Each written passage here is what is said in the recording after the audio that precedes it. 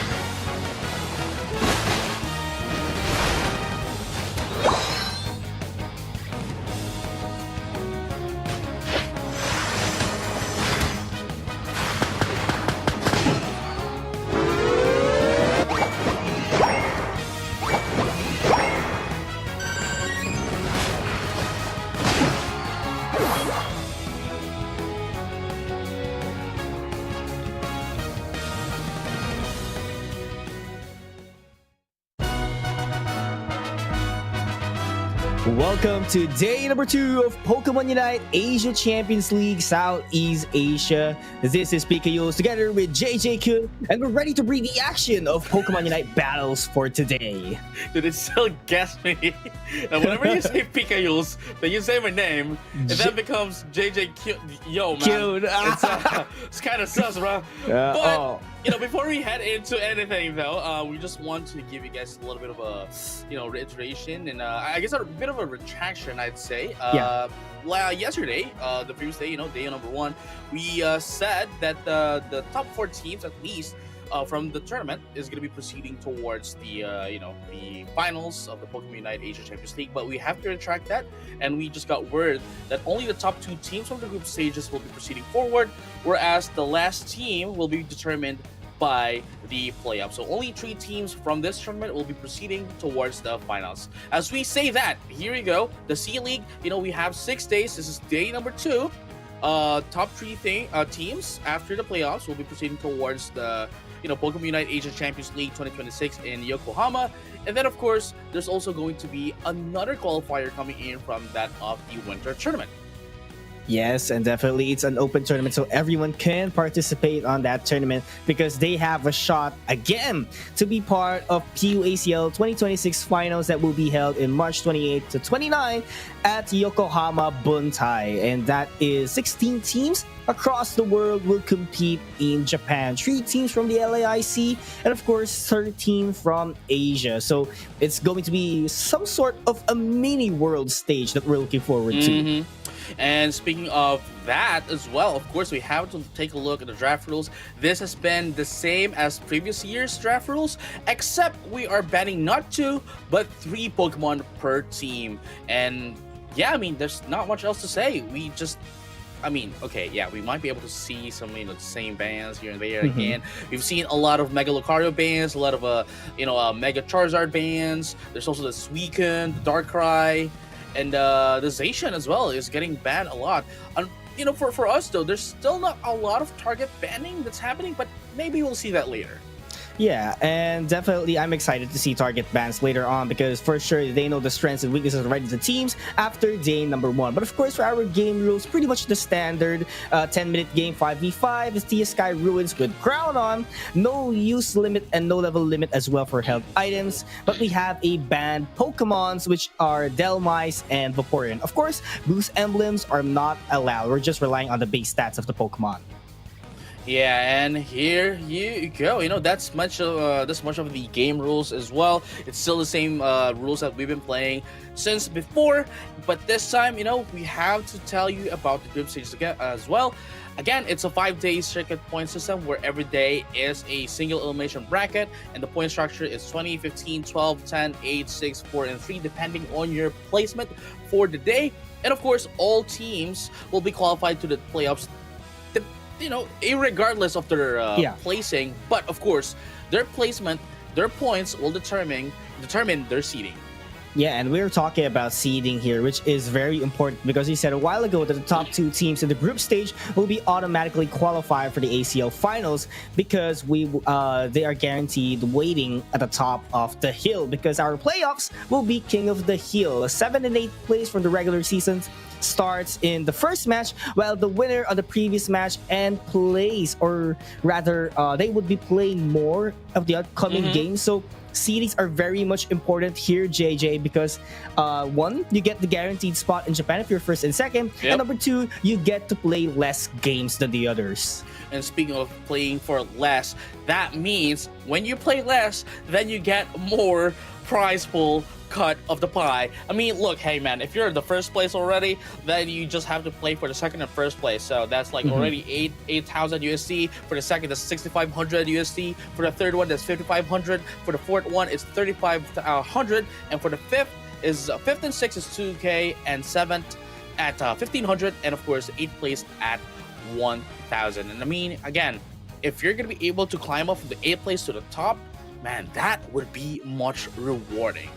Yeah, it's a what we call the Cinderella run. It was a pretty awesome run, and for sure, everyone will be looking forward to that kind of story during the playoffs. But of course, we would like to give everyone a brief background on our current leaderboard. By T1 leading the charge after being the champion of day number 1, followed by Onyx Rise, Full Sense, Made in Thailand, Rival Esports, FN Esport, Team Nemesis, and Evo's FXL.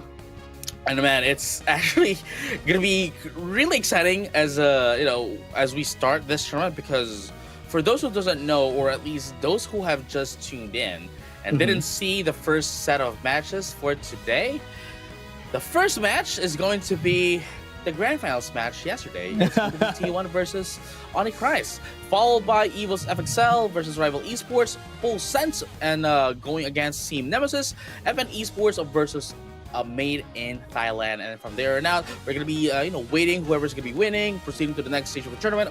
And of course, unfortunately for us, we're not going to be able to see the third place match, but we're going to be seeing everything else. Yeah, I'm pretty much excited as well, especially on match number 1, since we will be picking up what we left for yesterday, because some of the other fans might think that Onyx Rise could have make it. Some of the fans might think that T1 really has it. This is the day wherein we see if there will be a different story from their matchup. Oh yeah, I mean, I'm totally excited to see as well. I mean, seeing the matches from yesterday, I totally thought that Onyx Rise could have taken the game, but at this moment in the tournament, at this moment in the stage of the tournament, it is only them that I personally think could go toe-to-toe against that of T1. So let's find out if that's going to be the case here. Once again, here's the roster of T1. It's Mysterio, really amazing player though. Mule, Serum, EP, and Kami. Kami, beautiful. Don't give Kami the Miraidon. Yeah, absolutely. But same thing goes for Onyx Rise. We have Illuna, AXQ, Eeyore, Zoe, and Cell. Don't give him the Mimikyu as well, because that would be a huge threat when you're going up against the likes of Onyx. And here you go. Without further ado, I know like many of our audiences are always telling us, or always on the comment section saying, hey, stop talking or whatever like that. We want to see the games, and that's why we made some adjustments as well to make sure that we have the games for you as soon as possible. And now look at this. We're now starting in the draft facing. Game number 1, Onyx Rise at the left side and T1 at the right side. First ban is going to be the Darkrai and the Leafeon. Yeah, and we haven't been seeing yet the target bans, just like what you've said a while ago, JJ. Still, I think Leafeon is some sort of a target ban, I would say, because Leafeon was very much used yesterday, so I think they want to avoid it as well. Same thing with the Mimikyu, in which T1 is already banning it, so there's actually one Pokemon already at the X mark for Cell. Yep. And there's also the Zacian, that's getting banned here. They don't want that to be enhanced with Hysteria as well. But what's going to be the last ban here for Onyx Rise is going to be the Latias. Again, still boggles me how small Latias is in this game. But that's going to be the Dodrio, which I think they think is going to be a bit of a problem for their playstyle. But I guess we have the Mega Lucario and the Omega Charizard up in the open, which I have just mentioned. Going to be the first pick here for Onyx Rise, and for T1, of course, it's a no-brainer. Going to be the Mega Lucario up for grabs as a priority for T1. I'm pretty much wondering if we get to see Mega Lucario and the Vanilla Lucario at the same time, whether at the opposite team or as a team. I'm not sure if it would happen sooner or later. It's just a big what if on my brain. But going back, Onyx here getting the Miraidon, a pretty good pick for AXQ, and for sure he will be piloting this Pokemon to take it away against Kami. I mean, I don't think we are going to be seeing both of those Pokemon at the same team, because like you'd be sacrificing a lot of, like, say, of your the rest of the Pokemon, like maybe a supporter or a defender, just for the vanilla versions if you already have the Mega Evolution version anyway, right? So it's not really, at least in my opinion, it wouldn't work as much as one would think. But yeah, speaking of which though, we now have the Serena and of course the Suicune going into the side of T1 and Onyx Rise. This is really interesting. they might be able to go in for the Garchomp, but instead went in for the Blastoise, which actually is a very good Pokemon that we've seen a lot yesterday, especially going up with the the original combination Rapid Spin and Hydro Pump as well, pushing opponents away, giving space to their own teammates. Yeah, and it's one of the primary reasons that they are using it as well, because of the sustainability that a Blastoise could offer.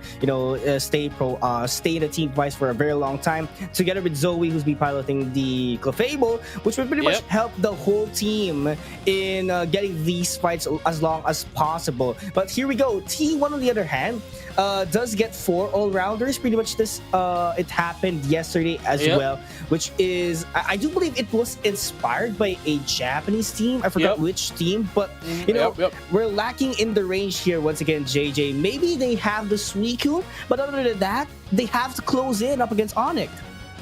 Yeah, I mean, it's what do you call this? It's mostly coming in from Japan, where it's a draft of the top teams in Japan, 4 all-rounders, mainly also using Blaziken as their defender. But we didn't see the Blaziken this time around. The chicken barbecue is not here, so hey, let's see how because again, T1 is almost the I'd say about the nearest one in the level of Japan at this current stage of the tournament. Absolutely, I do agree on that one, since they are really unstoppable during day number 1. Yes, Onyx might be the biggest wall that they have encountered yesterday, but they're pretty much facing it really early for today. So if T1 gets the victory here in this series, I'll not be surprised if they be going out in the blowout once again. But hey, it's just the first game of the day. Let's see what would happen. Game 1 of Onyx versus T1. I mean, hey, look, man, I gotta agree with you that it's gonna be quite, I don't want to say unfortunate, but with how the level of playing field that these two have brought up to us, right? Whoever wins here at this match has a very huge chance of winning the entire thing for the day. Oh yeah, absolutely, because they show that how different level they are compared to the other teams by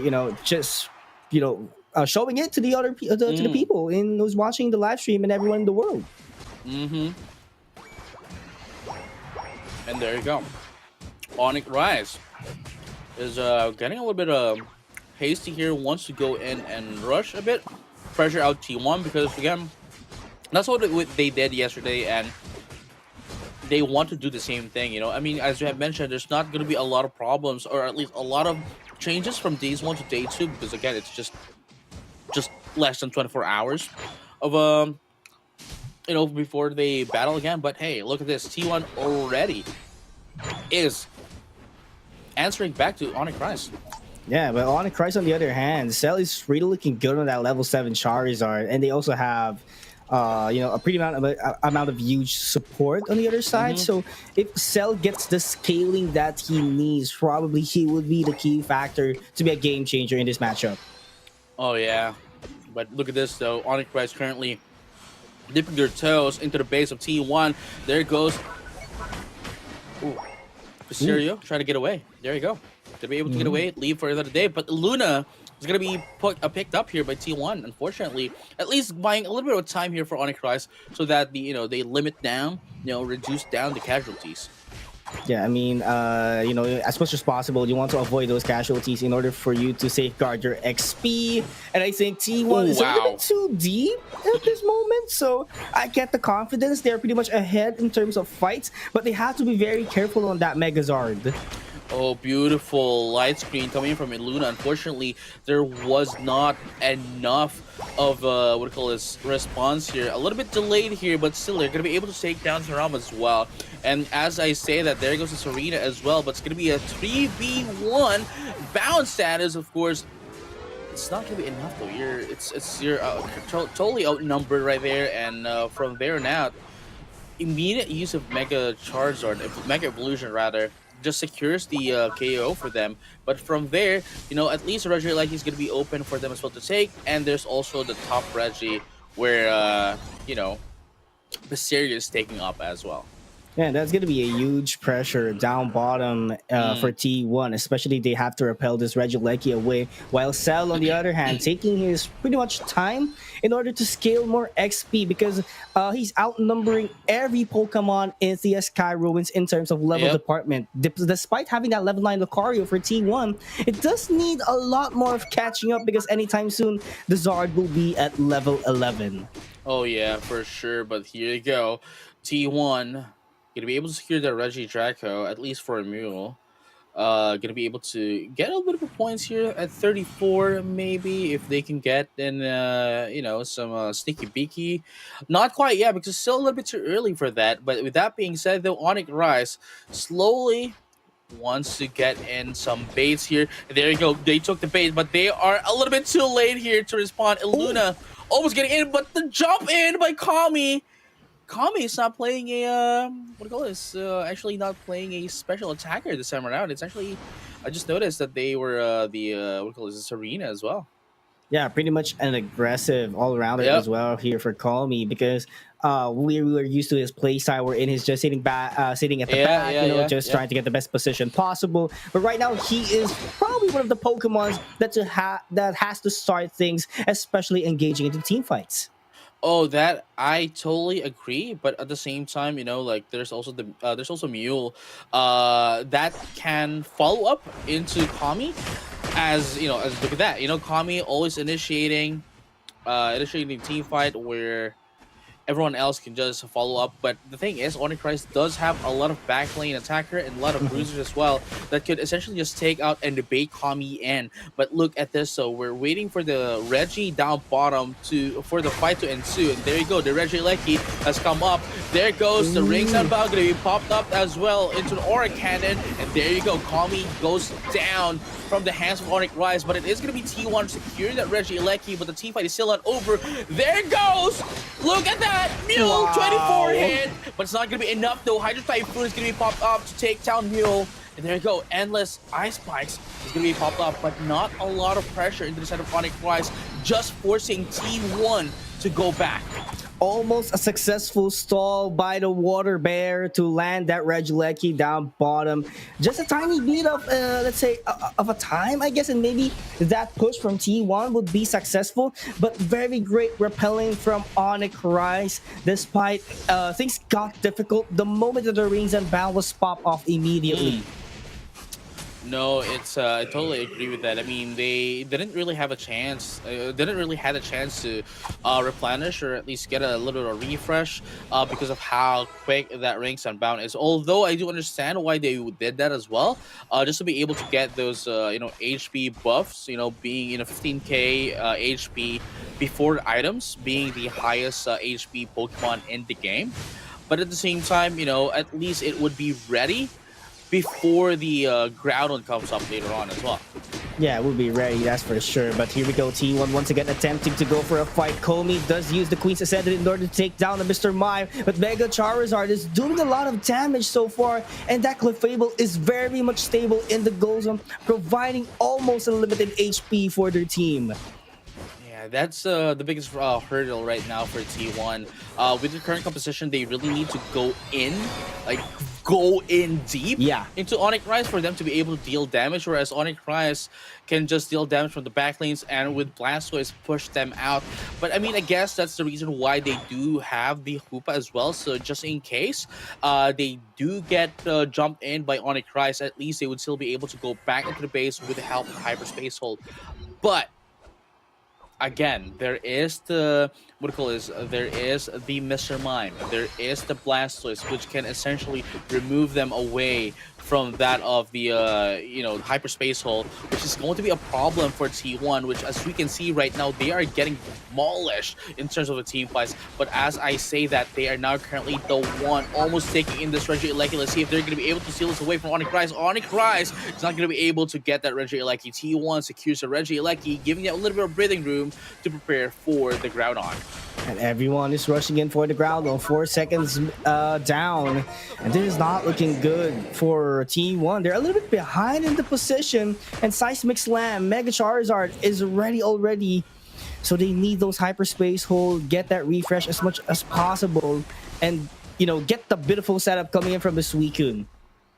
Yeah, but this is where Hoopa is going to shine in this match. 133 to 130 is going to be the score of the game here. 92 Sneaky Beaky coming in, from Kami. But here you go. Seismic Slam going to be able to take down. Yo, that is a big one. That is the Water Bear. And look at this. With Jet 1 KO and positioning, Onyx Rise immediately was able to take the position of Groudon. Now Kami's looking for a way to go in so that they can seal away the Groudon, but there you go. Another KO here. That's gonna be the Mega Lucario down. Ooh. And Mirai is gonna be able to secure, that Groudon as well. Onyx Rise taking in the boss Pokemon of the game. Flowing Fist is not gonna be able to do a lot here. That's gonna be another KO. 5v1 is not a game you want to play against Onyx Rise. And look at this right now. There's a little bit of 28 points here. T1 still at the lead, but Rise here is now putting down the points. Oh, for sure. They have to put it down as fast as they could. T1 still has time for a bounce back, though. But there's too much pressure, too much shield and buffs that they have to deal with at the side of Onyx. Oh, look at the Gravity. Gravity did a lot of work for Onyx Rise this game, mainly because of the fact that it can do a lot of slowdowns, and essentially it didn't really hit a lot of Pokemon inside of T1, but it did repel them away, force them to go out and not push in. Yeah, and here comes Onyx Rise once again, pushing at the last 10 seconds. You know what? I think one of the factors as well making it difficult for T1 is, again, they don't have the range compared to Onyx, who's pretty solid in terms of everything based on their composition. And the moment that the Groudon fight happened, yes, Kami was inside, but he was forced to use the Queen's Ascendant to prolong his life in a team fight, so he cannot stomp in the ground to secure that Groudon. No, that's what I'm saying, right? With this kind of composition, sure, it's actually pretty good in retrospect, but the thing is, it heavily relies on the team going in very deeply. And look at this Zoe right now at 118 recovery, 118k damage taken at 50k as well, being the tank and the supporter of the team. Very beautiful gameplay. And just like that, Onyx Rise was able to stop down T1, but then again, I have to say that this is just the first game, this is just the first match of the day, so maybe they're still trying to wake up, and I'm pretty sure T1 can do a lot here to come back to game number 2. Absolutely. They're not just a team that you could take down easily, especially they have a lot of, compositions. They have a lot of strategies ready up on their pockets. So potentially they could bring out the Miraidon once again, which is probably one of Komi's signature together with the Latias. But the thing is, there are target bans already happening at the very first game of their series. I mean, let's take a look at what happened as to, well, this. Let's take a look at what happened at game number 1. Man, it's Onyx Rise still trying, getting a lot of shutdowns into the side of T1, where we are. I mean, personally, I was expecting this to be, T1, gearing up to be able to do a lot of takes, but every time T1 wants to try something, Onyx Rise is just there to shut them down rather. Yeah, and I think one of the biggest factor as well at the side of Onyx Rise is going to be Cell, because it was just the sole Pokemon that keeps his facing, at a very stable point. He was not really behind that much, or actually he was leading the whole game in terms of XP department. So they have a very reliable Mega Charizard to use in the late games, in the mid game, that could carry them out in team fights such as this one. Oh no, yeah, for sure. I mean, again, it's for Cell to get the spotlight. It's not really about Cell as well. It's with their teammates that allowed Cell to be enabled to get their power spikes for them to be able to get where they are at. And just like that, with the team synergy that they have, again, this is perhaps the only team that has not changed their roster yet in this tournament. So we can definitely see how impactful that becomes in this kinds of tournament, especially that they have been playing for 5 years now together. So hey, now going into game number 2, what do you think? What do you think can T1 do to be able to get back into Onyx Rise. I mean, if they want to play this at a very safe possible way, I think they have to revert back into their compositions that they used yesterday, wherein they would have the traditional supporter and the attackers that could really be reliable, since Komi was way more efficient when he was using the attackers. Yes, Komi might be efficient in the all-rounder a while ago with his Arena, but there's something that you could definitely see in terms of attacker Komi out there. There's something more big that he could provide for the team. That's true. No, I totally agree. I mean, if anything, Komi, we are saying a lot of Komi here because Komi is, I think, correct me if I'm wrong, PQs, but I think it's the point Pokemon, or rather the point trainer in the team that it is Komi dictating the game for the other team, that if Kami would be able to get in the good positioning, everyone else would just be able to get in on the other team. So from there on out, I mean, I totally agree with you to bring back T1 Kami into the attackers. Maybe they would be able to have more opportunities with that in mind. Yeah, and I do absolutely agree that Komi gets the spotlight as always. We were talking about Komi, but his teammates has been supporting him pretty well, EPE to be specific. So, it's just overall teamwork for T1, making sure that everyone plays at their comfort zone and comfortable position. No, yeah, and as we see that they are going to be banning Mega Lucario. Instead of T1, they don't want to give it to to anyone. If they're not going to be able to get it, then might as well just ban it altogether so nobody can get it. So now Onyx Rise is banning the Sableye. Interesting. And of course, they still don't want the Zacian into the hands of Pizzerio, but we can see how Pizzerio can still do a lot of damage, despite not having the Mega Lucario, not having the Zacian. And if there we go, Mega Charizard is not going to be banned this turn again, so we might be able to see it as a priority pick into the side of T1. There you go, as I mentioned. Yeah, and it's pretty much expected that we get Charizard if Mega Lucario rather is not available, and that's the other way around. But mind to tell you that the regular Lucario, the vanilla Lucario, is still open here, so it's still a possibility that Onyx could actually pick it for themselves. No, they don't have an all-rounder yet on their team. With Latias banned, they cannot do the Bridal Latias combo with the side of T1. Oh yeah, I mean, still, there's a lot of things that they can do, even without that. I mean, as you can see here, T1 right now going in for the Ice Fang. The Mamoswine, rather. My apologies. Because, hey, look, man, if you don't play Ice Fang in a team comp with Mamoswine, well, why? Right? Now, right? pretty much justify if you're going to be using Ice Skull Crash, right? I mean, if it were like maybe season 0, sure.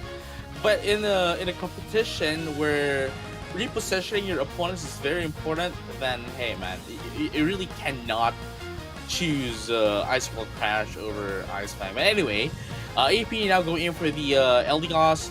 We also have the Mew going from Seram, but attacker. It's still the all-rounder Kami that we're going to be seeing for today for this match. Going to the side of Onyx Rise, though, that's going to be the Miraidon. They really don't want to give it to Kami. There's also the Leafeon that's now open, not banned, and the Blaziken acting as the all-rounder in the side of Onyx Rise, the Mr. Mime, and of course the Clefable support tank, which we've seen earlier did a lot of recovery. Yeah, and this is a tough position for T1, knowing that there could be 2 acting defenders for Onyx Rise, which is Luna and Cell, but at the same time, they do have bruisers very reliable, which are Pizzerio and Mule, so I think the power spikes are very much important here. They need Saram as quick as possible with the Ice Fang in order to assist down the Charmeleon, which will be eventually a Charizard later on, because you need that level 9 as quick as possible, because if you're not going to Mega Evolve, you're just like somewhat of a regular Charizard still. Yeah, I mean, I mean, they're gonna be able to do it. You know, like I still believe that they can still be able to maneuver that regardless of which. But again, we're talking about Rise this time, so Rise does have the momentum this game. For this game number 2. So it is, you know, the ball's in the court on the of T1 right now.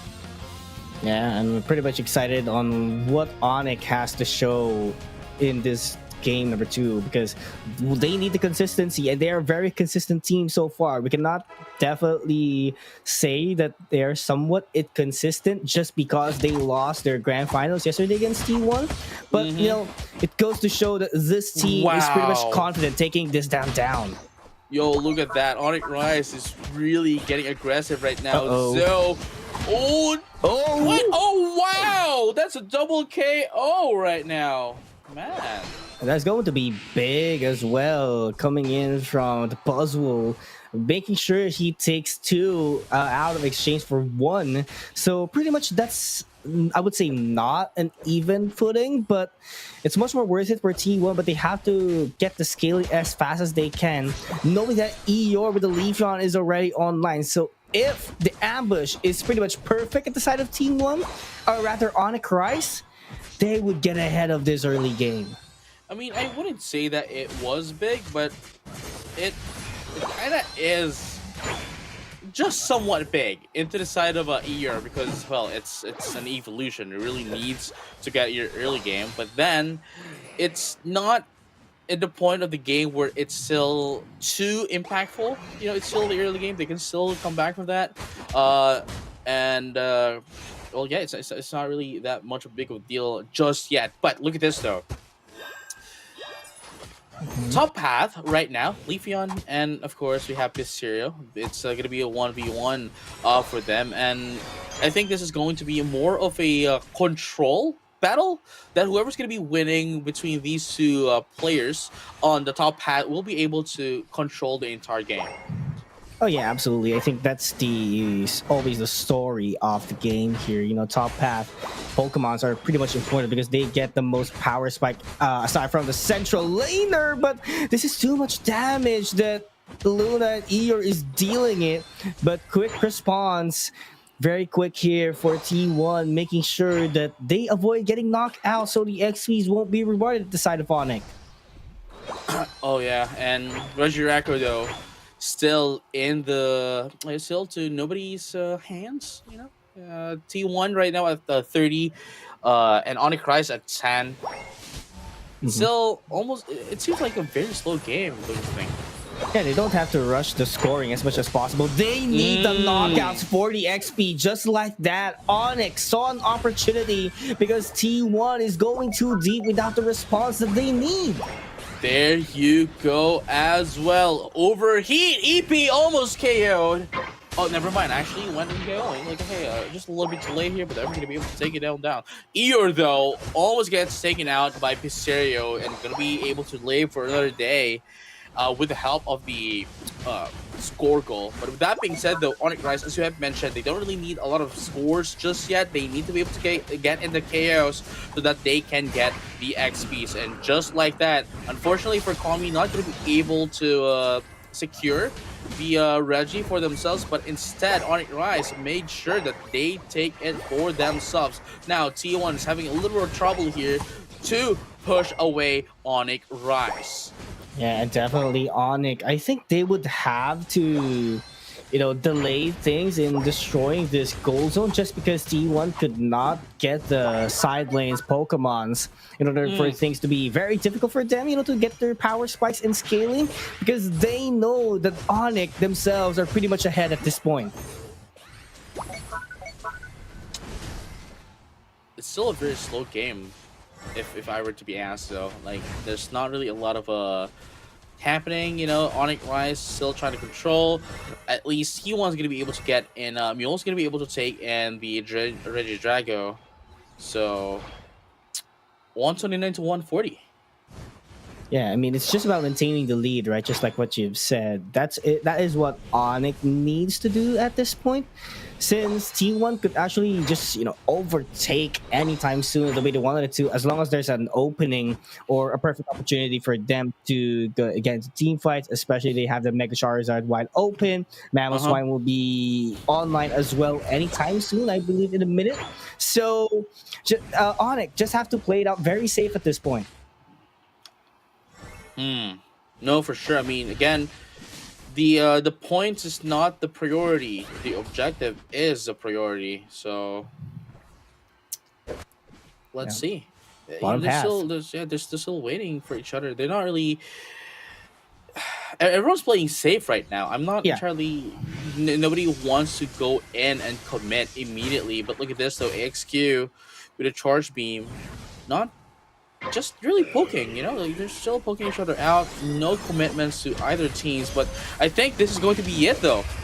This is going to be it. What a powerful charge beam on the back line, the side of Onyx, and T1 is having a difficult time. Drive Future Meteor Storm already on their favor, and everyone is running away at the side of T1, but they still get the knockouts that they need, but 2 will fall down on their favor, and the objective goes at the hands of Onyx, and they will push their limits to push back T1. This is looking bleak for T1 because, I mean, look at this.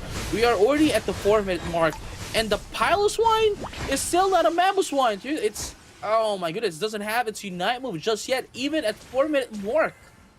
It's not looking good for T1. They need the Mamoswine online by, 5 minutes into the game because they need the Mammoth Smash for an additional mobility in setting up those Ice Fangs later on. But without it, it's going to be very hard for them. Now, they do have it as well, but the thing is, it would be very detrimental if they use those Unite moves, especially in 3:30 mark.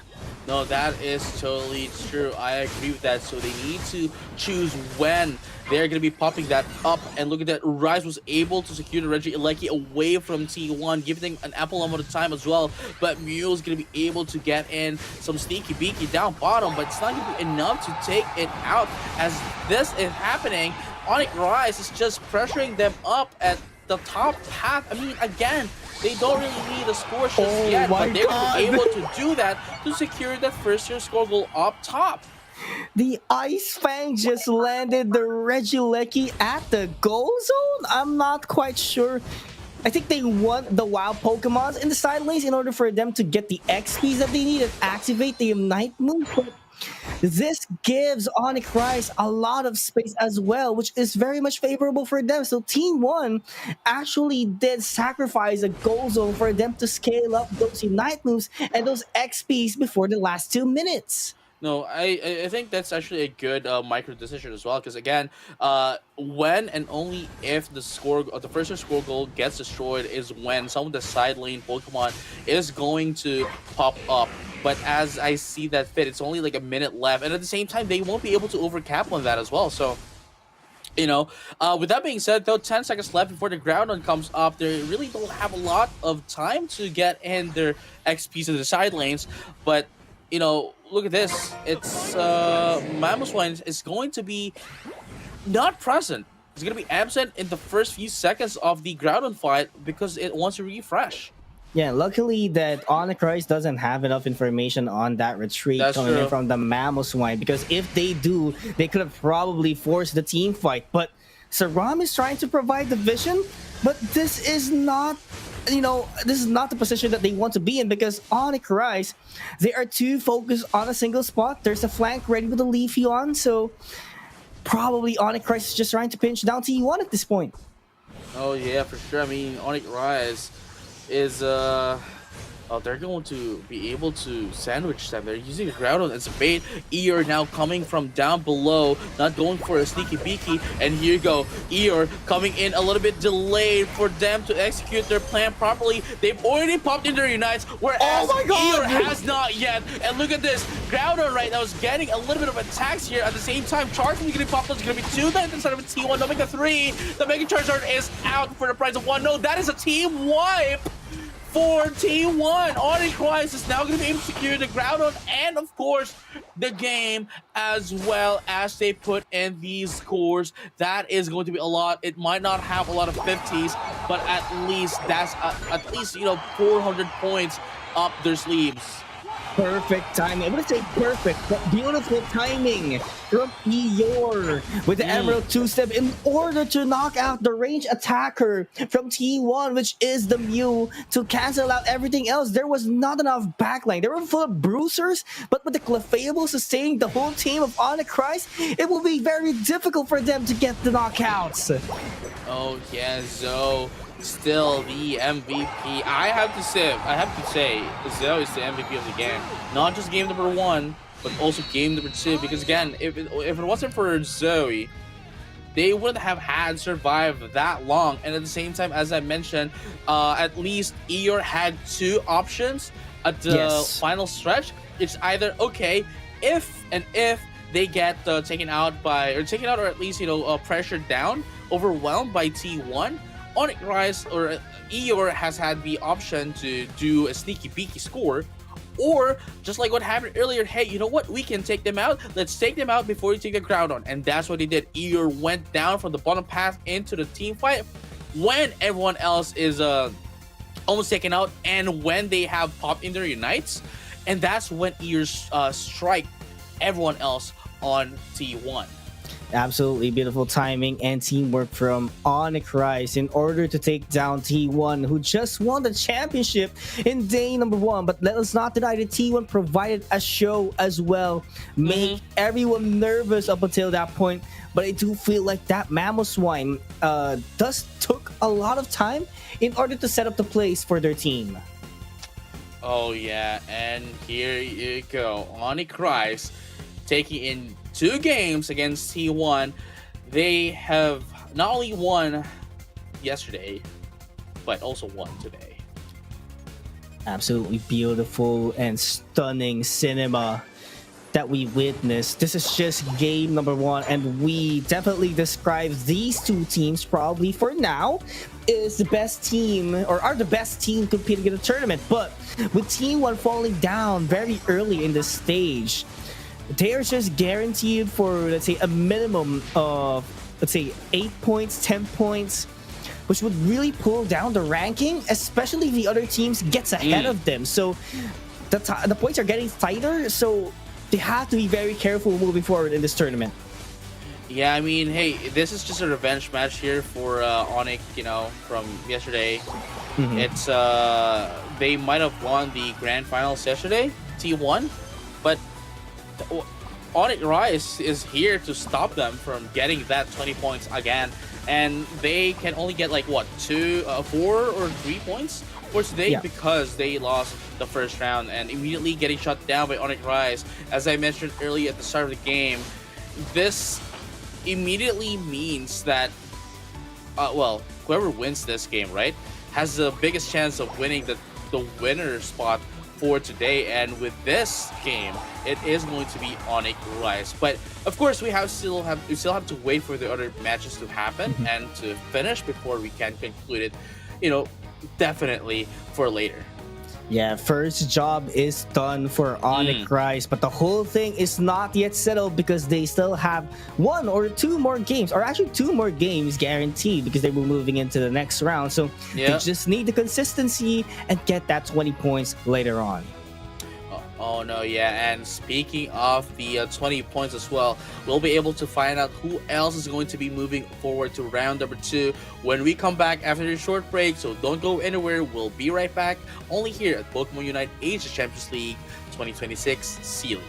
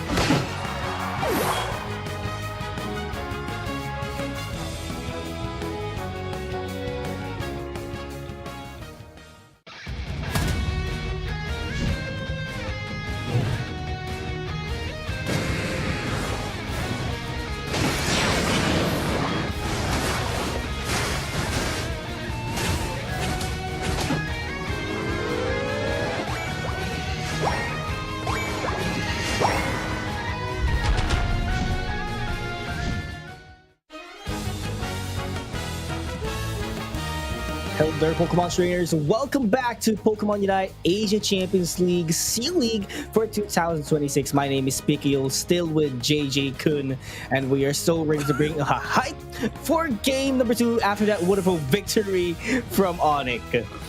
Finally, it's no longer JJ Kun. I was waiting for it. I was rehearsed that in my mind. I rehearsed that in my mind. Come on, man. I did it for you. All right, man. Well, anyway, now that we are on match number 2, it's going to be It's going to be Rival Esports. Going to be, man, it's going to be a lot though. Yeah, going to be a lot still. Rival Esports, probably one of the teams that, was successful really during the last season of ACL when they were formerly known as Paper Rex. But right now, they're going up against Evo's FXL, despite not having a very successful day number 1 for Evos. But for sure, they come in prepared more here in day number 2, knowing that they're up against a much more formidable team as well with the likes of Rival Esports. Yeah, I mean, we've talked to some players, or at least some of the players have mentioned as well that they were getting a little bit, what do you call this? Getting the attention of playing in the tournament for day number 1. But like day number 2, I'm pretty sure they are now prepared. As we have mentioned, they are now more prepared to take the crown. Again, we might have said a lot of praises for T1 and Onyx, but EOS FXL is not one of the teams that we have to dismiss. It's one of the crown the kings of Southeast Asia, but at the same time, there's also Rival Esports. So, hey man, everyone here is just phenomenal. Yeah, everyone is good at their own ways. Everyone could be the king of Southeast Asia. I'm just really excited to see what are the adjustments that Evo's FXL and Rival Esports did after a short amount of time, under, let's say, less than 24 hours, just like what you've said a while ago. So, Rival Esports, they almost got the round number 2 spot, but Made in Thailand actually slipped in a point. Yes, a point. Single point only to advance even further into the tournament yesterday. But for Evo's FXL, it was a blowout match during their matchup yesterday in round number 1 up against T1. So the question is, what are the adjustments? What have they prepared in order to be successful day number 2? Ladies and gentlemen, for Evo's FXL, we have 94, Z-Ray, /Can, Xingdi, and 77 Chin. Oh yeah, I mean, again, they already have their own star player, but with the addition of Slash, it's going to be an almost all-star team really in this tournament. But now we have Rival Esports as well. We have HT, Yimu, Yang, Bochi, and Ice, which was formerly known as MYS rather, and I know for a fact that there's a lot of fans here of MYS at the comments right now, and of course those who are watching at home. So with that being said, we're gonna be starting off with our first set of bans here. Rival Esports banning down the Zacian. Yeah, you talk about the team MYS, and I think personal opinion, not just in Southeast Asia, not just in Asia, but I think globally, Team MYS has the solid fan base that they do get, and out of all the Asian teams, of course. But let's not dismiss that /Can is on the other team, which is Evo's FXL. For sure, he has been getting a lot of fans as well tuning in into ACL. No, yeah, I mean, again, as I mentioned last time, /Can here is not only has already conquered the Western region, and is now here to take over the Eastern region as well. So with that being said, if they are going to be successful in doing so, I'd have to say that they might just be the first player to have the crown of both, really. Oh yeah, absolutely. We would love to see that kind of story, especially that, Slash already proved himself in the West. Why not do it in the East as well? But let's focus on the draft first here. JJ, Latias, and Charizard X already locked in by Evos. A powerful from the start in terms of draft, but I do love the idea of having a Mimikyu as well for Rival Esports, because we saw how Onyx piloted this one, and HT is no different in using this. And at the same time, we now are going to be seeing Xingdi back at the I guess more of the bruiser kind of Pokemon into the side of Evo's FXL, because that's the kind of attackers really. The core of the team really is Shindy. And I think that's the thing that they're going to be trying to do today, because last time, right, yesterday, day number 1, what they did was, hey, you know what, let's try a Slash to support the team.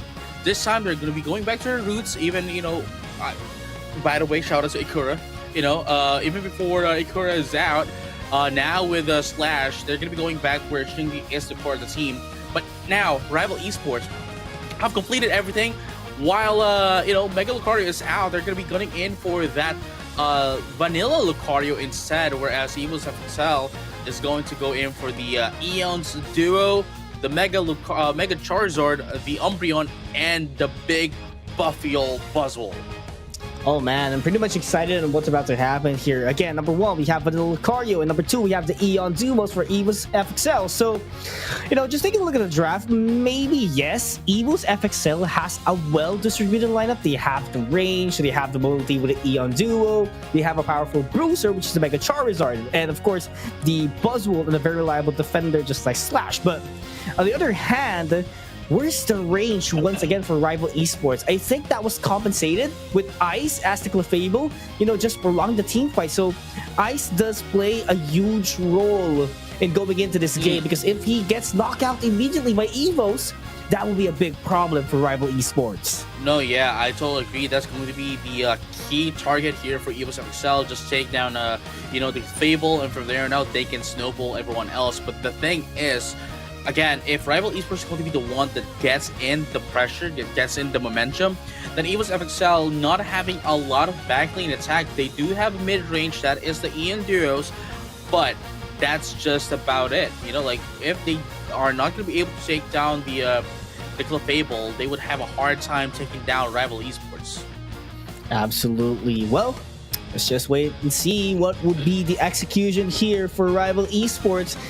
A bruiser versus a well-rounded team is what we're seeing, ladies and gentlemen. Game number 1 of round number 2. This is round number 1, match 2 between Rival Esports and Evo's FXL. It's just the first game, ladies and gentlemen, for who just tuned in right now. Yeah, I mean, it's a really great time to have entered and watch the stream. Because, again, it's just the first round of this matchup, Rival Esports and Evo's FXL. And, again, they've known each other for a lot. And, even Ice was once playing for, Evo's FXL. So, really, they really know each other a lot. Yeah, absolutely. I mean, they've been together for, quite some time already, since day 0, ever since they were half-high before. So pretty much the chemistry is there, just a minor tweak as newcomers comes in, just like with the likes of Slash. And with the capabilities of Slash, I do believe that they could adjust accordingly in a quick phase. Yeah, I mean, again, going back to their roots, where Shindy is the core of the team, it's not like they're going to be able to play their previous team because of several issues, several problems as well. Originally they had BKZ and Akura, but now they do have Slash and 94, which, by the way, has been working a lot for them, as well as they try to find the synergy of this team going over to the Asia Champions League. But with that being said, though, 6 and 9 is going to be the point of the game here in favor of Evo's FXL. Yeah, but that 9 would be dismissed immediately as Slash gets a minor goal out there. But Rage Drago is going to be spawning right now, and I do feel that the pressure takes in at the side of Evo's FXL, because Rival Esports, they are going in very deep at top path. Oh, yeah. 81 to 28, though. Rival Esports now was able to overturn the lead in terms of points, but in terms of play, there's still not really a lot. But as I say that, though, Rival Esports can be able to take down 2 instead of Evo's FXL. That is going to be the Latios and, of course, Shindy with the Charmeleon, which would then, at this point of the game, it might be a little bit too early just yet, but it's still a delay nonetheless into that of the Charizard. Mm-hmm. I do love the fact here as well that both teams are playing this one very safe. I mean, Eagles as well, they're playing it very safe, but Rival Esports slowly but surely a patient team, just like what we've said yesterday. They're, they know when to aggress against Eagles FXL, knowing that this team is playing very safe compared to their play style yesterday.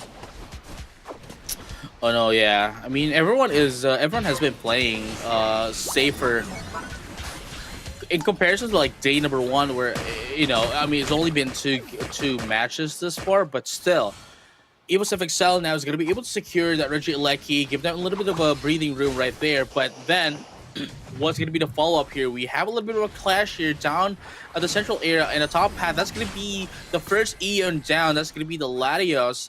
Going to be taken down here for the side of Rival Esports. Eagles FXL still looking to find their footing, as Rival Esports has now put down 160 points, 130 lead down against that of Eagles FXL.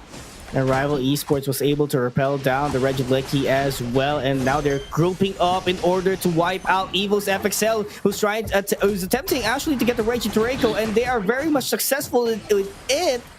Almost a team wipe if it could have been the Eon duo was there, but Rival Esports is looking strong here, JJ. Oh yeah, for sure. I mean, again, Eagles FXL is still having a hard time to find their footing. Gets the Clefable though, but that's just it. What is next? That is the big question. Yeah, I mean, at least they've got some XP, but they still need to catch up a lot. That's 2 levels behind, level 9 being the highest at Evos and 11 at Rival Esports. So they need more shutdowns as much as possible, but the Swegon is buying a lot of time for them. Yes, they do get the Mimikyu right now. It could have been a successful takedown for them, but they need more in order to take over this game. No, I totally agree, but look at that though. Mid price is gonna pop up. That's gonna be that's gonna be 3 down into the side of Rival Esports, but they still need more. Shingdi now at Mega Charizard, gonna be able to put them some points here, and 40 points. Quick Master is gonna be popped up to get. Actually, never mind. Z-Ray was not able to put down that 40, unfortunately, but at least they're gonna be able to secure this Reggie Rock. But let's see up top though, as they are also going to be able to secure that Reggie Alecki for themselves. Yeah, and I think Eagles FXL would just have to repel this one back because they lost already the tier 1 and tier 2. So pretty much it would be very fun and easier for them to repel this Regilecki, and they can focus once again in getting those wild Pokemons in the at the forest. No, yeah, I totally agree. But as you can see here, the Rival Esports has been trying to control most of the map with being spread out quite evenly, trying to take out as much resources as possible so that Evil's FXL won't be able to catch up in terms of their XPs. But as I say that, there's already 3 Pokemon that's at level 11, but now at level 12. That is Evil's FXL, which we are expecting the Charizard, or Shingdi rather, going to be the one with the lead in terms of XP. But because of how Rival Esports is shutting them down, they are having a hard time trying to get this lead of XP and of course firepower. With that being said, with Evil's FXL. But look at this right now, another Mega Evolution Seismic Sound is going to be popped up. But are they going to be able to get in the KO? Wow. No, Moonlight's going to be popped up. And while sacrificing first year skull goal, then still allows them to survive another day, which is a very good trade here for Rival Esports, if you ask me. Yeah, and that was a wonderful Wonder Wish from the Clefable, being able to pick up the fly in order to avoid being knocked out, because definitely if Clefable was taken down in the team fight, definitely Evil's FXL would push their limits in order to get a team wipe and get those XPs, and they're slowly catching up. So pretty much the confidence is there already on their team. Yeah, and look at this. Let's try to find out if they're going to be able to, try this for themselves. Rival Esports now trying to take control of the map. Again, Regia is going to be popping up down bottom, and the Regia Alecki going back up top. Evil's FXL, if they do take this, it's going to give them a bit of a breathing room, more than so for the last 30 seconds, forcing Rival Esports to an option select whether they want to repel away, this Regia Alecki or prepare for themselves at the Groudon pit, which what they're going to be doing is prepare themselves the Groudon pit, but unfortunately Slash was able to see Ice and now going to be able to take the bait. Unfortunately, Slash going to be taken out here by Rival Esports very quickly as well. It's going to be 4v1 right now. And are they going to be able to pop up the Seismic Slap as well? Hydro Typhoon is going to be popped up, and there you have it. The Charizard is going to be taken out. It still wasn't able to pop out that Mega Evolution, while everyone else at Rival Esports still open with Ice putting down the Moonlight, giving them a lot of XP, and the Trick Room is just stopping Evo's FXL along with the Gravity. But look at that, the Follow Me. It's gonna be they got it, Eagles! Oh, wow. It does not matter. It is going to be Z-Ray securing the Groudon for the team. But the question is, would they have enough firepower pressure for them to be able to score up? Only 3 Pokemon into the side of Evo's FXL was able to get the Groudon buff because 2 of them were still down at the Pokemon Center.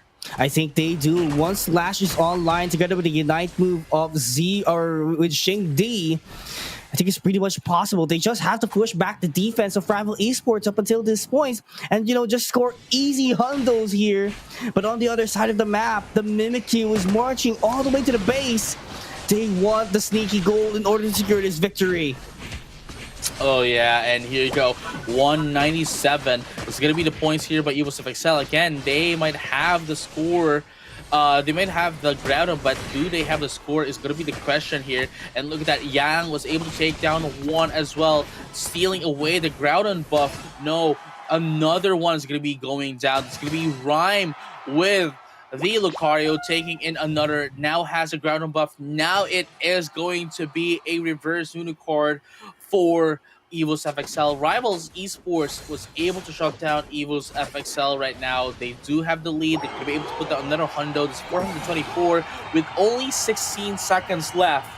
197 is going to be a very low score for them to catch up into that 500 plus of Rival Esports. Yeah, I think the checking of tall grass by Slash, I love the idea, but there could have been other Pokemons that could have checked the status of the tall grass. It could have been a Miss Ball. It could have been the attackers of Evo's FXL because they it could be the attacker, it could be the Latios who checked the status of the bush. But it does take a lot of factor once Slash is already eliminated in the scene. They don't have a defender. Yes, they might have Shing D or 94, but what's next? Though. Look at Ice at 101. Recovery, Rhyme at 63. Again, just to go back to your point as well, I totally agree that the moment that Slash has been taken out, everything else almost fell down for Evo's FXL, and that's one of the reasons why I guess why they wanted to revert back to Shing Di being the core of the team. But at the same time, with that last moment, I'd like to go back. Slash saw Ice going to a tall grass, but unfortunately for them, not everyone is there just yet for them to make some commitments. And at the same time, Rival Esports knew their targets. They knew that they had to target the Charizard as well so that it won't be able to pop its Unite move, and they did it so successfully. Yeah, well, it's just pure teamwork that they've done. The timings are wonderful. But let's not disregard the credit of Evo's FXL.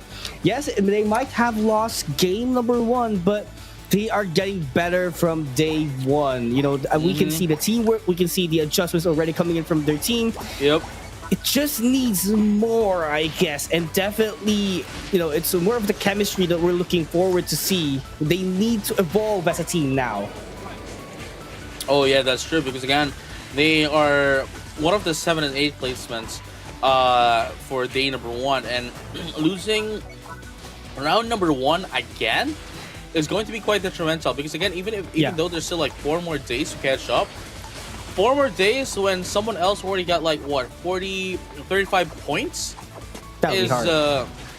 It's going to be sector impossible to catch up. But then again, that only means that you're going to have to play a lot of games during the playoffs for you to be able to get in that top 3 spot. But with that being said, though, that has been the game Rival Esports was able to shut down EvoSFXL, and quite unfortunately, but with that, game number 2 just is going to be an opportunity for EvoSFXL to come back and maybe bring the game to game number 3. Yeah, absolutely. Reverse sweep is still very possible at this point, especially we see the evolution already of EvoSFXL compared to day number 1. But standing pretty firm here is Rival Esports.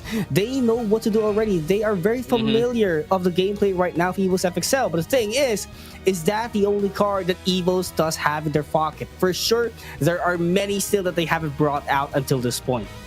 No, I want to believe you as well that is going to be the case. Again, this is just day number 2. They might still have, some secrets behind their pockets, but I think this is the point in time where they have to, bring it out, because if they don't bring it out today at this game, they would have to say goodbye once again and, well, see you next year. Yeah, and that will be, again, detrimental, just like what you've said, because they need to catch up by luck. Because just imagine, let's say if Onyx does get the whole thing for today, they already have around 36 points, I believe. So that's going to be huge if you want to catch up and get that secure Japan slot, right? You need to do a lot of work. And the moment that you fall every time in game 1, it just keeps on getting difficult for you to catch up. Yeah, I mean, if they do win this, it's going to be 35 points. So, yeah. Yeah. So, yeah. So while we were waiting for the draft as well, let's take a look at this. We just got an announcement as well that, starting day number 3, it's going to be held next year as well. As we mentioned, that's going to be on January 11. And because there's going to be a lot of changes because on December, there's a lot of patches, new Pokemon and all that. There's going to be a lot of major updates into the game. We are going to be handling so that, to, maintain the integrity of the tournament, we are going to be starting the next set of days on January when, after the updates and patches are already done. So with that being said, though, now we are ready for the draft. Rivals Esports going to be able to secure the Mega Charizard and the Latias, whereas EvoSFXL now does have the Miraidon up their sleeves. Yeah, Mega and the Mega Lucario too.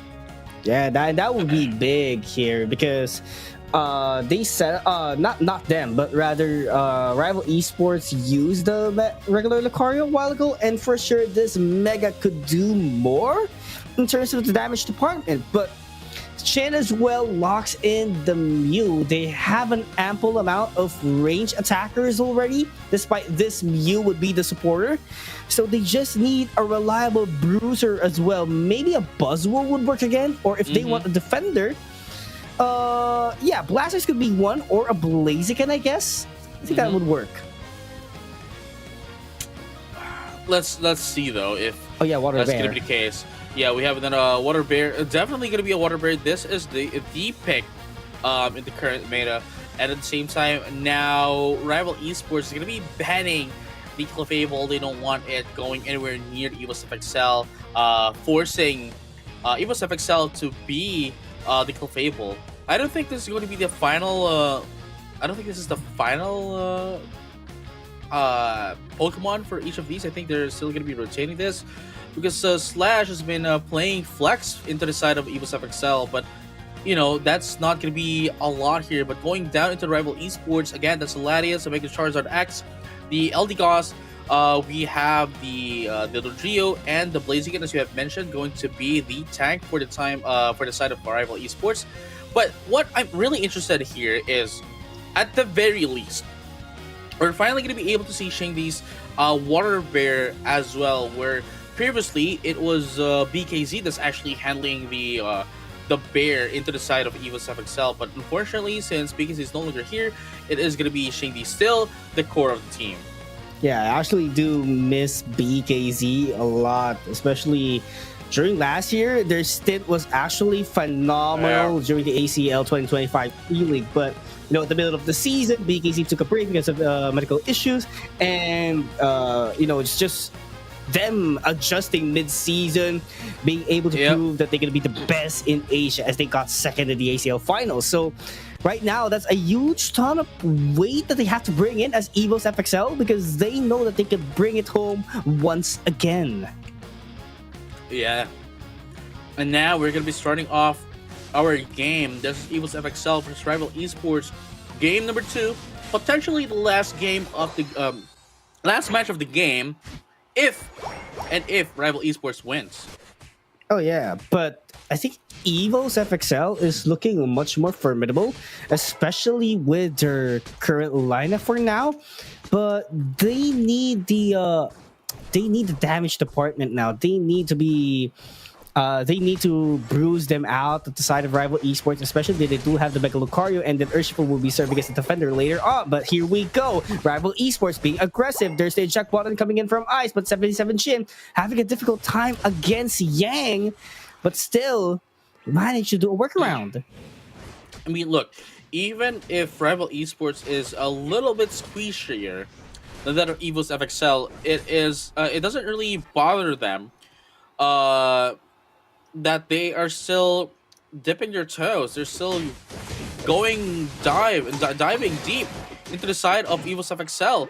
And just like that, because of them diving a little bit too deep, they have just gotten punished. Shengdi going to be able to take down the Combusken. Absolutely. The Drio. Yeah. I mean they're both chickens, right? You know what I'm saying? So, you know. That's not. No, they're not both chicken. Well, a bird at least. Okay, yeah, sure. A bird at least, right? You know what I'm saying? What's an ostrich? You know what I mean? Yeah, I mean a flying type. There you go. Come on, a flying type. It's a fighting type. It's a fighting type. Flying type? No. It's not a flying type. No. Come on, my brain. No. It could be a flying type. You know what I'm saying? But we're gonna get canceled, bro. You know, what are the odds, right? Anyway. Maybe if we get a Mega Blaziken Y. Maybe. Or just go for terrestrialize it. Yeah. Oh yeah, I mean fair, right? Fair. Terrestrialize. Yeah. Anyway, going back to the game, we still don't have terrestrialization in this game. We do what we do have is Mega Evolution. So, with that being said, EVOS FXL now does have the lead in comparison to like the previous game where Rival Esports is the one leading and controlling the game. EVOS FXL is the one doing it this game. Ooh, that focus blast as well from the Blaziken, setting up a huge distance against EVOS FXL. They want to make sure that the spacing will be in their favor, but mind to tell you that the Unite move from the Dodrio is not yet available. Triple Trample. So they cannot just budge in at the position of EVOS FXL for now, as we take a little bit of a pause here. So just sit back, relax as we wait for the official announcement from our admins. What has happened behind the scene? No, yeah, it's something that we really need to take note of as well. We're always just waiting for whatever might have happened. Waiting for the officials as well, to know what happens. But if we don't get any updates from the from the officials, then that means we're just gonna be continuing on the game as usual. I think, yeah, we are not getting anything at the moment. So yeah, I think we're just waiting for something to be fixed. I think it's gonna be a minor issue. So while we're waiting for that, we are just here, waiting for the Registeel. Look at how that is just waiting. The Registeel is just there, standing menacingly, waiting for someone to be taking it. So I somehow hear Dodrio running. Can you hear it? I hear it. Yeah, I mean it's paused during the animation. I hear it. I don't know. It's just one of the details that I hear right now. It's a Dodrio running, but yeah. Anyway, I think we haven't dug deeper into the draft. I mean, yeah, for sure, there's a beautiful all-rounders. There's a beautiful bruisers coming in from both teams, but between the Blissey and Eltigos, what do you think is the much more stable, I would say, into this composition in terms of sustaining team fights? I mean, notably, I'd have to go with LDGOS. But the thing is, at the very least, Blissey is able to provide knockouts as Knock-ups. knock ops. Yeah, not knockbacks, but knock-ups as well with the with the egg bomb. So it really depends on how you want the Blissey to be. If you want it to be solely a support sustain, or if you want it to be more of a utility. But in this case, Rival Esports, I have to say, with Paul and Puffs as well, it's just going to be for sustain, given how squishy Rival Esports is as of the moment. But look at that, 4 points over cap for the side of EVOS FXL up top, so that they can finally destroy the first score goal, and then, of course, make use of Reggie Alecki to give themselves some breathing room. Yeah, and more pressure as well at the side of Rival Esports, because they have to repel that as much as possible. Because if they don't, then probably 94 would just shoot down that 36 points in his bag. Right now we can see the repel coming in from Rival Esports, but EVOS FXL, they have something in mind. They want to engage into a team fight. And here we go. Bright Future Meteor Storm already boiled down. But look at the Doe trio at the backline. Rhyme doing its job in order to take down the attacker. 77 Shin still on the backline, providing some damage coming in from EVOS FXL. But that was just so clean for them. They may have gotten the Miraidon, but there's too much things to consider at the side of EVOS. Look at that, EVOS FXL finally was able to find their footing in comparison to game number 1, where they are now at the lead. They're now playing by their rules and no longer playing at the palm of Rival Esports. But again, we still have to wait for the ground to come up. If they're going to be able to position themselves quite beautifully, then we can say that they can take into the game. But look at this, though. The HG right there, just pulling away Pokemon into the side of EVOS FXL just to corner them.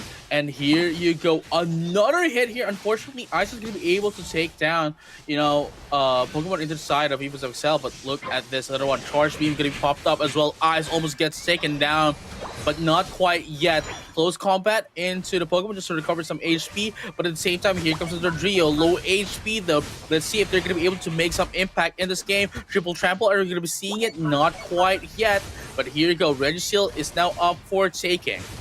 But there's a complete roster from both teams waiting for the perfect opportunity. Bright Future Meteor Storm already pop up. Yemo a bit of trouble here, but the Mega Evolution comes in. But the damage is too good from the Miraidon on the side of EVOS FXL. That's 3 Pokemon down on their team, and they're gonna be scoring points, huge amount of points here at bottom. That is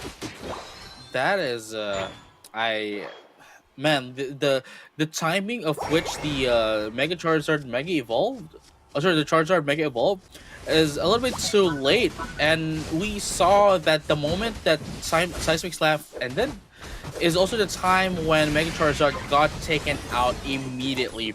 But look at this though, Rival Esports is still not done. They're still going to be able to take in that Reggie Alecki, but the question is that going to be enough? Look at this, that is going to be 94 going to be able to take down the Blaziken into the side of Rival Esports as they're trying to get in some sneaky beaky points down bottom. Going to be able to destroy their first still score goal of this game. That's Triple Trample. That should go away immediately. That's a good call, but not going to be quite enough yet, as EVOS FXL still dominating this team fight. That is just too much for Rival Esports to handle. HD taken down as well, and Ice backing away for his life. Ooh, man, it's we still have to wait for this to end, if they're gonna be able to end this in a way that they can take over the Groudon, or would EVOS FXL just completely and continue to dominate this map and wait for the next game to happen. But right now we still have 30 more seconds before the Groudon. They still have a lot to catch up, especially Yim with level 13 at the moment. Yeah, they have to level up as much as possible. Fortunately, There isn't someone at level 14 here for Evo's FXL, but I think it doesn't matter as well since you get the plus moves at level 13 at max. So you just need to be on that footing to have the maximum potential of your Pokemon. Now, it's all about positioning at this moment, but the thing is, both of them has a great position, but Z-Ray might get caught off guard here by Rival Esports. Well, let's find out together as the final stretch is now open. Rival Esports was able to catch up a little bit in terms of points, but still a lot of deficit right now. 82 points is what they need to catch up against that of Evo's FXL. Another going to be points here coming in from that of the trio, but it's going to be a little bit absent into the Groudon, allowing Evo's FXL to commit fully for that of the Groudon. Going to be able to take them 3 as well. No. Make that 4. Ice is going to be able to get away, but really it does not matter as much as of the moment because they do have a lot of points and does have their Groudon as well. 391 to 345 is going to be the play of the game here, but at the same time, Rival Esports still does have a minute left to catch up. Ryan would probably go for the sneaky peeky. This Dodrio can score much more faster compared to other Pokemon, so they just need a timing. They just need to bait out Evo's FXL into a team fight wherein he can really score at the top path or maybe at the base of Evo's. I mean, this is the advantage of Rival Esports, right? That they currently do not have any more score goals aside from their base score goal. And Rhyme, again, as you have mentioned, they just need to bait them into the team fight, defend really quickly, and the trio can just put in a lot of points here. Here we go. But unfortunately, there's only 2 though. There's only 2 left. They can defend it. Defending. That's another one. Unfortunate there. And look at that. 491 to 445. Another 33 coming in from 77 Chen. But no, that is it. 445. Unfortunately, there's no one else helping them defend. That was a huge sacrifice for Rival Esports. You know, it could have boiled down into the palm of their hand, but Evo's FXL pushing it really hard into their base. They knew that the moment that they saw the Eldegoss, it doesn't have 100, and for sure they won't get another 100 even though Rhyme does have it. So perfectly calculated, I say, coming in from Evo's FXL. They know the ups and downs. They are very familiar on what's happening on the side lanes. No, yeah, I mean, again, it's I have to commend though Slash at the 73k, 94 to 57, Shangdi at 73 as well, and Zero at 75. That's a lot of damage coming in from everyone into the set of Evo's FXL. But then we have to go back to what happened at the very last moment. The Dodrio has had enough points to catch up, and even then, that's the beauty of the Dodrio, that it actually divides it up to 3, making it very quick to score in some points. Unfortunately for them, for Rival Esports, they didn't really had a lot to defend their score goal. Again, it was an advantage for them that they don't have the second-tier score goals anymore, that they only have the final tier score goal, but then not having enough people to defend is detrimental for them to happen. They could have had the game, but not in that way. Yeah, I mean, it's a high risk, high reward as well on what they did, because Ryan cannot do it by himself because he doesn't have a shield that could sustain or prevent him from being knocked up after that jump pad comes in from the side of Evo's FXL. So he needs someone to cover up for him in order for him to successfully score the 100 point. But sad to say, they need more people, and they don't have that into their base. It could have been better if they have 3 Pokemons available at their base, but they only had 2, so that was one of the downsides that they had. It could have been I would say the sacrifice was worth it, but not quite enough for them to take the game.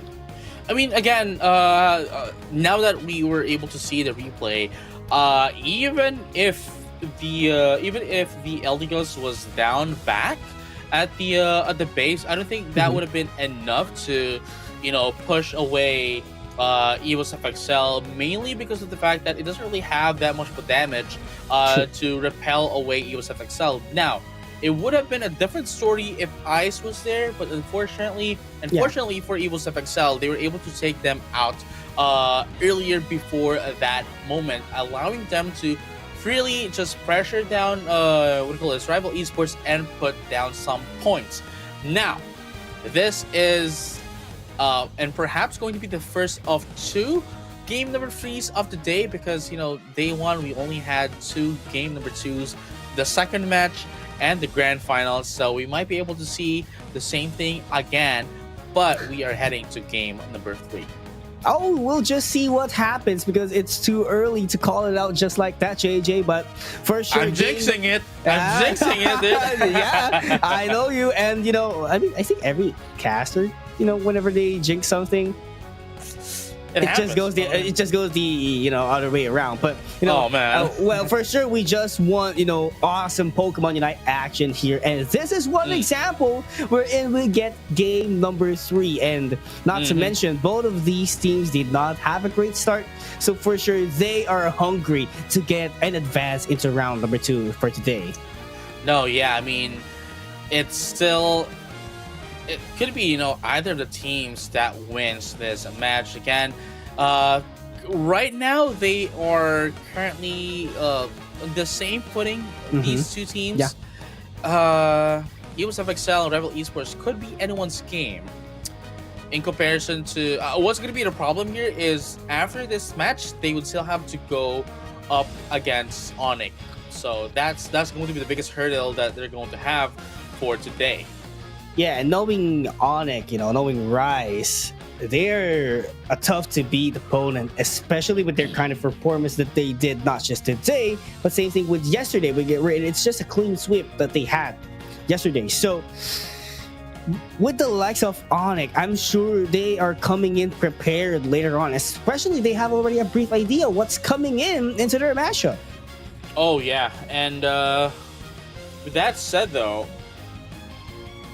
Rise is just going to be preparing for them, I mean, it's one of the teams, as we've mentioned, that don't really need to use the Mega Charizard and the Mega Lucario, because they can still take them out fairly, squarely, and without any problems at all. So,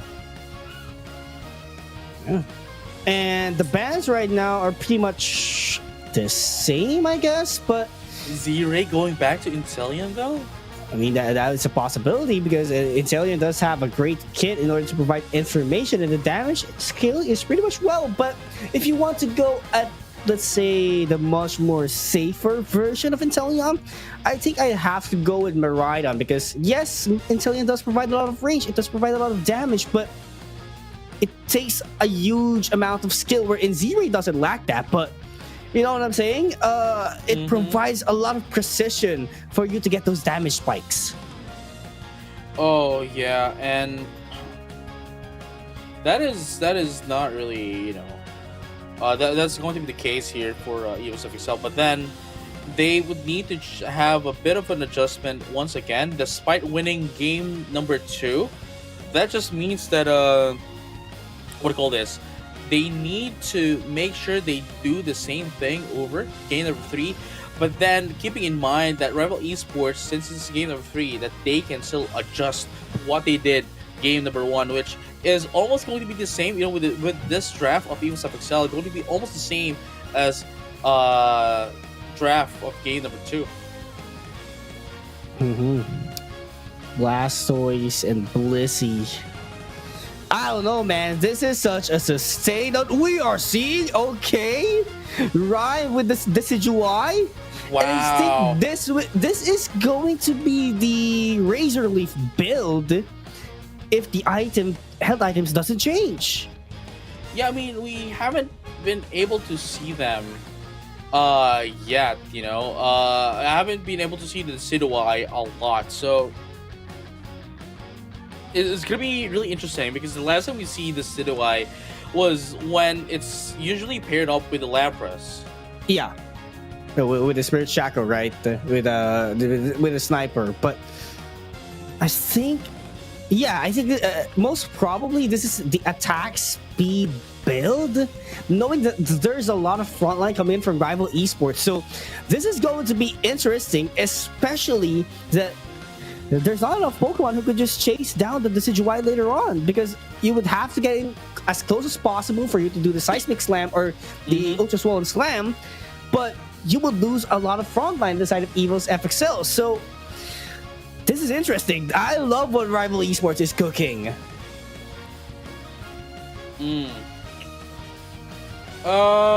Yeah. Huh. Man, let's find out though what's gonna happen at the game number 3 for Rival Esports Evo's FXL. And again, this is almost like the first game where Evo's FXL has won, and this might be also the start of their engine finally running. But then Rivals Esports still a hurdle for them going into this tournament. So here we have it, ladies and gentlemen, all trainers alike, Rival Esports and Evo's FXL going to game number 3. They need those points racking up as much as possible. They don't want to stay behind. So pretty much important game, at least for both teams, because this would somewhat dictate the status of them, because they only got 3 more days right after today in order to rack up the points and be at a comfortable seating at the playoffs. Yeah, let's see what's going to be the name of the game here. Rival Esports right now still well, a little bit too slow here, but we do see some convergence down bottom where Rival Esports is trying to, well, control the bottom path, leave the Squirtle up top. There you go, on the first sack going into the side of Yang with the Blissey. Yeah, soft boiled activated already.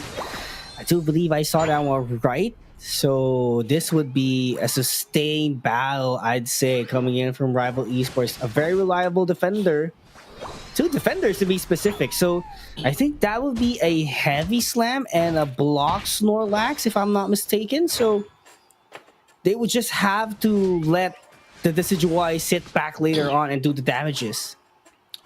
Yeah, and right now, though, 4-17, still very early. We are now only like 2 minutes into the game. Everything is still working very slowly, and we're gonna be able to see the first, first set of objective. That's gonna be the Regidrago down the central area right now. And yeah, they're still, both of them are still taking their time, really. But Slash is going to be taken down by HT from Rival Esports. And I think they would have to eye already on the Regidrago right after taking down Slash, because that's an opening already for Rival Esports. But at the same time, there's an opening coming in from Evo's FXL. Not going to be quite successful for them to take the knockout against Yimu. So probably at the next minute here, we will see Rival Esports aggressive in order to convert that Regidrago that they got a while ago.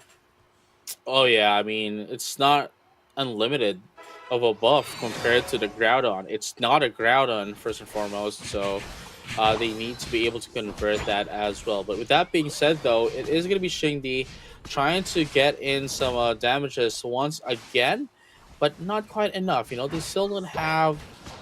they still can't commit, not at this stage when they don't have the finishers of the game. But now, HT, trying to do some damage into Reggie Eyes down bottom, whereas Evo's FXL does have the positional advantage into that of Reggie Lecky, and now maybe this is what's going to help them push down the first tier score goal of Rival Esports. But as we say that, Reggie is going into the side of Rival Esports, and now they're going to be able to destroy that one into the side of Evo's FXL. That's just going to be a trade here, a handshake from both of the teams. Handshake indeed, but we do have the Decidueye already online for Rival Esports. This is interesting. Definitely a must look forward to everyone who's watching. It's Evo's FXL. I'd say that they have a solid front line with their all-rounders, but they have to do damages as well. And if Rival Esports gets an opening wherein that Decidueye can freely hit, it would be a different story. But I think I see a Spirit Shackle, not a Razor Leaf instead. Okay. Oh, man, it's let's see what's going to happen. At 97, 113 is still not a lot of a gap here for both of the teams. 137 now, but still, EvoSFXL now wants to be able to answer back. Right future meter source is going to be popped up into the knock as well from the back lanes, but not a lot of damage is going to be popped up here. But look at that. Charge Beam is going to be popped up as well. Blizzy is now down. No more sustain to the side of Rival Esports. Hyper Trick is going to be popped up as well. Other Trick Room. And there you go. Snackdown is going to be popped up. Ultra Source Farm is going to be popped up as well. Not going to be able to do any casualties to the side of Rival Esports still, but it's going to be 2 times to the side of Evil's FXL. And Slash is going to be left behind to buy some time. But unfortunately, not going to be enough as Zire gets blocked down here by Ice. But Ice is going to be topped down here by Shengdi. And there you have it. Going to be another KO into the Evil's FXL. It is and has been quite a huge clash for both of the teams here at this stage, mid-game right now for the game. Yeah, and we see the impact of Spirit Shackle as well, getting 3 KOs and providing a lot of damage. That's what I have been talking about. That is super duper worth it with the follow-up damages. Power Nap, pop off as well in order to knock up a couple members. Spirit Shackle barely missing, but the Rapid Spin with a Hydro Pump being able to do its job to get the knockouts for Rival Esports, and they are eyeing on the Regis for now. Oh yeah, and let's find out if that's going to be followed up here, because again, it's just 2 minutes. We're going to be able to see a bit of an objective once again at the central area, but at the same time there is the Reggie up top, up for grab, where EvoSFXL has rotated up top, so that they can get in a little bit of a breathing room again. A bit of a pressure into the side of Rival Esports, so yeah. I mean, that's the breeding room that they do need here, but EvoSFXL on the other hand, they need it more compared to Rival Esports. But right now, I think they are much more ready to take on into the team fight. Hydro Typhoon will buy a lot of time here for Rival Esports, and everyone's just marching in all the way down there. Right, Future Meteor Star was invested as well, and they do get a knockout out of it. But Shengdi is a little bit too low here, but the sustain is too good by 77 Shin, and 1 by 1 Rival Esports falling down, and there goes to Snorlax in order to provide some backup in order to prolong the team fight once again. Blastoise back online with a Rapid Spin, repelling everyone out from EvoSFXL. Yo, 77 Chen with the all creamy was so great at keeping Shengdi alive for as long as possible. You saw how much low HP of Shengdi is, but they were not scared into attacking still, mainly because of 77 Chen supporting and making sure they are sustained until the longest possible time. But with that being said, though, in just 30 seconds, the sustains of both of the teams is going to be put to test, as we are going to have the Groudon come up the stage and surprise us all once again. Yeah, 30 seconds, or actually 20, more than 20 seconds left.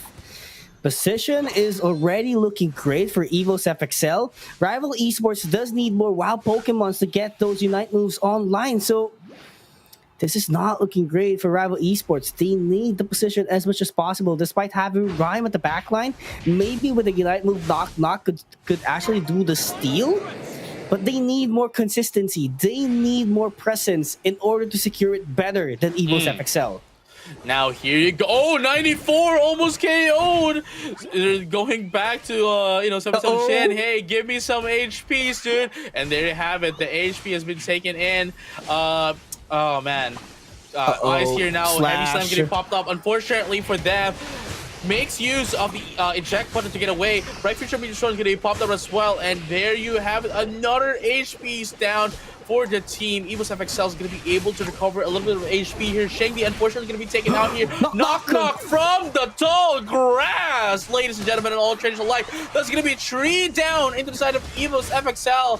Rivals Esports now has the advantage into that of the ground. No, make that 4, maybe 5, as well as Rhyme is putting in some damage into the Latias. Yes, sirree. That's going to be a team wipe Rival Esports secures the ground on and is now just going to be running to put down points. The unexpected Pokemon Decidueye does play a huge role in getting the victory in the team fight and eventually getting the ground on. Those knock, those Spirit Shackle does provide a huge amount of pressure up against EVO's FXL because of the damage that it can do into their front and back line. Oh man. Rival Esports had very great positioning into that of the Groudon pit. Honestly, Rhyme just they weren't. Oh man, it's just really hard to say. You know, I don't think EVO's FXL was able to foresee where where Rhyme was hiding. I think what they were trying to do is get as much information. Trying to locate where the Decidueye is, but unfortunately it was a little bit too late for them when they knew of the location of Rhyme, and from there on out, Rhyme was just firing up Knock Knock with the free real estate. Man, spacing is very important to provide to your attackers. Rival Esports displayed that kind of game plan in order for everyone to move freely the way they wanted it to. But man, still props to EVO's FXL, especially to 77 Shin, and I'm not surprised he's the MVP of this game from their team, because being able to sustain his team, especially Shin D and 94 at the most clutch possible, Shin was always there to be, the hero of their team fights, making second chances possible for their team. No, I totally agree, but at the same time, we have to give props to the Blissey as well into the side of Rival Esports. It may not be as much as the all creamy in terms of recoveries of the HPs, but still it provided an ample amount of HP, making sure that everyone else survives as well. So huge props to the supports of both teams, but it is going to go into the side of Rival Esports for this game. So that means EVO's FXL is going to have to wait for next year. They still have a huge, they still have a full month and a half to catch up, to make some changes, and then recover from this points that they have right now for days 1 and day number 2. Yeah, by the way, for those who are not yet informed, the day number 3 of Asia Champions League for Southeast Asia would be in January 11. That would be next year on a Sunday. So make sure to mark your calendars. But let's take a look at the replay for now at the beautiful display of performance for both teams. I'm actually quite happy and stunned on how the teams, not just EVO's FXL and Rival Esports, but the first match as well, everyone is in a different shape right now. Everyone is much more careful. Every game is really important for them.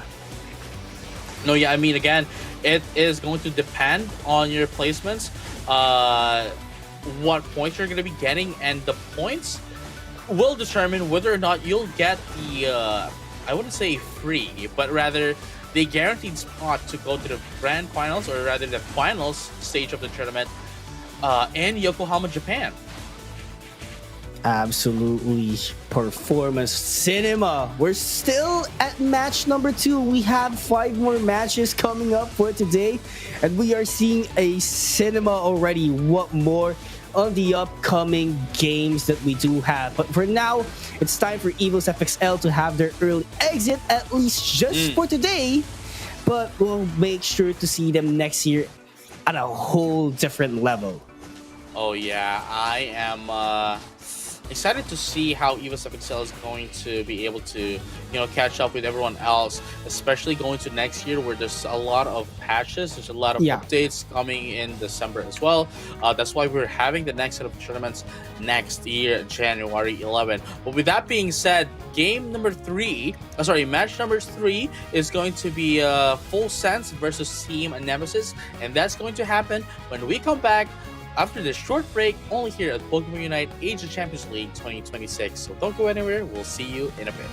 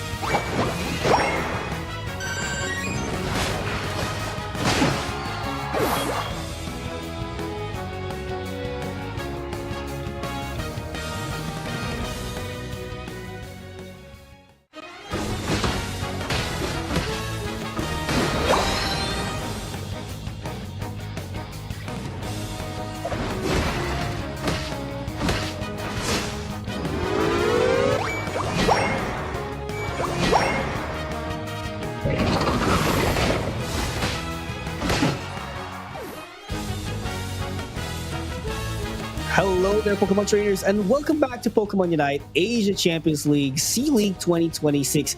PKO's here, still with JJ Kun, and we're heading towards game number 3, that is between Full Sense versus Team Nemesis.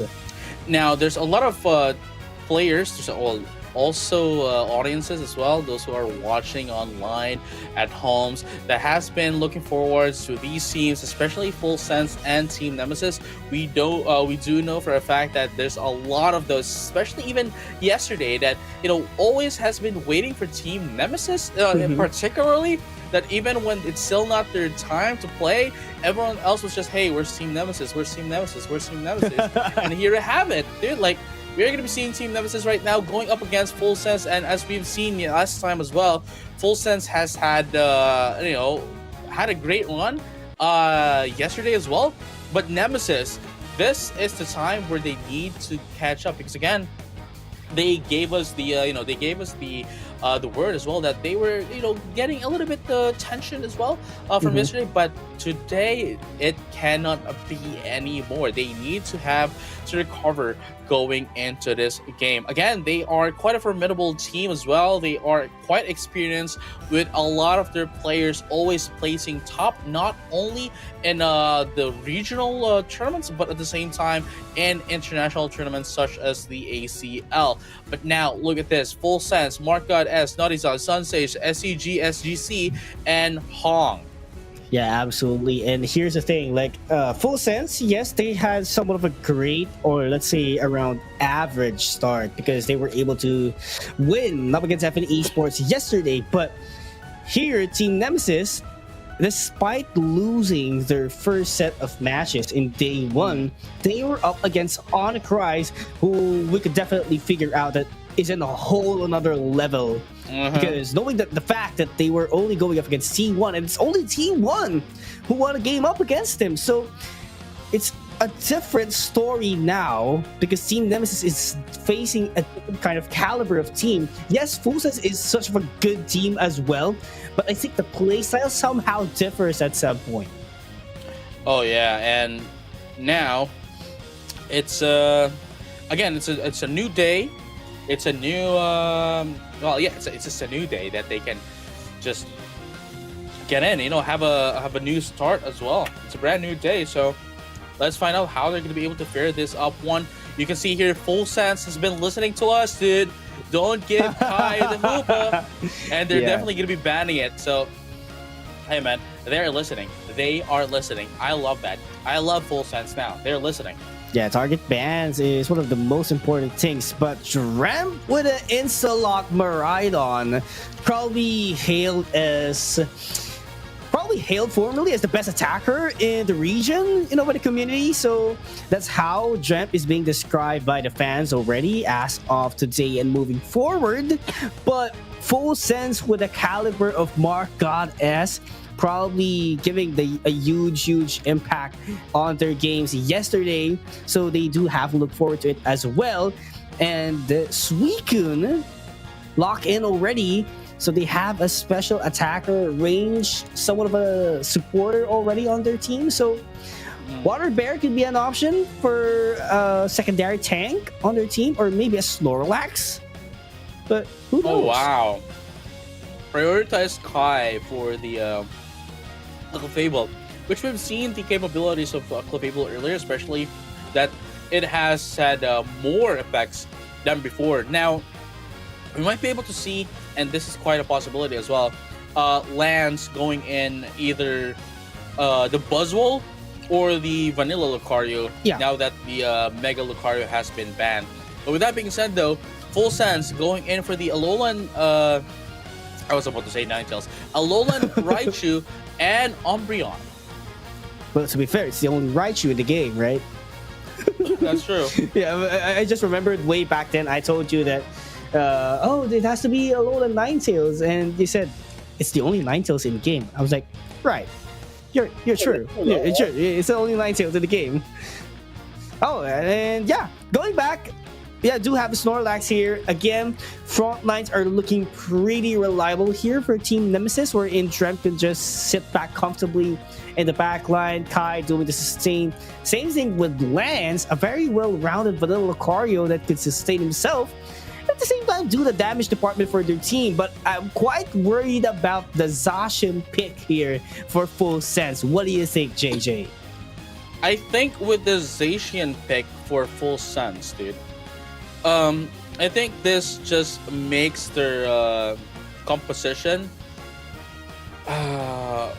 well-rounded, is what I would say. Well-rounded. They have the Charizard, they have the Suicune, they have the Zacian. They can go in, they can go out. There's also the setup Pokemon that is the Raichu. So they're pretty much ready for this match. But Team Nemesis, on the other hand, I'd have to say they need to get into Full Sense for them to make some damage. However, knowing the fact that they still have the Water Bear, they have the Lucario, obviously they can easily get into Full Sense. So I guess what I'm trying to say here is the key, the win con here for both of the teams is whoever's going to be able to get their backlane's attackers earlier would be the ones winning the team fights.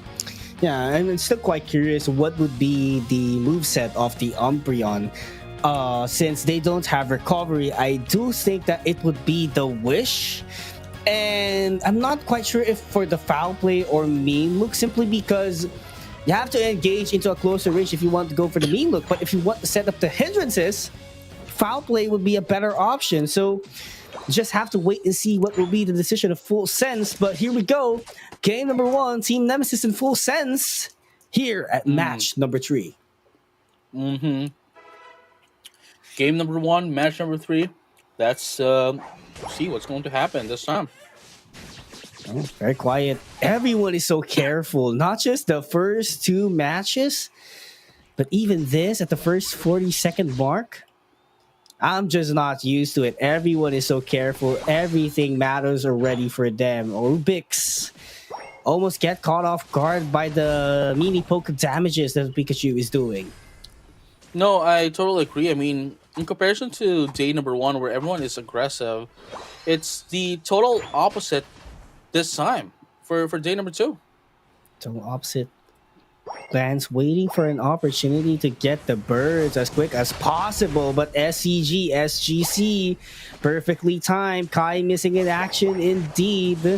But on the other hand, Lance was able to secure the XPs by himself, so it's just a matter of trade thus far, despite Full Sense getting the birds. But the fact that you can charge up more XPs just a tiny bit, that will work for Full Sense already. Oh, wow. They got a knockout right after it, invading the forest of Team Nemesis that is looking too tight, I guess, but it's not yet a big of a factor wherein it's a game changer. Wow. Because Lance was ready to do the trade at the biggest factor of Full Sense, which is the Zacian. At the very least, right? Like, Full Sense know their targets. They know for a fact that they need to take out the Clefable Kai, and from there on out, they can steamroll over Team Nemesis. But this time, though, at least Team Nemesis knows how they can limit or, minimize their, the risks in their game, where when they get one taken down, then all they have to do is just disengage until the time that they are actually ready to put down a lot of damage against that of Full Sense. And I think they're trying to go in for a top lane, but Kai, nice eject button to escape that. Has the Moonlight, but gets caught off by the Mean Look, and they're eyeing on it. But nice heavy slam as well from Rubix in order to prolong the fight. Kai survives. And the attention have shifted, and Kai is still alive. Gets the Moonlight ready. Not gonna be quite enough yet. The Ice Beam connects, but Kai would follow me. Managed to escape, and Lance is on time, ladies and gentlemen. Beautiful display of teamwork from Team Nemesis. That wouldn't have been possible without the help of Kai. It was really Kai that was making them, survive a lot. Rubix, on the other hand, did some, pay their time as well, making sure that Kai survives, allowing them to be able to punish Full Sense. But with that being said, though, it is going to be Full Sense securing that Reggie Rock. where Rubik's, look at this right now. The jump in, heavy slam into that of the block is not going to be a lot just yet, but at least they do have the Reggie Lucky up top, and now they are ready to have a fight. Oh, Tramp in the back line is just too good of a setup. Man, perfectly timed. Just imagine that when the heavy slam landed, the charge beam is already popping off by Tramp. So that was perfectly synced despite the first initial range didn't hit it.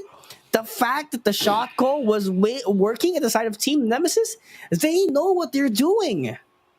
Yeah, I mean, it's not even just that, right? Like, after using heavy slam, went in for the eject button to extend the range. From there, on the landing, gets the block and made sure that everyone else is ready, waiting for the block to happen, and just, well, corner them into the shield. Sorry, not the shield, but rather the wall. Man, this is a whole different level teamwork. Full Sense is feeling the pressure here by Team Nemesis. They got another knockout, and that's the Zacian once again rewarding a ton of XP for Team Nemesis. But right now, they're catching up bit by bit. Mark got S with the Mega Evolution, but decides to fall back immediately. They do not want to gamble and give the XPs to Nemesis already. No, that is true. And now, look at this. Team Nemesis again is, well, controlling the map as of the moment. Sync 1 getting mean look, but not going to be enough. There we go. Follow me into the flowing fist. This is going to do a lot of damage. Hong using another of the mean look just to make sure that they go away. But there goes Rubik's. Rubik's, where are you going? Is what he's saying to her. Where are you going, milady? You're going nowhere, and you're gonna get taken down here by Team Nemesis. And look at this right now. Sun's Age is now doing a bit of damage just to push them back, but Team Nemesis knows for a fact that they need to disengage finally at that point.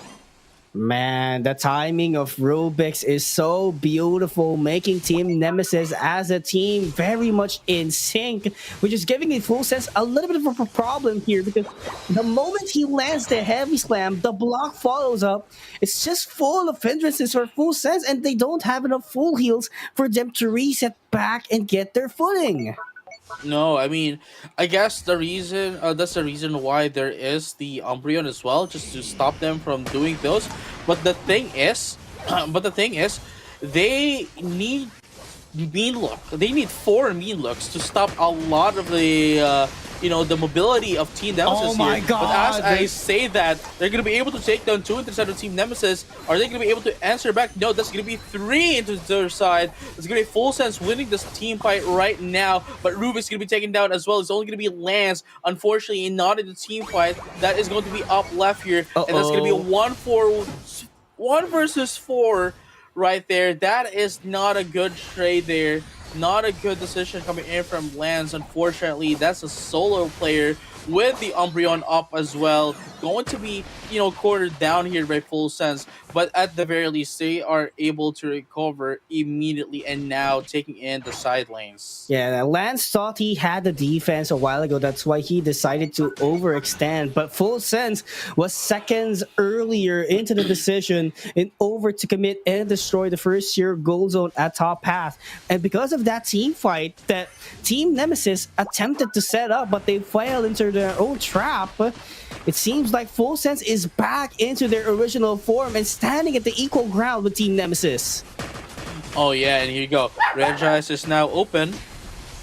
That could be it though. Heavy slam, plus the block. Nice mean look in order to prevent that block from connecting, but Tramp in the back line, doing a lot of damage with the charge beam, and Sync 1 with the combos of the Water Bear is doing it all for Team Nemesis. 2 KOs for their team.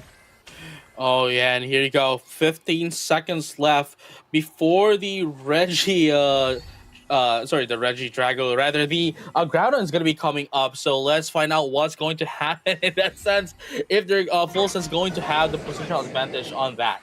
Yeah, Lance too deep with Rubik's. They are confident that the block would be there to protect them. But this is what makes it difficult. The Alolan Raichu setting up the Electro Balls. But good part is Nemesis is already at the middle of the pit, so they got the positional advantage. There goes the mean look and beautiful timing on the block to repel them down.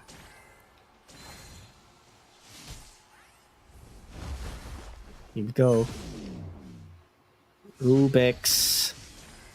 Still waiting for a perfect timing to go for the engage. Marcon S gets the seismic slam immediately. And there goes the Mega Evolution. Follow me, pop up by Kai. There goes the Moonlight, but Bright Future Meteor Storm would do a lot of damage as well. Alolan Raichu take him down. The block connects, but Full Sense is chasing for Drem. The backline damage not available for now, but Kai is doing the heals that the team needs. There goes the Aura Cannon. Not gonna be quite enough. They do get a knockout, but Lance taken down as well. Marcon S doing the works of wonder. 3 versus 1, not quite enough, but there's still 2 members left at the side of Full Sense, and they're doing the work on the ground.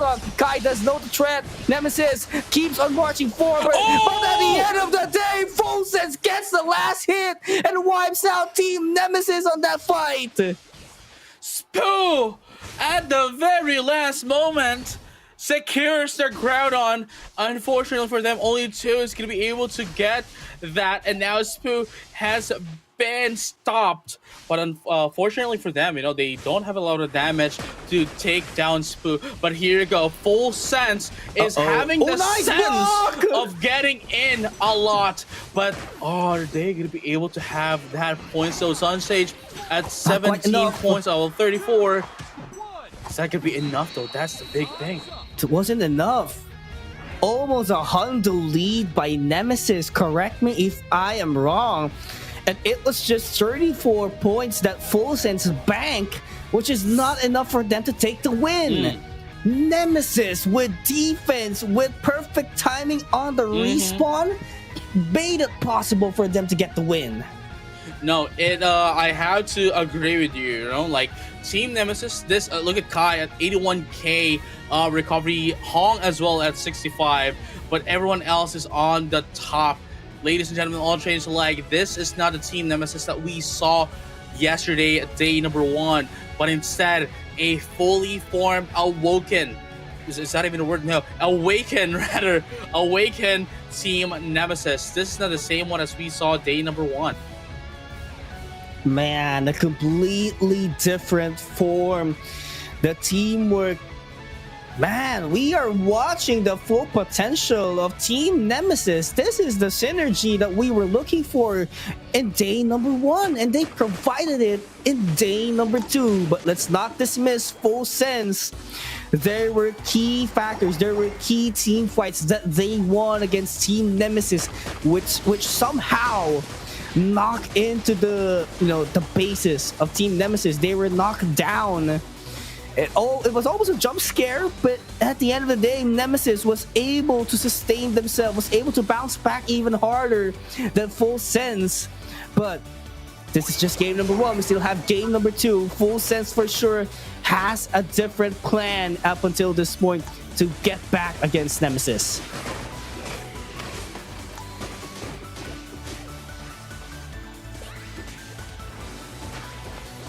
This is just wow, phenomenal. This is Team Nemesis. I mean, they Full can Sense still, here. you know, they can still make some adjustments going to game number 2. You know, we can still make this into game number 3, and really, it's up to them to make this happen. Because again, we've seen how great the we've seen how great Team Nemesis is as of the moment, and this is not the same one as yesterday. Yeah, completely different form. Not just Nemesis, but Full Sense as well. You know, they were able to decide at the most critical situations in the game, but the adjustment keeps on going, and that is what makes the game good. Like, just imagine, Full Sense was able to adjust into the team fight, into the Groudon. And right after the wipe, or almost wipe out that they did against Team Nemesis was able to adjust as well on what to do with the defense in order to prevent Full Sense from getting game 1. No, at the end of the day, though, I still like the how Team Nemesis is as of the moment. Because again, every decision, every movement, everything that they did just now were all calculated. And especially Rubik's. Big props to Rubik's and Kai making sure, Kai making sure everybody gets sustained. Rubik's, on the other hand, make sure everything is set up. Beautiful play for Team Nemesis. I hope they continue this until later, but for now, we'll be focusing down into game number 2 of this match. So hopefully they get some respect bans, maybe respect banning the Snorlax for full sense. As long as they don't give the Mega Lucario to Lance, I think they should. Okay, never mind. They're going to go in for another Hoopa ban. They don't want to give it to Kai. Yeah, I mean, if you make the Clefable be banned, it's just going to be the Hoopa that's available for Kai. So I think they're just trying to dismiss or ban the most comfortable Pokemon that Kai could use. So, they actually double banned it. Clefable and Hoopa. Wow.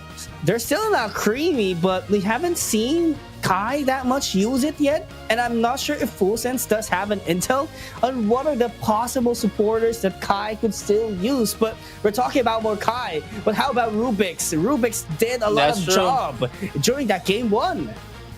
Yeah, you cannot just target ban. I mean, sure. Target banning Kai could do a lot, but at the same time, it's not just Kai. Again, this is a team game. It's not just one player that you need to shut down. There's still a lot. Rubik's, we might be able to see another one of this Snorlax, maybe, because it was working very well. They don't need to change it at all. Yeah, absolutely. They could stick with their own game plan. The Snorlax worked. Why not make it work again? But right now, Miraidon, the priority pick here for Tramp. Same thing with a Water Bear, which is actually pretty useful so far in the past couple of games, not just with Nemesis, but also with the other teams competing in ACL. Yeah.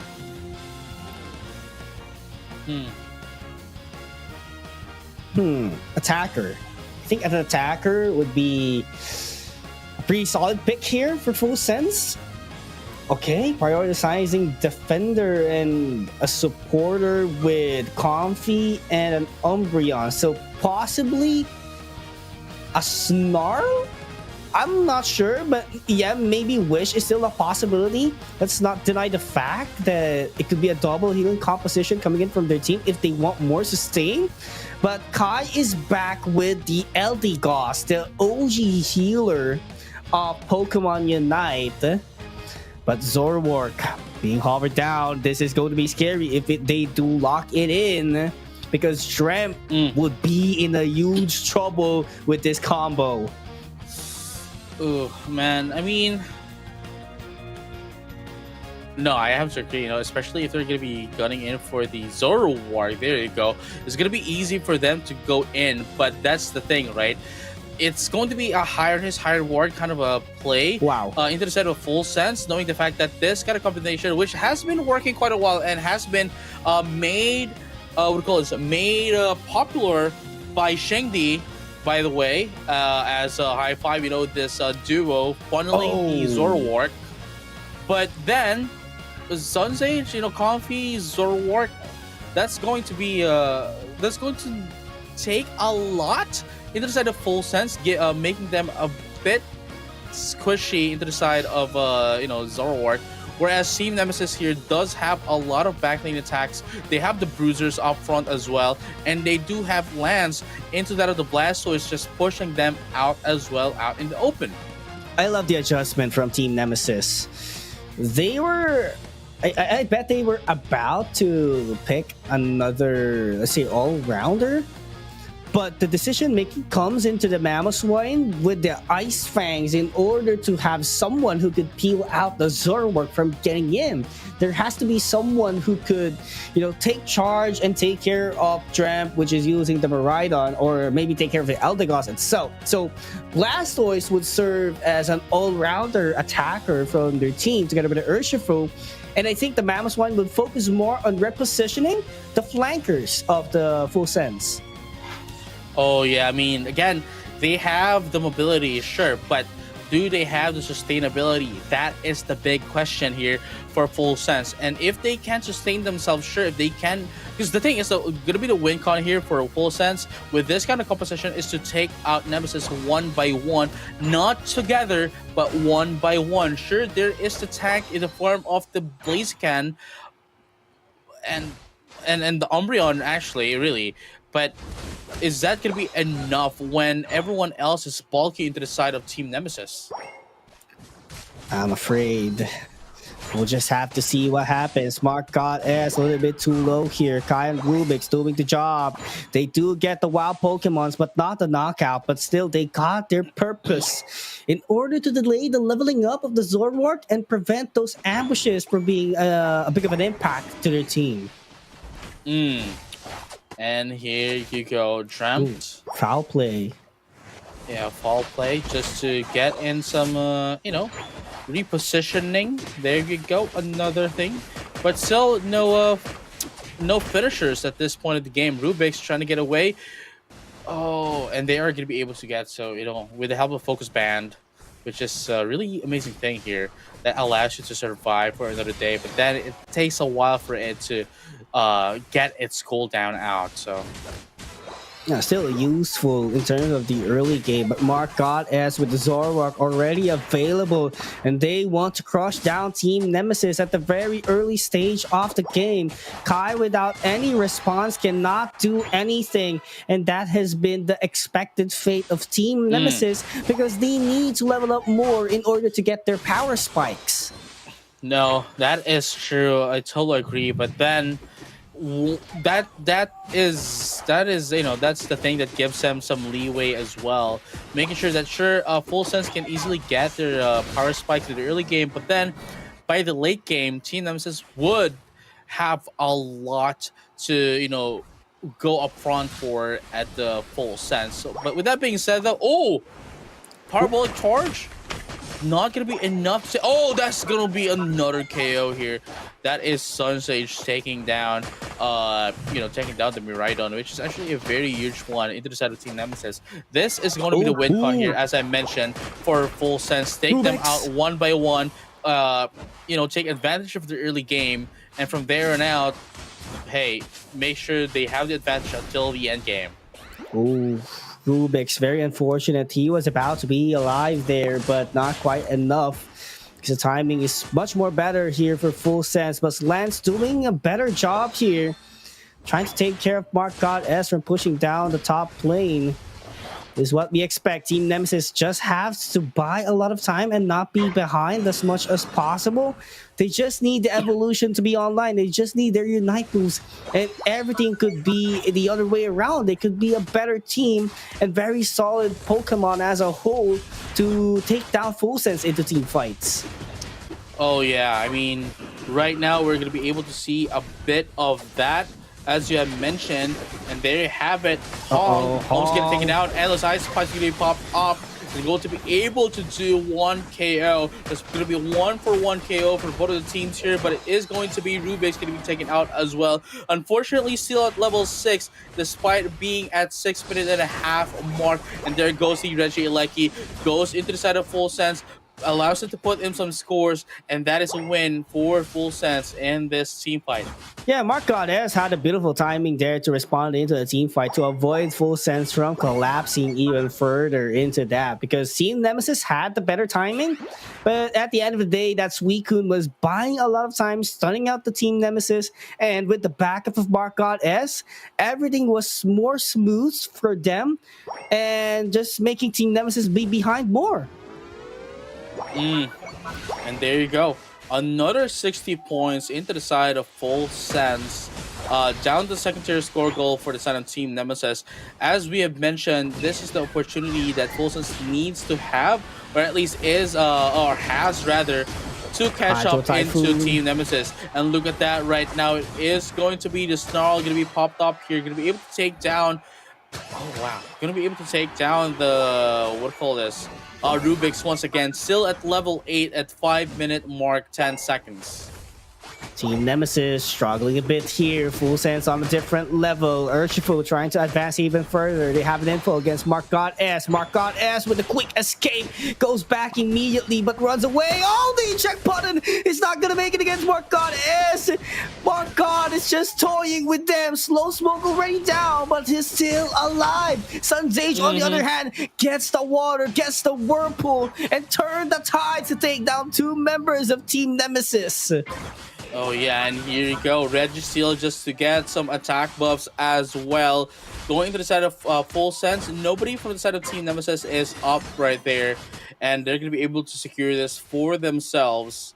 Beautiful stuff here for Full Sense. Now at 297, whereas Team Nemesis is at 117, and now they're ready to go and rumble once again against Team Nemesis. Reggie is now up.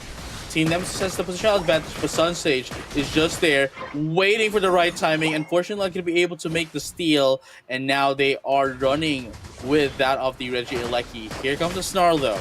Oh, they just have to push back to Regilecki for the side of Full Sense, but Team Nemesis slowly but surely scoring it already down. Mark God S trying to chase down for a Dream, but Bright Future Meteor Storm has already popped up as well. There goes the Electro Drift. Wow. There's no point in staying at back, says Drem. If there is a Zoroark, but Electro Drift takes care of the damage department, and Team Nemesis was able to convert into that fight. Yeah, and this, at least finally, even at the post-mid game, Team Nemesis has been able to catch up to Full Sense. They might not have the scores at the moment, but they have caught up in terms of team fight. Yeah, not just team fight, but the XP as well is looking better than ever compared to like maybe last 2 minutes of the game. And the good part is they do have the wild Pokemons available on their side lane and their forest, so they would get those level 13 spikes soon and have the maxed out capabilities of their moves. No, yeah, now we are at the 3-minute mark. In just a few seconds, we're going to be able to see the Groudon, and man, I think we're going to see a team fight before the Groudon, not when the Groudon comes out. Yeah. And from there, I think that's going to dictate whoever's going to be able to get in that Groudon. And here we go. What I'm trying to tell you, dude. Going to see some clash here. Pong, Rubix gets the Ice Bang. Does get the last hit right now, JJ, and that's -1 at the side of Full Sense. Team Nemesis with a great shot call. They can still get the Regirock for additional defense before the final stretch. There you go, Regirock, just to get themselves a bit of a defense buff just before the Groudon. And now look at this, Team Nemesis is looking to get themselves ahead of the Groudon pit. Hong right now, getting a bit of a that's just vision of the just vision for the baiting, but Nemesis now has the positional advantage into the Groudon. Unfortunately for Full Sense, they need to take them out together if they do want to take this Groudon for themselves. But then again, they are still in the lead by almost 107 points. 200 is that? Yeah, 200 something like that. Yeah, quick maths. We'll do the math later. But the Groudon right now... Zoroark behind. Ready to take down Tramp. This is not looking good for them. No one is available, but nice from Lance. Being able to repel him down. That's huge for Team Nemesis to buy some time. But time is ticking. Mark God S forced to go there. There goes the Ignite move coming in from him. He is trying to chase someone, but no value was converted into him. Cloud Crash by Kai was there, but Forces gets the last lap. But still Team Nemesis trying to go in a brawl all-out fight. They get an knockout right after it. There goes the check-in. Barbecue taken down. Hall is taken down as well. They need the buffs. They need to counter score. They need to outscore Full Sense at this point. Oh, 604. Overcap. Yeah, it's gonna be an overcap. There you go, 355. They still have 30 minutes. 30 minutes. They still have 30 seconds left to score up. Saquon, right? Oh, took a little bit of a time before scoring. 455. Would they be able to do it though? 507. Still need a hundo, but there is also the Zoroark at the base. 40 points. Not gonna be quite enough. Oh, that's not gonna be enough. That means we're going to head into game number 3, aren't we? Yes, it is game number 3. Another What a 14. game. There you go. That was very close. Yeah, and what a game for both of the teams. Full Sense was able to analyze the situation at the very last moment. And Team Nemesis, I love the confidence that, you know, they lost the Groudon. Let's just go out and fight and see what happens. And that was just the result of the game. You know, they came up short, but I think the decision making was not wrong from their team. I have to say though, that very last moment, Mark got asked when they went. So you noticed, right? Like when Mark got asked went in, Lance repelled him away. I think that was a good decision, but I think Lance went in a little bit too deep, going into Mark got asked, because that was just a bait. That was just a bait to, you know, get them out of the Groudon pit.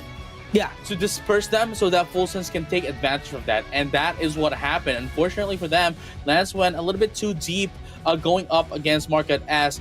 But, you know, still they were able to recover just a little bit. Unfortunately for them, though, Full Sense was the one that was able to take in that Groudon. Yeah, I think they purposely dismantled the position of Nemesis, They had just to. that's like what you've said. But at the same time, I think it comes with a huge risk. Despite the Zoroark being so agile, yes, he did came back from the pit as quick as possible. But what if he got caught by the Ice Fang of Rubik's? It could have been a different story as well from Team Nemesis. So there's just a lot of what ifs that happened in that last 2 minutes of the game, which happened, fortunately, very favorable to the side of Full Sense. No, I mean, I agree in a way, right? But like, then at the same time, it is going to be Full Sense getting in a bit of the adjustments going into this game. If we might be able to see the same, because I don't know, man. Like they played a little bit different. Team Nemesis, they did. For game number 2, if we can see them do the same thing as they did game number 1, then maybe they can shut down Full Sense again. But again, I have to commend Full Sense for their adjustments going into game number 2, which then is going to force us to game number 3. Yeah, and this is what we like, right? Absolute cinema of Pokemon Unite action. But I do bet this is going to be somewhat of a different game from game number 1 and game number 2, because both teams are trying to eye on the points that they would get if they advance to round number 2. Team Nemesis very much needed points, but for Full Sense, they don't want to be at the same footing of Team Nemesis, because yes, they might have advanced to round number 2 before, but it wasn't really the finish that they were trying to expect. So both of them will try to close this one very strong.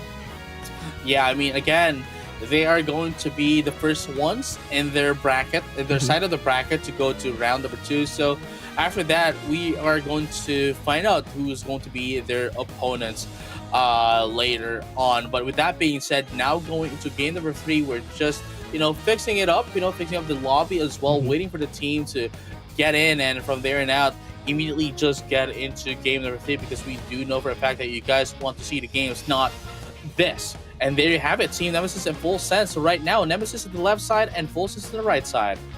Yeah, I just wonder if Team Nemesis would have to consistently ban the Mega Lucario. But here's the thing, like, Team Nemesis lost game number 2, so they have the option to pick which side they are going. And then they are going first, which is the purple side. And this is the side wherein they drafted, I wouldn't say perfect, but they drafted the way that they are comfortable with the Pokemon that they are using. But the thing is, Full Sense might have to target ban Kai once again to maximize their potential. No, I agree with that. But with that being said, though, they're going to be starting off with the bans, the Mimikyu, the Comfey. They are target banning the Mimikyu? Sorry, not the Mimikyu, but rather the Comfey. Do you think that it it made it made a lot of impact in the last game? I think it's more on the general purpose here, JJ, since whenever you don't have a Confe available already, for sure, you wouldn't want to use the Zoroark. And Confe does suit a lot of speedster or all-rounder in the game, so I think general purposes of banning it is a good call as well for Team Nemesis, especially if they want to avoid that kind of facing that Full Sense can offer. That's true. I mean, now Lance, having access to the Mega Lucario might be, might bring a different kind of gameplay, but they're still going to be having the, the Miraidon, which, by the way, has been quite amazing earlier. And now Rubik's picking out this Suicune as well. Now, into the set of Full Sense, it is going to be the Mega Charizard X. There's the Umbreon as well as their defender, maybe a bit of a defender, but more of a utility, really.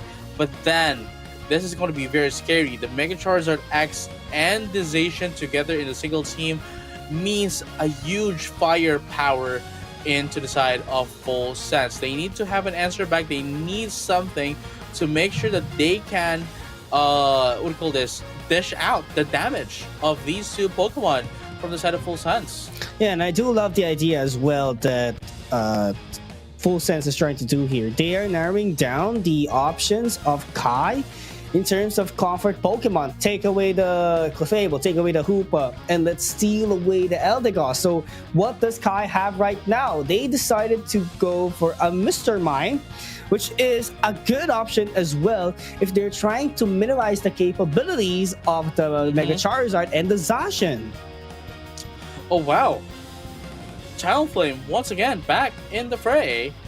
That's definitely going to be Fly as a counter towards that Miraidon and Suicune. I'm pretty sure, because then they already have the defender, they already have the their support, their sustain, and of course they also already have their damage in the form of the Mega Charizard and the Zacian, which then gives them a bit of a flexibility for the last Pokemon to whichever that's going to be is going to be okay.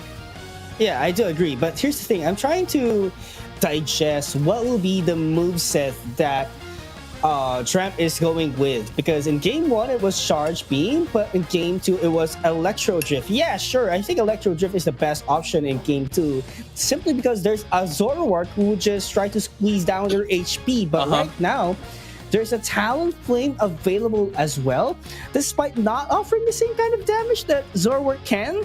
But it still makes me wonder if Electro Drift would be the best option for them, because I personally think that Charge Beam would be better, knowing that there's a lot of Pokemon for Nemesis who can cover up for him. No, I agree with you. I don't think Electro Drift is going to be the play of the game here for Miraidon. I think Charge Beam is good. I mean, sure, there is Fly, but then you have to think that Talonflame isn't really that mobile after using Fly, because it takes a while for it to have Fly once again. If I'm not mistaken, correct me if I'm wrong, it's like, what, 12 seconds of cooldown?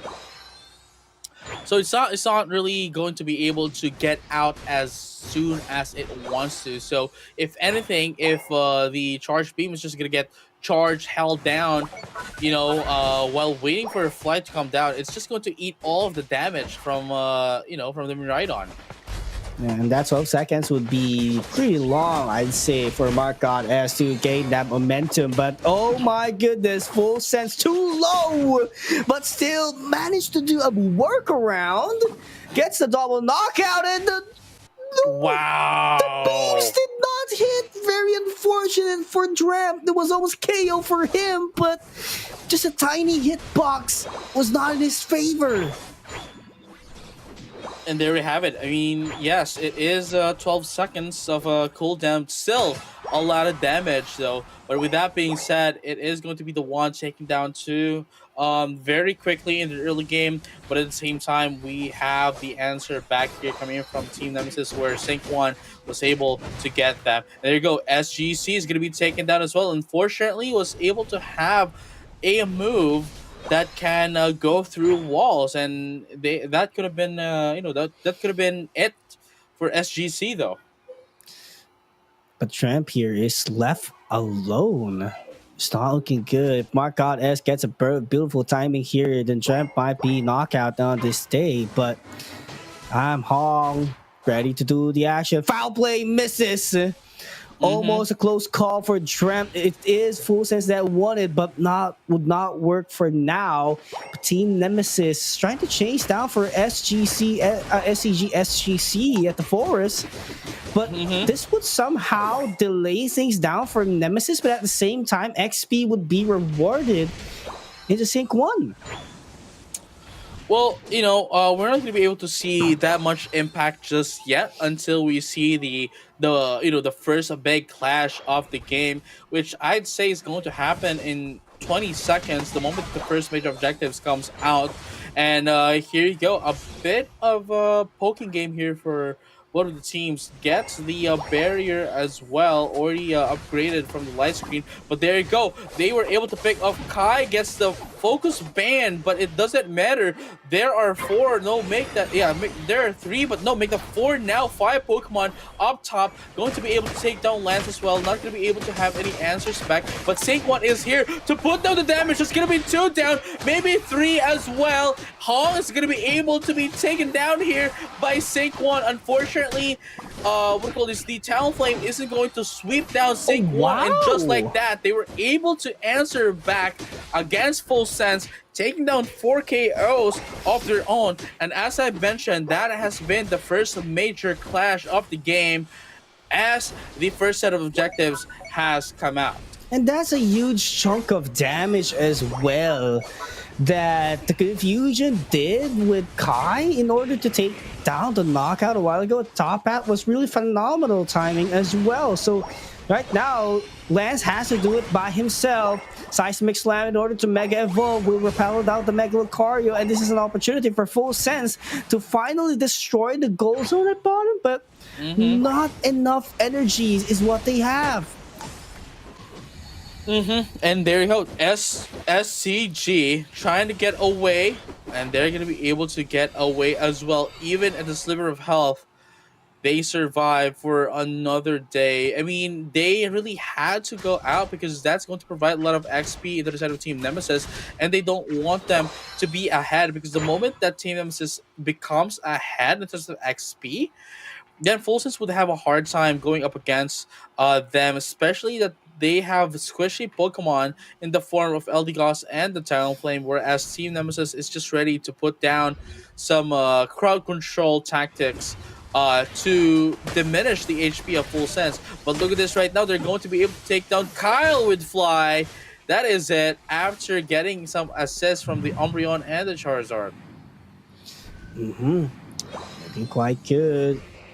Full Sense makes me wonder what could be a way for them to, shut down Nemesis at this point, because the Water Bear has been giving a lot of trouble lately. But I think they have to be wary of the backline damage that Tramp provides as well.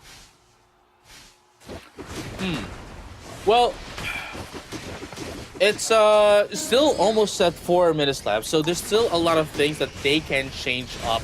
Now, Full Sense here, going in for the Mega Evolution. Flame Sweep going to be able to take down Sync 1.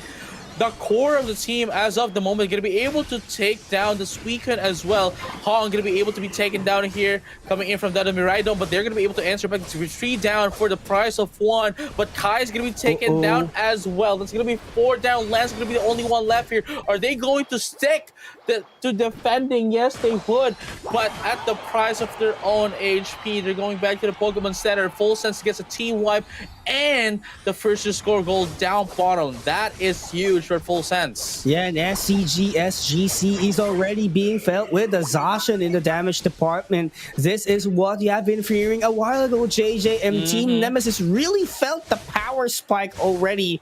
So they have to be very careful with that. They need a great timing in order to freeze that with the Whirlpool and Ice Beam off the Suicune later on. So they need more crowd control to suppress the bruisers of Full Sense. I'm not entirely sure what's happening to Team Nemesis as of the moment, because they keep on forcing things even when it looks pretty bleak. I mean, for example, you know, like it was Lance responding to the team fight very late, but then decides to, hey, you know what, I'm still gonna go there regardless, even if I'm alone, and that just costs them some casualties. As I say that, there goes Kai and Sync1 as well. Dramp almost getting KO'd as well. Lance now retreating as well. Full Sense is now going to be able to destroy the first Skull up top. Yes, but that flame sweep was magnificent as well, ordered to take down the key factors or key Pokemons from Team Nemesis. But that would somewhat have a disadvantage as well, knowing that yes, 1 minute might be enough for you to get that Unite move, but can you make it work? What if Team Nemesis has a better position? Then Full Sense would definitely have a disadvantage. Now, Nemesis has to be solid going into the ground pit, but Full Sense, on the other hand, they know what they have to do as well. They're trying to zone them out, but somehow managed to do a workaround. So Nemesis, they're standing in very great. Look, man, level 14 Charizard is going to be a problem. Look at this. Only Charizard is coming up and gets the Mega Evolution as well. Gets another one before getting KO'd. But that's going to be 4 down into the side of Full Sense. Finally, Team Nemesis was able to get an answer back into Full Sense, getting a team wipe, getting the Groudon. Hey, you know what, Team Nemesis? They're telling us, hey, we know what they're doing here. We're going to be able to control the pace here by making you think, hey, we don't know what we're trying to do here. But we actually do. And just like that, they were able to take a team wipe to Full Sense and get the Groudon, and now they're going to have to do more damage. Sync1 now at level 15. Yes. That was just phenomenal. I think Charizard got caught off guard by Team Nemesis, knowing that he was a bit too confident, and he didn't expect the ambush as well from the whole company of Team Nemesis. So that was a great call. It almost wiped out the whole Team Nemesis, but they managed to do a workaround with the showtime provided by Kai. So with the amount of milliseconds or even seconds that the stun got from the showtime was actually enough for them to flip the tides during the team fight. Oh yeah, but here you go though. 449 to 240. There's still 200 points that's gonna be put down here. 649 is gonna be the player of the game here. All they need to do now is just defend, because there's not a lot of points that Full Sense has been putting down these score goals. Now, 349 to 346, almost 303 points ahead. They just need to be very careful. There we go. There's going to be 4 down to the side of Full Sense. 1 more just to completely guarantee the win. But even despite that, that last Pokemon, that is the Elgyos, doesn't have enough points and wouldn't be able to put down the points. Even if it's 100, Nemesis has just secured their win right now, game number 3. And they're going to be the one proceeding to round number 2 of the tournament for day number 2. Laban Pilipinas, Team Nemesis showed off their adjustment from day number 1 after their loss up against Onyx, making sure that they are at a better shape heading towards today. And they would be advancing to round number 2, and they're going to be waiting who would be the winner in the matchup later on between Fafen Esports and Made in Thailand. I mean, look at that. Sync1 at 11 KOs. Only followed by Mark God S with 7 KOs of their own. And let's take a look at the damage here. Sync1 at 68k, Sunsage at 43, Mark God S at 50. But the recovery though, Spoo had the most at 44k. Man, I mean, it's not just recovery. It is for the whole team that benefited a lot from it. So huge props still to Spoo being able to do his job. It's just phenomenal support, man. Every support that we are seeing right now in day number 2, they are elevating the play style of the teams. No, I totally agree with you. And with that being said, that has been it. Same Nemesis and what do you call this team? Full Sense. You know, let's take a look at what happened at the 3rd game. At first I really thought that Full Sense really had that because they had a great facing on game number 2. But the moment that you said that Team Nemesis has to be who they are during game number 1, that's what happened in game number 3. They had a beautiful connection. They have been synergized way more better, despite Full Sense giving them a huge challenge after that flame sweep as well. Do have to commend that setup, but I think it made somewhat Team Nemesis have a better reset information and gave them a room to think what would be the next step, what would be our next decision to steal away this game up against Full Sense. No, I mean, they definitely showed us, right, that they know what it takes to do. They know how to counter Full Sense, and I think they're just really waiting for that ground to come up. Unfortunately for Full Sense, I think they were a little bit too hasty going into the Groudon, which then, well, hey, Team Nemesis was able to acknowledge, and from there on out, they just made sure to use that to their advantage. Yeah, and speaking of advantage, that was really a phenomenal thing to do. But of course, there's going to be still another match in our round number 1. Again, that's Main Thailand versus FN Esports. So please don't go away, because Pokemon Unite Asia Champions League for Southeast Asia will be right back after a short break.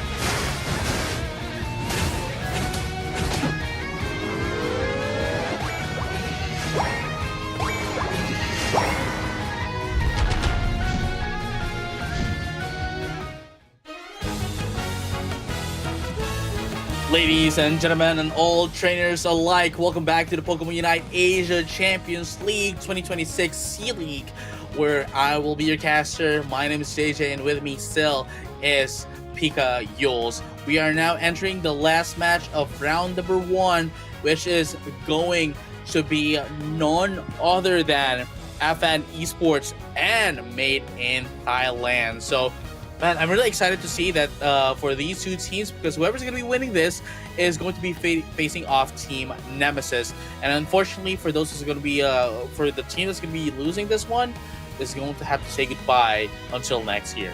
Yeah, absolutely. And for sure, you don't want to wait that long. I mean, yes, you do have the preparation time, but at the same time, you don't want to lose that huge chunk of points at the day number 2 of this tournament. So definitely every game counts already. That's the reason why everyone was playing really safe. So I do bet it will be the same case, at least for this matchup between FN Esports and Made in Thailand. Yeah, and here you have it. Let's see. FN Esports, this is it. We have Zubac, Always, Shobo, Mincho, and Hujun. And again, they have provided us quite amazing matches yesterday. But of course, today is a new day, and it might just be Made in Thailand's day. They might make them very sad, you know? Yeah. Mega and Rainy, you know what I mean? Like Mega TV is here as well, Gladia and Z. Yeah, and you know that Made in Thailand got the 4th place yesterday. And, you know, some might think that, oh, Made in Thailand just got slipped into round number 1 yesterday by 1 point. But, you know, they're still a solid team going in. But it's no joke to dismiss FN Esports as well. You know, the franchise just won the Southeast Asia League last year, even though they're on a different roster. But for sure, they're no joke. For sure, this roster is no different to what they had before. No, I agree. But with that being said, here comes the first set of bands. That's going to be the Hoopa, the Mimikyu, the Darkrai, the Umbreon, the Mega Charizard, and the Mega... No, it's not the Mega Lucario, but instead it's going to be... I'm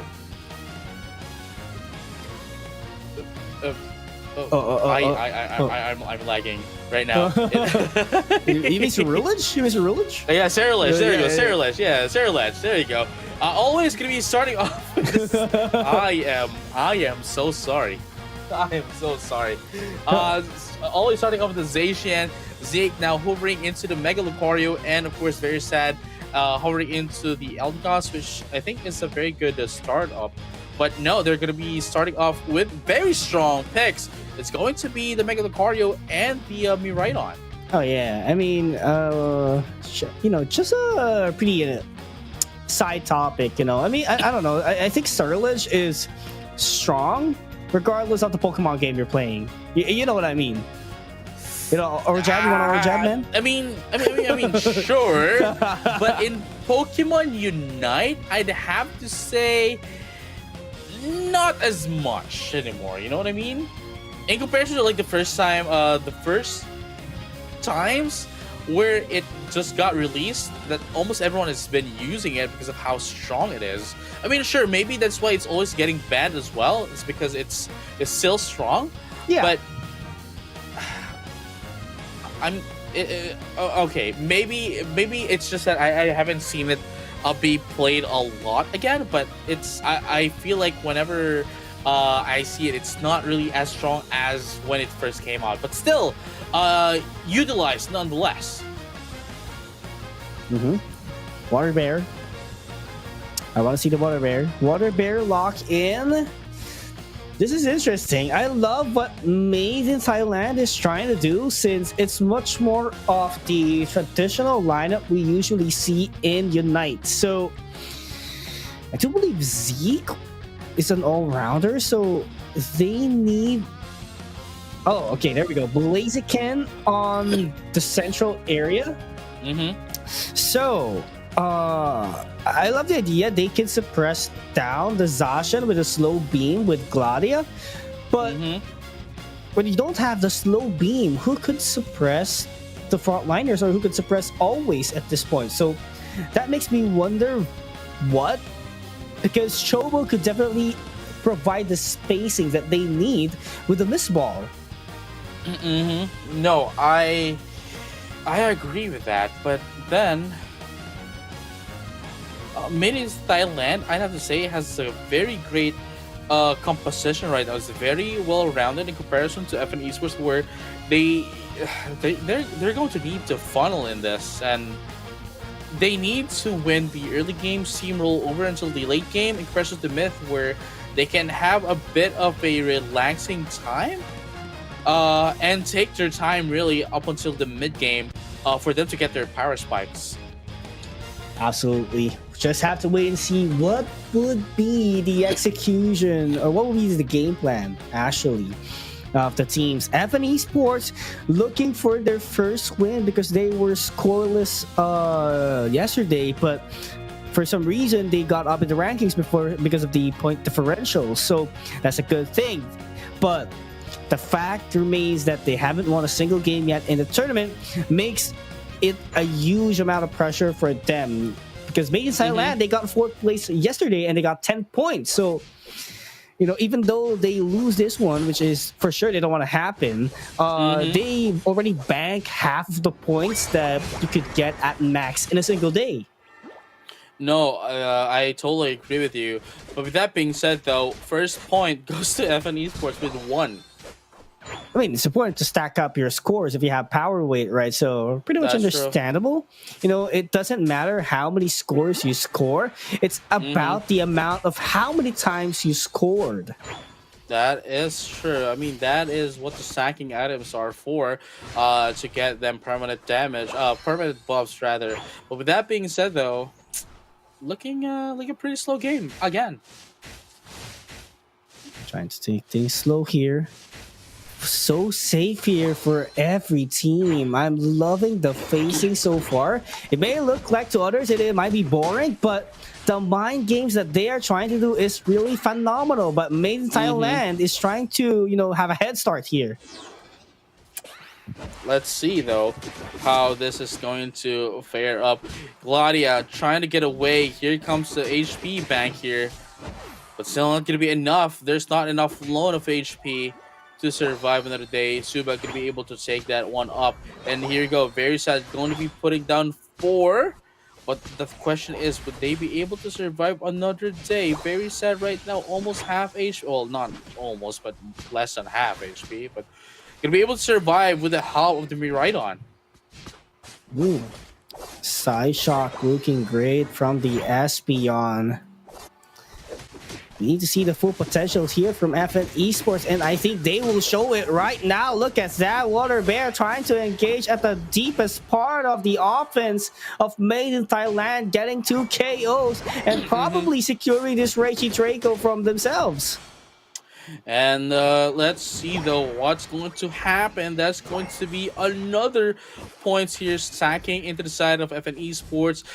Made in Thailand is still, having a hard time to find a bit of a control into the game. Still at 4 points. Yeah, and Chobo did not score the 30 points. They want to make sure that they destroy the goal whenever they needed to. Because for now, I think they are thinking, Made in Thailand is somewhat behind.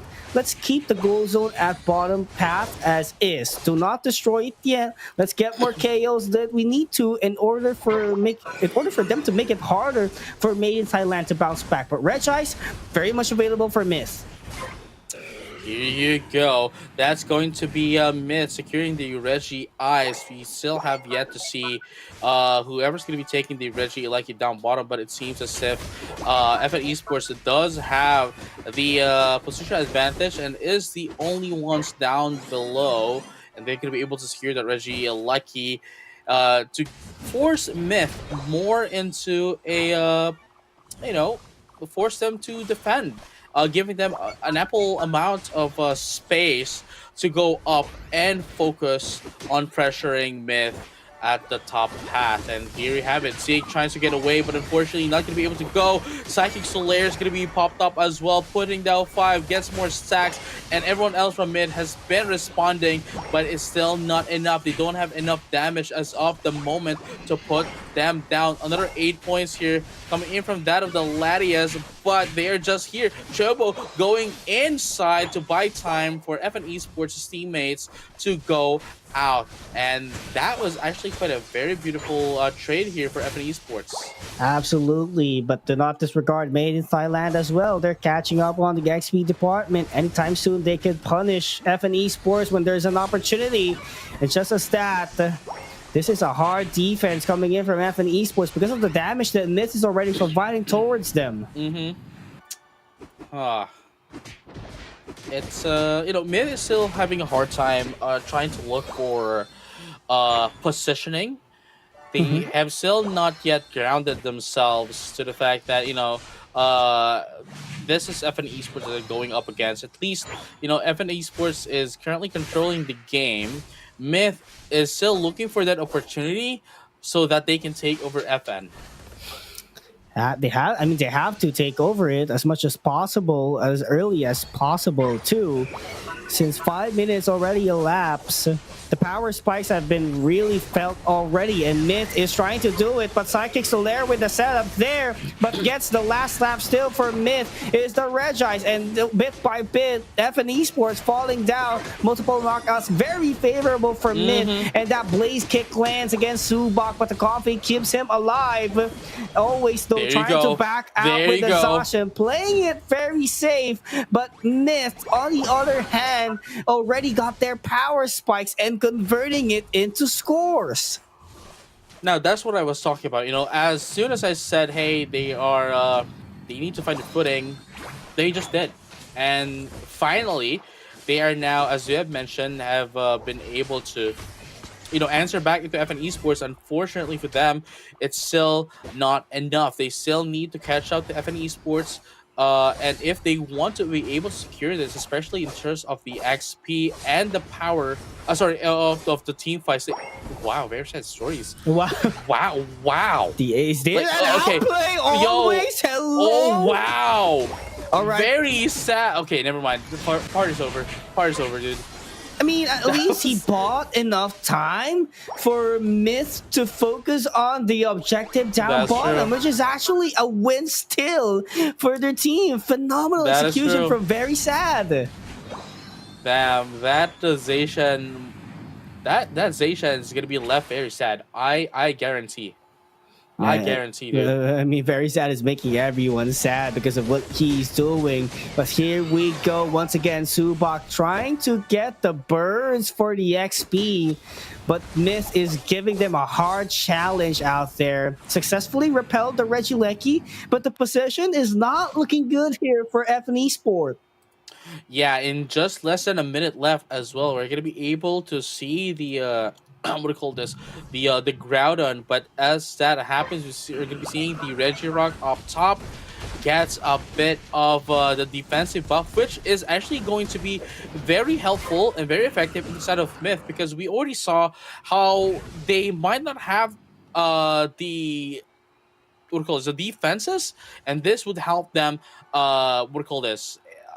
this would help them last longer into that of the team fights. Now, they also had the positional advantage into the Groudon. They just need to stick like this until the Groudon comes up.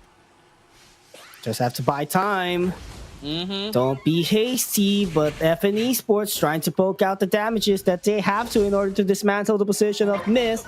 But Myth, on the other hand, super duper aggressive, hitting Groudon immediately. Look at the charge beam from Mega TB, punishing it out, but Psychic Solaire will buy a lot of time. But Vice Future Meteor Storm doing a lot of damage, taking out every single member of FN Esports. Man, MVP of the game. Let's not get ahead of ourselves. MVP of that team fight, Mega TB, Absolutely. For sure. If it wasn't for Mega TB, because even FN Esports was trying to get into the Groudon, but if it wasn't for the charge beam of Mega TB, FN Esports would have been able to get in, and because of that, they were able to secure the ground on themselves as well. And there you have it, 2 KOs once again from Myth. And while they looked pretty bleak earlier, they were able to cash off into the late game and over that off the ground and fight. Beautiful stuff from Myth. Scores are falling in, last 50 seconds. Looking great for Myth. They can already confidently say that they would be the takers of game number 1. But FN Esports wants to take back the bump. But Mega TV's damage is just too good and overwhelming for FN Esports to handle. Yeah, it's not even the Lucario and the Blaziken that they need to be worried about. It is Mega TV with Miraidon. Look at that. They're just shooting in the goal. Sidekicks are there to buy time, but not quite enough yet to get a KO on their favor. FN Esports is just falling down one by one here at game 1 at the hands of Myth. Oh my goodness. Again, beautiful display of performance coming in from Myth. You know, despite them having a bit of a struggle to get into the early game and the mid game, but the moment that the late game came in, the late game, the end game, and of course the Groudon, that is where they went mayhem. Really, again, sure, we might have very sad story as well. Very sad story has had a moment, you know, a moment with Always, but Mega TB is, I'd say, the MVP. If it wasn't for Mega TV that did phenomenal with the Miraidon, they wouldn't have had that Groudon for themselves. Yeah, there's no denying it is truly Mega TB. After all the damages he dealt at the side of FN Esports, that was actually a key factor for them doing the team wipe on the last team fight on the ground pit. So really huge props to them, but let's not disregard as well the frontliners of Myth, making it possible for Mega TB to get the proper position to do the charge beam and the bright future Meteor Storm, who dealt majority of the damage in that team fight. Oh yeah, I mean, let's just take a look back at what happened in game number 1, and you know, the biggest problem, I wouldn't say problem, but more so issue here for Myth is that they cannot just rely on the late game.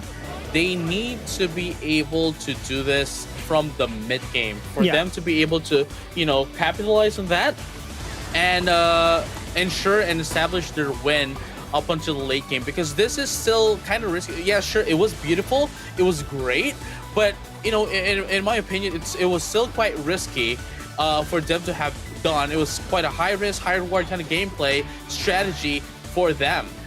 Yeah, it seems like they are a double-edged sword, wherein they might be punished still by the game plan that they're trying to do. So yeah, just I do agree, like at least for the second half they have to be consistent, because you know, consistency overall is much more better compared to, you know, having something at the last 2 minutes that is not guaranteed because the other team expects it as well. No, yeah, I mean, again, going to game number 2, yes, that kind of strategy might have worked against what do you call this? They might have worked against FN Esports, but obviously, as we are playing a best of, if it were a best of 1, sure, maybe they already got a pass, but this is a best of 3 match, so FN Esports would be ready for what happened game number 1 to happen game number 2. Absolutely, but right now what's important is Made in Thailand got their first win in the best of 3 series up against FN Esports. But of course, we still have game number 2, but this would determine if Made in Thailand will be advancing into round 2 and go up against Nemesis, or FN Esports would push their limits and go to game number 3. Yeah, and really, FN Esports and Myth has been showing us quite the prowess for this run. Again, this is the final matchup for round number 1 of day number 1. So let's find out what's going to be the draft here for both of these teams. I mean, I don't see any concern on the draft, right? I mean, yeah, it's very consistent. So I think it's more of a target ban on the Miraidon. I mean, if you're not going to be using it, just take it away. Simply because it is a consistent attacker. I mean, yeah, for sure, they might have an option to use Mew, but overall impact, I think Miraidon does more than a Mew. Well, I mean, let's see together, no? Like, we're still definitely gonna be seeing the Miraidon pick in this game. It's not banned at all, but I'm not sure too. After that, Right? always still gonna be going back to the Zacian, Zeke. We might be able to see almost this. Oh, there we go. Mega TV back at it again with the Miraidon, and we have the Mega Lucario once again back into the side of Myth. I think that the Zacian is a good option as well to retain. Simply because that it has been providing a lot of damage for the side of FN Esports. Myth was having a hard time with this Zacian, but always needs to have the awareness, because always, I mean, an iconic moment with Very Sad always really does provide an impact in the game. So I think always needs to stick always to the game plan and try to let his gameplay be at the palm of Myth. So I think that's one thing that they have to consider as well. But the draft looks wonderful. Trevenant is in for the very first time in ACL 2026, at least for Southeast Asia. So with the Trevenant, I do feel like the moveset would be the Horn Leech and Wood Hammer to set up the plays coming in from their team. Oh yeah, I mean, now we have to take a look how this is going to be impactful for FN Esports, which I still believe that Trevenant is still a great pick, Absolutely. An overall pick, right? But the thing is, with how the meta is right now, I mean, look at this right now, rainy day.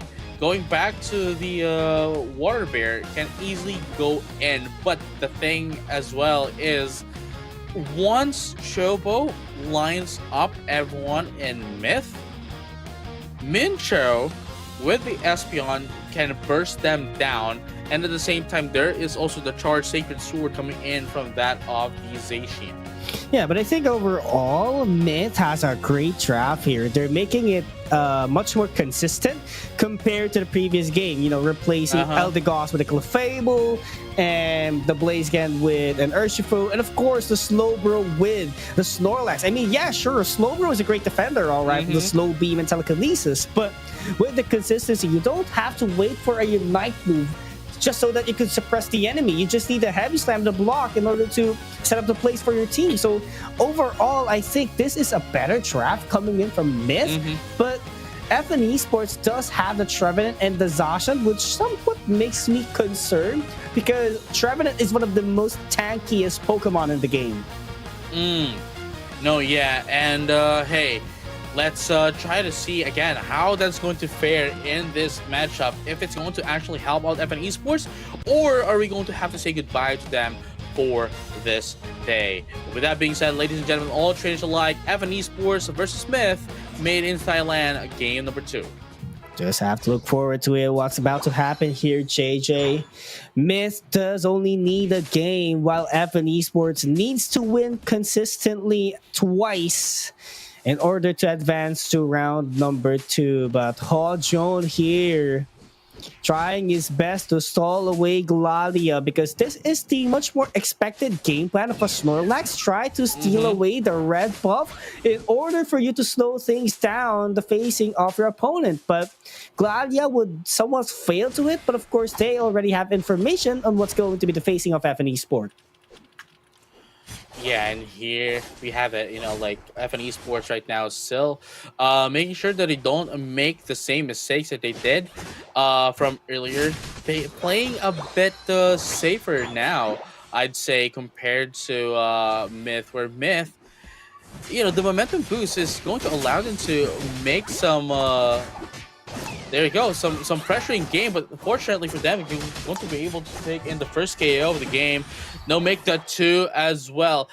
That is oh, it's still the early game. It's still just a minute and a half in the game, so maybe the morale is still there. The momentum is still there for Myth. I mean, yeah, absolutely. After a win, of course, you definitely have the confidence, but don't let the confidence overtake yourself, because definitely FN Esports, or whenever you're on the losing team, you are hungry to bounce back, especially knowing that you had a great performance a while ago.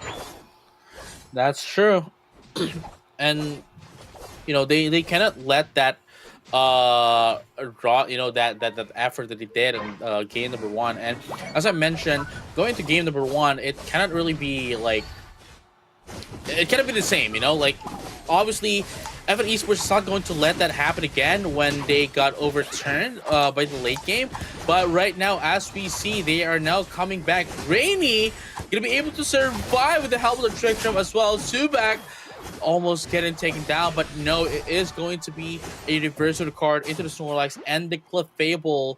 At the very least, though, their core, that is the Urshifu, is not going to go down.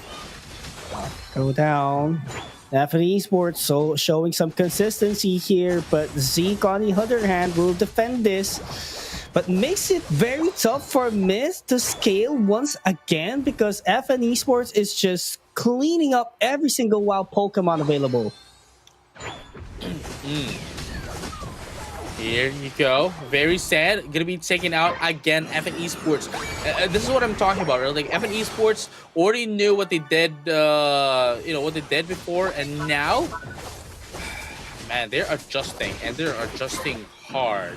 Yeah, super duper aggressive plays is what they are providing, especially with the Mimikyu. Once the Trick Room is available with the Shadow Claw, it just goes on a berserk, just sidestep to the Shadow Claw, unlimited move that it can do, and with the Power Spike as well. Together with the Comfy supporting it, it will be really tough for Myth to shut it down. Yeah, and now Myth is going to have a lot of trouble to take this in, but that's actually quite beautiful of Subak as well, just to stop the flowing fists coming in from Rainy Day. Using Play With Me is actually quite an amazing strategy, because it overpowers, it overtakes everything else, because it has a bound status. So there you have it, ladies and gentlemen. All trainers alike. Gladia right now trying to push away FN Esports as they still try to be as aggressive as possible so that they can get the lead. But right now, Gladia has been pushed away by Psychic Solaire away from the score goal. Yeah, and the Miraidon has to back away unless Mega TB will be punished by Subak. But Bright Future Meteor Storm gonna be buying them enough time. But there goes going deep. Is going to be the Clefable with a block. Such a beautiful way to use the Unite move, and luckily got the block in order for them to get multiple KOs. Right now, they're gonna be pushing their limits in order to convert this into a score. But Mimikyu is onto the front line. Subak being healed by Comfy. Pretty efficient to go away, but still not quite enough because of the manpower and numbers that Myth has. Oh yeah, 119 to 56 right now. Myth gonna be able to take down 2 in that team fight, and now just waiting for the Reggie button to come out.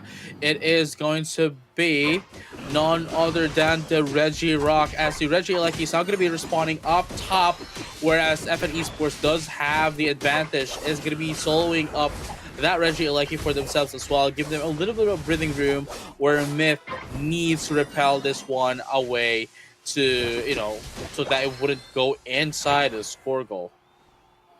Yeah, and the pressure still continues at the side of Myth, right? I mean, just take a look at that. The Regieleki on top, the pressure by Subak, Play With Me, pop off once again. There's just no breathing time for Myth to rethink what would be their next step. But Psychic Solaire, once again, by Mincho to set up the play. But Myth, on the other hand, is ready to bounce back. You know what? The Psychic Solaire, it's supposed to be a setup, but at the same time, whenever you use it at an earlier time, you get baited out and your team gets completely wiped out. I think the Psychic Solaire must be used whenever things gets pinched or gets critical instead of doing it as a main set. Well, yeah, that is true. I mean, especially that for those who are not aware, it doesn't make you unstoppable. It doesn't make you immune to hindrances, because when you're using Psychic Solaire, you are actually in a channeling state, which means you are still attackable by other Pokemon. So you need to be wary when you're going to be using it, how you're going to be using it as well, especially that you are going to be damaging them and knocking back opponents as well. So if you can use it at the back of your opponents to bring your the opponents to your team, that's the most ideal set, but obviously it's not going to happen all the time. But with that being said, though, in just a minute left, we're going to be able to see the Groudon come up once again. Chobo tries to get away and would be able to do so successfully. Rainy Day, however, does have both the orange and the purple buffs. Yes, and I think this is the same case as well what happened during game number 1. It may seem like FN Esport was doing the whole thing, but Myth, on the other hand, is bouncing back in the scoring department, taking the Regirock for additional defense later on at the final stretch, but they have to consider that the Mimikyu is doing a lot of damage and has a lot of sustain because of the Comfey assisting it.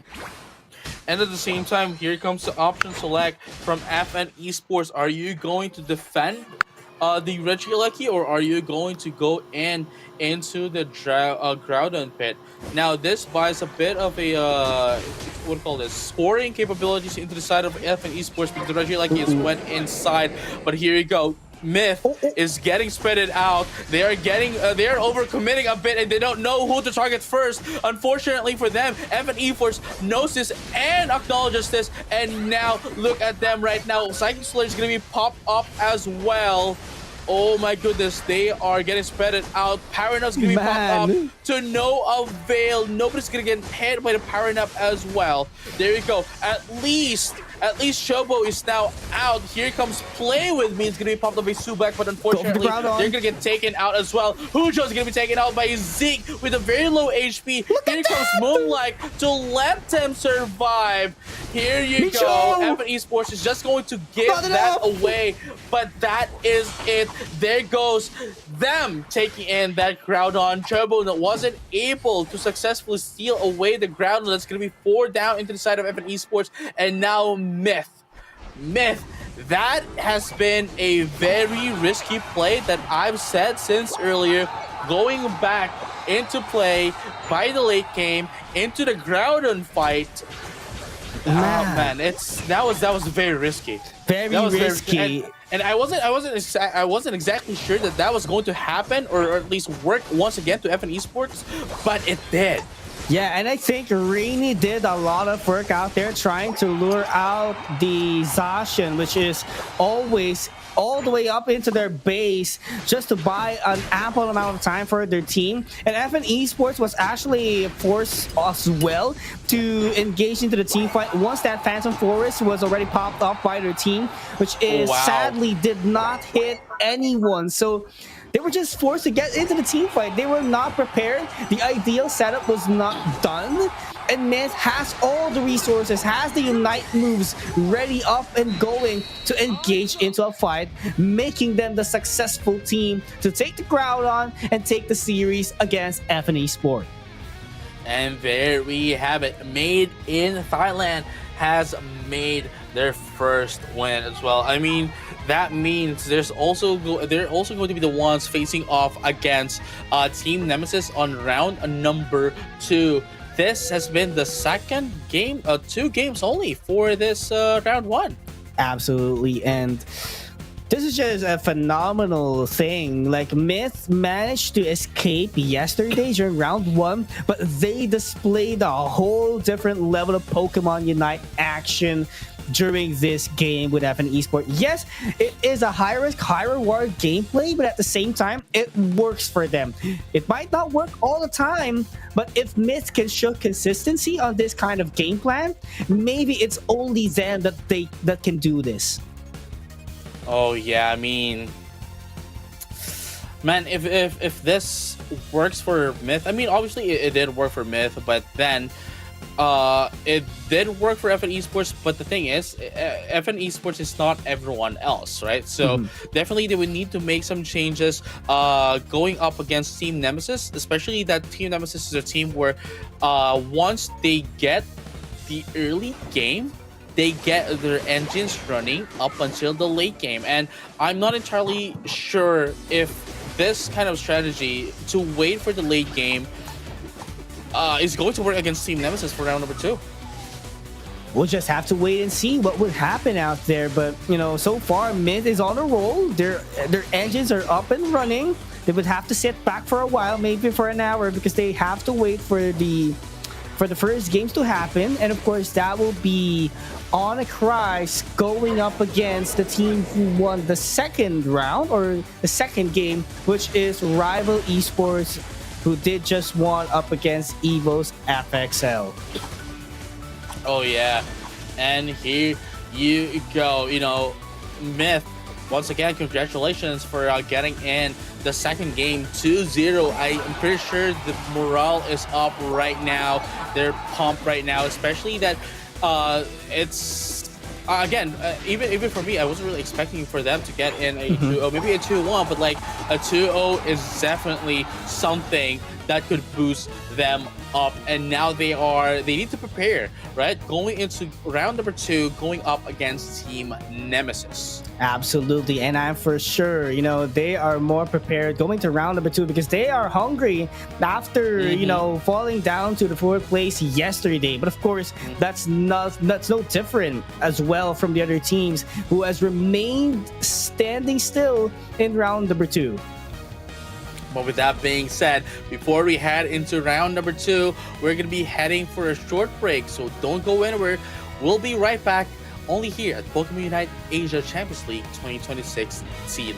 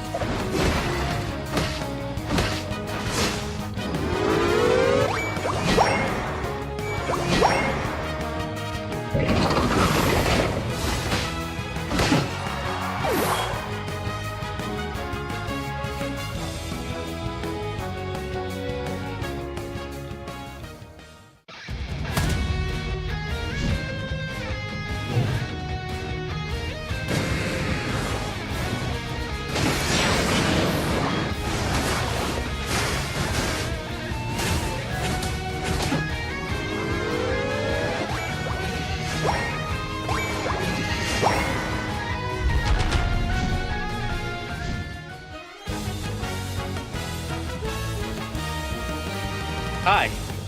Welcome back to the Pokemon Unite Asia Champions League 2026 C League. My name is JJ, and with me is Eagles. We're definitely not talking about who's going to be doing this. Yeah, we are now into round number 2. That also means that we still have 3 more games for the day to watch, and hopefully all of them goes to game number 3. You know what I mean? Like, I want to see some good Pokemon in action. But with that being said, game number 3, first game is going to be Onyx versus who's the next one? Rival Who's the next one? Rival Esports. There you go. There you go. Again, Onyx, formidable team, probably the top team, I'd say, who's still continuing their journey, at least for day number 2, because after taking out T1 a while ago. But not deny the fact that Rival Esports, formerly known as Paper Rex, they were the first seeded team before in in C League last year. So let's not deny the fact that this team is capable of taking down Onyx as well. But of course, before we proceed, actually we are on the draft, but we would like to remind everyone as well that our tournament schedule right after day number 2, the next one, which is day number 3, would be next year, which is January 11. That will be a Sunday.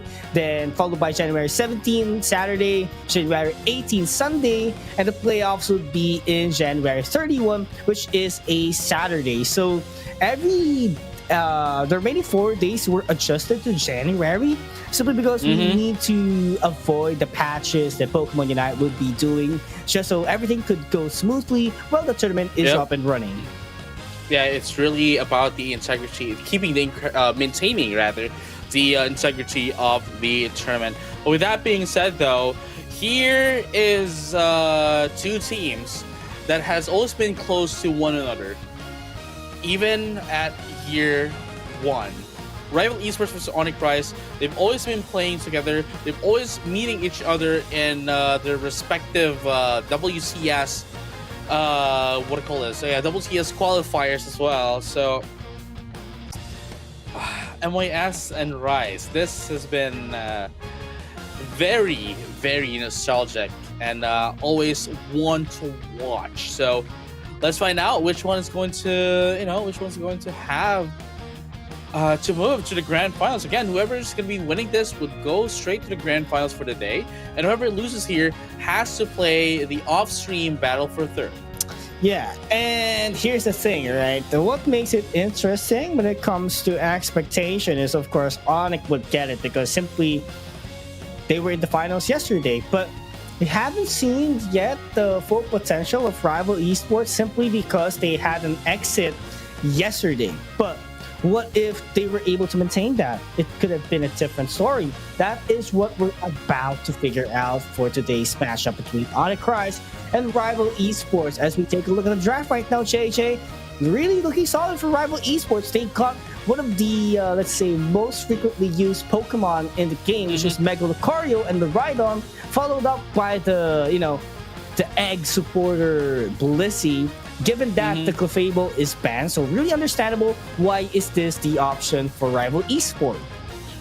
No, yeah. It's also interesting how instead of the Mega Lucario getting banned, it actually is the Vanilla Lucario that was banned in this game. This has been, it's nothing significant, but I just like to point it out that this is the first time that it has happened in this tournament. It's not the Mega Lucario getting banned, but rather the Vanilla Lucario. But with that being said, ladies and gentlemen, all trains alike, Onyx starting off with the Latias, the Blastoise, the Mr. Mime, and the Eldegoss. They still need an attacker though, so let's find out which one's that going to be. Maybe it's Zacian?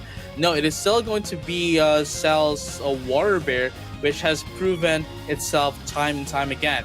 And now Rival Esports now with Mega Lucario, the Blissey, the Miraidon, we have the backline attacker, we have the Bruiser, and also we also have the Blissey. And with this one, I'm really thinking that this is going to be a Scyther instead of a Scissor, because Scissor right now wouldn't really have a lot of damage going into the side of Onyx, especially with Blastoise up in the front. it's not really going to do so much with Bullet Punch. So, we're going to go for a double hit here. That is going to be the Scyther for the dual wing. Yeah. I mean, it has to be the Scyther, right? Simply because they need to take down the supporters in the backline as much as possible and as quick as possible. Probably the primary target here for Rival Esports at the side of Onyx would be the Latias, or if not, it could be the Eldegoss. So those are the primary targets that the Scyther would be having, and then Mega Lucario and Miraidon just chilling on the backline, doing the damages, and shred down the HP of Blastoise and Urshifu. So what I'm quite concerned right now is what is Onyx trying to do here, since the Umbreon is available to Rival Esports, so definitely if it goes with the mean look, or regardless if foul play, they could just, send that Urshifu away and seal it down. But for Onyx, I see the consistency and the sustain, but can they chase down the attackers of Rival Esports? Well, we'll finally get our answer in just a bit, as we have just commenced our game number 1 of round number 2, Rival Esports and Onyx Rise. Absolutely stunning draft here, and I'm quite surprised that you pointed out the banning of the vanilla Lucario, simply because it can be sustained better compared to the Mega version. So just have to wait and see the execution. But this is quite an aggressive start for Rival Esports, quite the opposite of what happened during round number 1. I mean, I get it, they have HT, they have the Scissor, so they have to be aggressive. No, yeah, I mean, as we see, it's not going to be a Scissor. It is going to be the Scyther, as we have discussed earlier. But with that being said, though, everyone is still, waiting for the right timing to actually attack through. But with that being said, Onyx Rise is leaving Eeyore up top with the Blastoise, actually.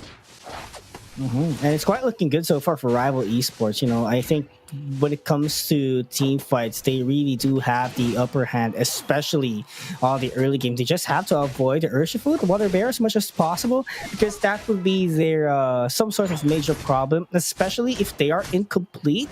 They might get punished immediately by the Water Bear.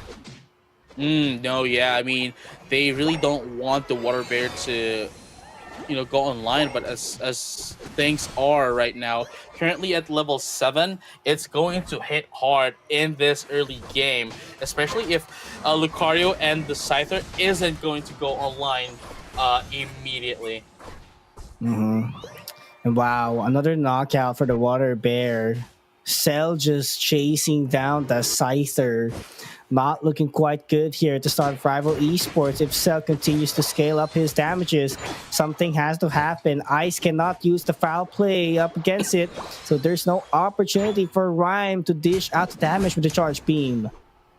Oh yeah, and here you go. Eeyore is being solo right now, taking it alone. But now that Cell is here, they can now answer back. They have realized this for a fact, so they're not going to be able to get in as much as they want. Still no Mega Evolution, though. They're going to be able to take down the Blissey as well, and from there on out, because the Mega Lucario is alone, Yemu, they are now allowed to put in some scores. Now 4 points, leaving 1 point into the first score goal, so they can make a an overcap, a lot of overcap later down when they put them scores. Yeah, probably an overcap. Actually, they did already destroy it. I think they want to apply more pressure with the Regieleki marching into second tier. It's just about repelling, and Rival Esports will definitely repel that and will take them a lot of time. So Onyx Rise does have the time and gold in order to rotate down bottom, but I punished by Ryan immediately. But I love the positioning that this Blastoise is doing. Do a wing beat that's actually deployed in order to dish the damage, but still. Oh wow! Despite Rhyme using the Charge Beam, it was the Hydro Pump that actually pushed them away and gets the KO. Eeyore taking down the Miraidon. But with that being said, they're now going to be able to. Wow! One more overcapping 24. Quick maths coming in from rival esports. But the Regidraco is still up for taking. Nobody's still getting it, as Onyx is slowly but surely moving towards stopping rival esports attack. Yeah, I think Onyx Rise has to get this one. Actually, both teams does need it because tier 1s are looking wide open and rival esports does get the last hit onto this one. HD will use the green illusion die to go into the team fight. Hydro Typhoon is ready, will knock out multiple members, but I love the close combat coming in from game in order to cancel that one out. Bright Future Meteor Storm doing the spacing that they need, and they would finally destroy the tier 1 goal zone on top path, but they're not quite over yet, trying to march forward. Ice doing tank here, Moonlight tries to dish out some crowd control for the team, and close combat dishes out the damage that they need. Fists. Look at the Scyther still doing the work. HD back and away for his life, but still gets the last hit for the KO, and Onyx Rise just want to send them back. Unfortunately for them, they don't have a finisher ready. I mean, that's one of the problems for the composition of Onyx Rise here. They are only and heavily relying towards that Urshifu to do all the damage. And the moment that the Urshifu is out, there's not really going to be a lot of damage coming in from the side of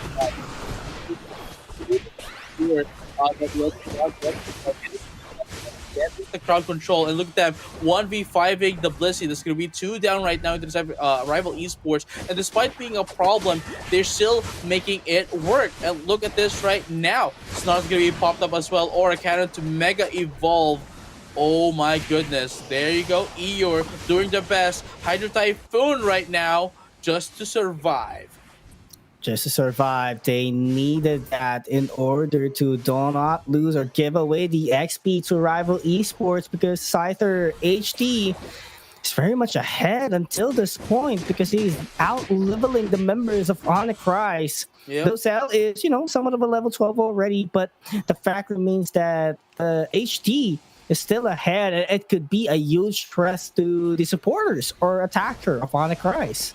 I mean, again, they only have one main damage dealer here. One big damage dealer rather into the side of Onyx Rise, so they really need to babysit this Urshifu. Getting into flowing fists as well, they need to be able to recover back. Yes, sirree, forcing to be repelled because they cannot give any more advantage to rival esports. Charge beam looking good out there. They have to rotate all the way to top because they know that there's already a threat, and right now they have to repel the Regilecki after Yimo giving the information for the team. Here we have it. Let's at the very least, Onyx Rise was able to get into Regilecki, giving them a bit of a time here to position themselves towards that Groudon, and maybe even get in the Regi bottom as well before the Groudon.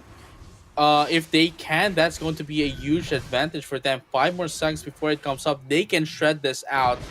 I think they will. There goes the Regi Ice. But knowing the fact that it is a Regi Ice, they decide to go out. If it were a Regi Rock or a Regi Steel, I'm pretty sure they would have committed. But here we go. Regi Ice is going into the side of rival esports for a 1.1 multiplier of HP recovery. Yeah, I mean, they want it, for sure, because they know in terms of sustain, they might lack it compared to the triple supporter that Onyx Rise does have. So good call on that for rival esports. But now it's all about decision making. When to advance, when to poke out the Groudon, or would they go for an all-out fight up against Onyx? Well, let's find out together, as Ice is now using Foul Play to put out this Blastoise, but then they're going to be able to recover back a little bit. Groudon is right now getting poked here by rival esports, using as a bait to get Onyx Rise up. But here comes the Umbreon as well, coming from behind into the side of Onyx Rise. They are spread out as of the moment. Eeyore is as well currently at the back. Doesn't have does not have eject button as of the moment. Can they sandwich the rival esports? Let's find out. Aura Cannon to Mega Evolve is going to be the player of the game here. Cell currently almost half HP. And here comes the rapid spin as well. Nobody still wants to commit. Here comes the flowing fist. following fist coming in from that of Cell. Here you go. Hydro Typhoon unfortunately went up a little bit too late. Wasn't able to support Cell. That's going to be a 3 KO into the hands of HT. That's going to be 3 down for Onyx Rise, and Rival Esports is now going to be able to secure this crowd on unless Onyx Rise is going to be able to seal this with the Mr. Mime, but unfortunately going to be taken out by none other than Yang's Eggs with the Blissey. And that was actually a good call that they actually got the Regi. Somewhat helped them a lot in terms of securing the, in terms of stalling time in that crowd on, because they had to reposition multiple times in order to get the upper hand into the team fight up against Onyx Rise. And HT did a wonderful job as well with the Green Illusion dive, securing those KOs and damages that the team needs. Yeah, I mean, at the same time, right? Like, it's not just about the Regis as well, but the way that they are being very patient, waiting for the notification of whoever's leading. And yeah, they played Rise like a fiddle. I mean, again, I do appreciate the triple supporter here into the side of Rise, making sure that they can funnel Cell with the with the water bear as much as possible. But then with this kind of composition coming in from that Rival Esports, they just could not afford to lose Cell. That's why they're always making sure that they support Cell. But unfortunately, that last moment, especially with the Hydro Typhoon, went up a little bit too late. Just allowed Cell to be taken out, and after Cell gets taken out, Rival Esports acknowledge this. There's nothing else of a damage dealer coming up from Rise that would be able to take down Rival. Yeah, I think it was just a phenomenal execution as well overall from Rival Esports. Timing, precision. They were just eyeing on the goal, and they know that Onyx Rise could somewhat, just get ahead of them if they try to be hasty. So, good call on their team. I love the teamwork, but Onyx Rise for sure does have a huge response going into game number 2, because we cannot definitely say all the credit only to Rival Esports. It wasn't a one-sided game, and definitely Onyx Rise does have a fight there, but it's like what you've said, the Hydro Typhoon, a little bit too, a lot of repositioning happened at the side of Rival Esports, gave them the advantage because they stalled their Unite move at the side of Onyx. But at the other side, Rival Esports does have a lot still. No, I totally agree with you. Now, knowing the fact that this is Rise, I'm sure they would be able to come back. We might be able to see a another game 3 here, and they are one of those teams that can easily adjust. So now, especially that these two teams know each other for for a long time, know each other a while, it's not impossible for it to actually happen. The key factor here is Onyx Rise does know that they have a lot of they have a lot of strategies up their sleeves, especially that this is not the same strategy that they did at the last game that they played, up against T1. Maybe they're changing things up. Maybe they're trying out different strategies against different opponents. But now that they know that this is not going to work against that of Rival Esports, they will be changing this up. Yeah, you have to set up the tune, right? You have to refine or retune, basically, your momentum here. I wouldn't say completely overhaul what they did, but Onyx Rise, for sure, they have something on their sleeves. And Rival Esports, on the other hand, I think they just have to be consistent overall. Just do the thing what they did in in the first game. And this is interesting, JJ. Just imagine both Lucarios being banned. That's 2 slots.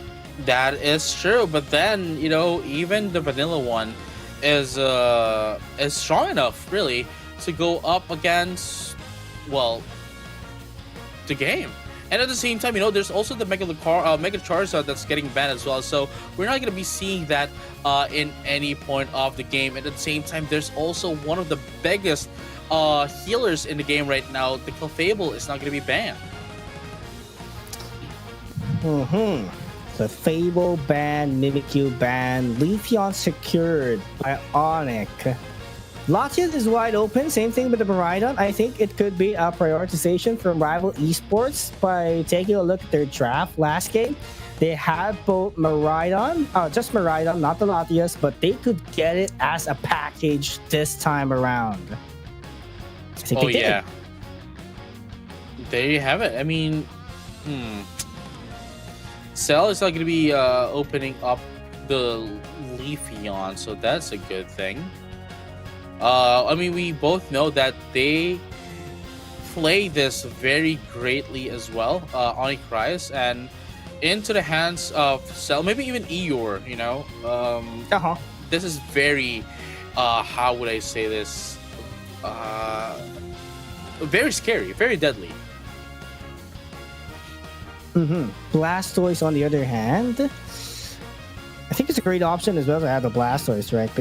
You know, with the Hydro Typhoon. But the only thing that I don't like in the Blastoise is you have to wait for your Unite move in order to do a setup, compared to somewhat of a in order for you to do the setup. But if you have somewhat like a Snorlax, an Umbreon, just have to wait for a couple seconds. But I do get it. Like the Rapid Spin and the Hydro Pump combo could actually suppress down or nullify or reposition your opponents. I think that's a great factor as well that Rival Esports is considering nowadays, especially that they do have Leafeon on the other side.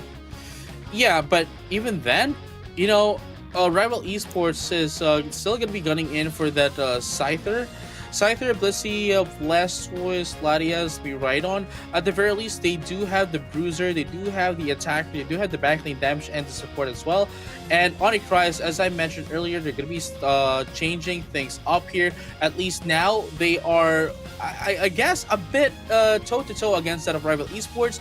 They do have their tank, they do have their defender, they do have their Bruiser, they have the backlane damage, they have a support, and at the same time they do have their main damage dealer, that is of course the Leafeon. And they don't have to funnel as much anymore compared to game number 1, where the moment that their main attacker goes down, then that means all of the attack damage is going to dissipate as well. Well, they've already removed that problem from their composition in this case. Yeah, and I think that's a great response overall for Onyx, but I'm quite concerned with the Mew. Yes, it does provide a huge amount of range, but I think it would be better if you have an Alolan Raichu, you know, setting up the Electro Balls just to check out the tall grasses if there's enough information. But this is Onyx. Let's not doubt them, guys. You know, for sure, they have something that they could see with the Mew instead of an Alolan Raichu. Oh yeah, and here you have it. Game number 2, potentially the last game if Rival Esports wins this. But again, game number 2, Onyx Rise versus Rival Esports. Yeah, and for sure, you know, Onyx wouldn't let this one slip that easily up against Rival Esports after their phenomenal run yesterday, you know, taking dominant wins, going head-to-head with T1, and, you know, just winning up against the champions yesterday, which is T1. So for sure, Onyx Rise wouldn't let the opportunity slip to be a champion, at least for today. Oh, yeah, I mean, they already have 15 points. And they want to have more points as well, so they need to make an adjustments, and they need to be able to get that up as well. At the very least, they are able to get the first set of the first set of stacks into their side. 8:15 mark, the favorite timing of everyone else, getting the birds evenly matched, but Eldegoss not yet online for Onyx Rise. It could be a problem that Rival Esports might abuse, especially that the Scyther is already available and is just lurking at the middle of the forest. And right now, still, you know, they have that in the bag. 18 points right now. It's still not getting popped in. Huh. it's a very slow game at the moment. They don't want to proceed and move forward just yet, waiting for the right timing. Here comes Cell now at level 6, doing some damage, waiting for that level 7 to actually do deadly damage. But I think I saw the Miraidon here using the Electro Drift, if I'm not mistaken. So I think I totally understand why they have to go with the Electro Drift, if ever, simply because there's a Leafeon available, which is Cell. So you need to reposition as quick as possible. And if you're going into team fights, it would be better to sacrifice your damage in exchange for your HP. But right now, Onyx has a better position at bottom path. Will try to go for a 4-man push, but not quite enough in the point department to take it down. Oh yeah, and here you go. It is going to be Rice, and both of them actually getting both of the points very closely to each other at the 80-10-5. Nothing major has happened yet. Now that we are at the major set of the objective 7-minute mark, almost getting KO'd that Latias. At the very least, they are now going to be able to control that bottom path. Both of them takes each other's first to score goal in their respective paths. Now, Rival Esports is going to be able to secure their Stretchy Rock, while Onyx Rise is going to have the Reggie Lecky. Quite a great double handshake for both of the teams. Yeah, absolutely. But defense overall would be a much more better benefit here. I mean, after repelling the Regieleki, there's nothing more that they can do. Yes, if they have bought a couple of them, but the amount of fact that you do have additional defense makes you a much more stronger team, especially when you try to force team fights. So on a Cries, as much as possible, the game plan would be team fights, get those XPs. If there's a sure knockout, sure, get it. But of course, have to be very careful. But Cell, on the other hand, sees the opportunity up against Ice, but that one hurts a lot by the Latias. Yeah, and here you go. Let's try to see how Onyx is going to carefully go up. There you go. Ice is going to get hit by one of the leaves, but not going to be enough for them to deal deadly damage. But here you go. Parabolic Charge is going to be up as well. Electro Drift to take down. No, not quite yet, but put down some damage. Cell's going to be taken out by the Scyther into the side of Rival Esports, and that's gonna be a 1-for-2 trade. That is the Latias going down as well. Eeyore is still not done, but here comes the Onyx Rise answering back. Rhyme's gonna be going down as well. Beautiful stuff for Onyx Rise. Yeah, this is the Onyx that we know. In terms of traditional lineup, they're much more comfortable with it. Stealing away the buffs from Rival Esports makes them a much more better footing. Just getting the XP, getting the buffs as well would make it really difficult for Rival Esports. Somewhat of an advantage knowing that they're catching up in the XP. And, Rival Esports wants to do some objectives here. They cannot let Onyx Rise get ahead of them, because once they do, and they already are getting ahead of them, they would have a hard time at the late game, especially with this Leafeon and Eeyore being, at that of the Buzzwole. It has been repositioning them so much that they cannot go in properly into team fights. Not go in. But again, Rival Esports would have to repel the Regieleki away from their goal zone. I mean, yes, providing an ample time, but at the same time, this is a chance for Onyx Rise to attack the top path. It is looking wide open, but response is here. Look at the damage. The amount of HP that Yemu was shredded down because of Onyx Rise was humongous. But right now, Unite Move comes in for the Buzzwole. But counter knockout is what Rival Esports that will be doing. Emerald 2-step will barely miss immediately. Grand Future Meteor Storm to set up the distance, but still gets the knockout because of the Scyther. That's 2, and I think they're about to make it 3. How about making 4? They're chasing for an HD. An agile Pokemon tries to chase for it, but prioritizes the main goal, which are the scores. That's a 40-point over cap. No, that is quite beautiful a response here coming from Rival Esports. They are acknowledging the fact that, okay, hey, you know what? Hey, let's take a step back. Onyx Rise is getting a bit of a, getting ahead of us at the moment. Let's take a step back. Let's try to retake our steps and answer back when we can. Let's try not to do this alone. Okay, never mind. They're doing it alone. That was quite quick work of Rhyme. Did you see that egg bomb perfectly landed and followed up by the electro drift? What a combination that Rival Esports is doing. But can they sustain this for the next two Pokemons of Onyx? I don't think so. That's why they have to set up their purpose once again. And here we have it, 233 to 161 in favor of Rival Esports.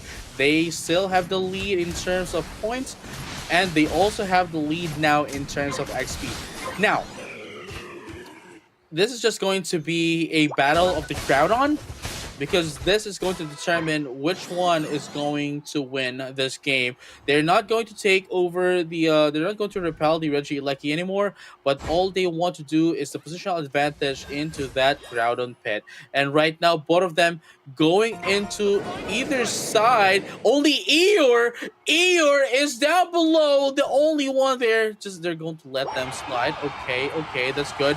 Now they know there's one out in their team. On another team. This is very dangerous for Rival Esports. They are at the opposite side of the map, and Onyx Rise rather has great already. There's no flankers whatsoever. We cannot see the flanks coming in from the Leafeon and the Scyther. So this is a head-to-head combat on what we are expecting. Everyone just nullifies the damage, goes on to that, but Emerald two steps, not going to be the impact that they wanted it to. Bright Future Meteor Storm already invested, Ultra Swarm as well. Going to be Hydro Typhoon. There's nothing happening that much. After all the United moves invested, Rival Esports is standing and seems to be controlling this game. Electro Drift was able to take down Cell, and look at this, another one that's going to be 2 down. We weren't able to see it because we were focused towards that Miraidon, but they're going to be able to take down 3. And here comes Illuna trying to get away, as Zoe here as well, trying to survive with a Salak Berry. There you go for some movement speed. But with that being said, it's going to be 4 KOs. Rival Esports secures the ground on what happened in game number 1. Once again happened in this game, just waiting for the right moment, waiting for the right timing to take them down, take Onyx Rise down, and then take the ground on for themselves. That is going to be taken down here by HT once again. Rival Esports is going to be the one that is going to be proceeding to the grand finals, unfortunately for Onyx Rise, but they still do have a chance to take in a lot of points for today, as they are still going to be fighting off, battling for the battle for third. Congratulations to Rival Esports getting to the grand finals for today. And that's a huge way to set the tone in Asia Champions League here in Southeast Asia. We may have thought that Onyx and T1 will be the ones dominating this, but again, Onyx is out at least for the finals. T1 eliminated in round number 1, and the Rivals is back on track.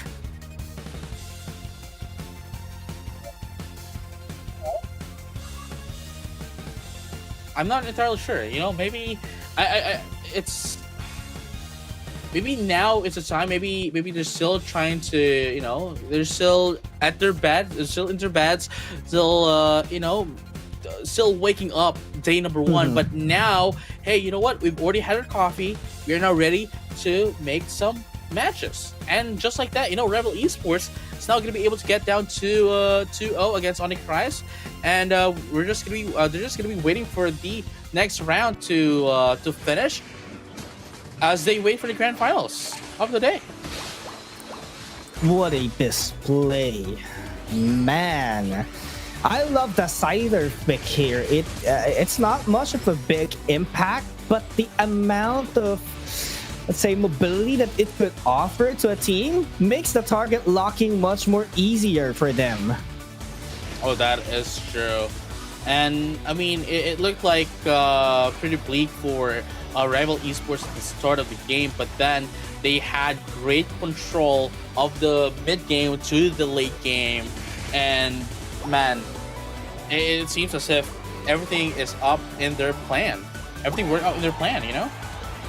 Yeah, I totally agree on that one, JJ. And just imagine how team fights were long because of the Conic Cloud crash, Mystical Mirage supporting the team as a whole for the side of Onyx. But, there's just a lot to consider at the hands of, Rival Esports. I mean, without the Ignite moves, they are still efficient. But what about Onyx? I think yes, they are still efficient, but not as efficient as Rival Esports Kid. That's true. But then, we cannot dismiss the fact that they still played phenomenally. But unfortunately for them, they're not going to be proceeding forward to the grand final stage for the day. And, again, it doesn't really mean that they're out of the tournament just yet. They just need to play for the third place so that they can get in, I believe, 10 points, 12 points. There we go. For today. So with that being said, ladies and gentlemen, all trainers alike, that has been Rival Esports versus Onyx, where Rivals Esports is going to be the one proceeding to the grand finals. Now, for the next match, it's going to be maybe Thailand versus Nemesis. Whoever's going to be winning that will be proceeding to the grand finals along with Rival Esports. That's going to be exciting, honestly. Yeah, going to be exciting since Team Nemesis, they have a great start as well, so this is their chance to on a redemption arc. But of course, we would have to take a short break before that's gonna happen, and after that we will be back. Team Nemesis versus Mid Up. Don't go away. Pokemon Unite Asia Champions League will be right back.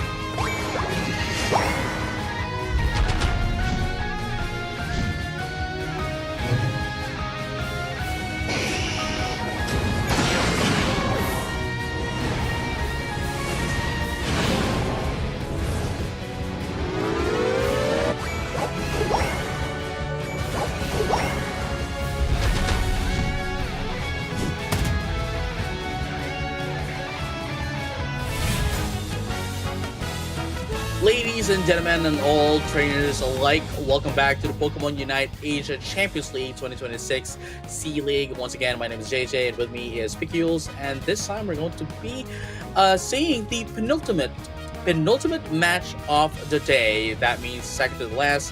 And this is going to be between Made in Thailand and Team Nemesis. Yeah, absolutely excited about this matchup because if we're going to be taking a look at it, like Miss Made in Thailand to be specific, and Team Nemesis were in a completely different form compared to what they were yesterday. You know, Team Nemesis looking pretty solid. Same thing with Made in Thailand after that, slipstream victory up against rival esports. So this is the time to see who is the much more consistent team. Would it be Nemesis? Will it be both? But of course, only one would remain victorious and proceed to the finals. Ladies and gentlemen, Team Nemesis, we have Sync1, Tramp, Rubix, Lance, and Kai. Oh yeah, here we go. Man, Made in Thailand, they've played phenomenal earlier. They surprised us, honestly. I was surprised for sure. But this time around, Nemesis has already woken up, and they are not here to play. They're here to win. Absolutely. But I think just a little bit of a side topic into the draft. I feel like is Darkrai 100% ban rate so far at the duration of the tournament?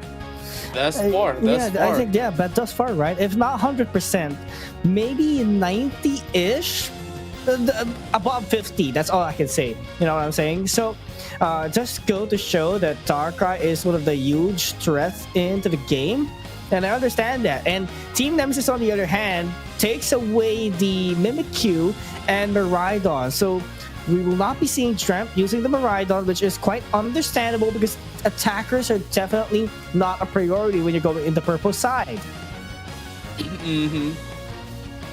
But,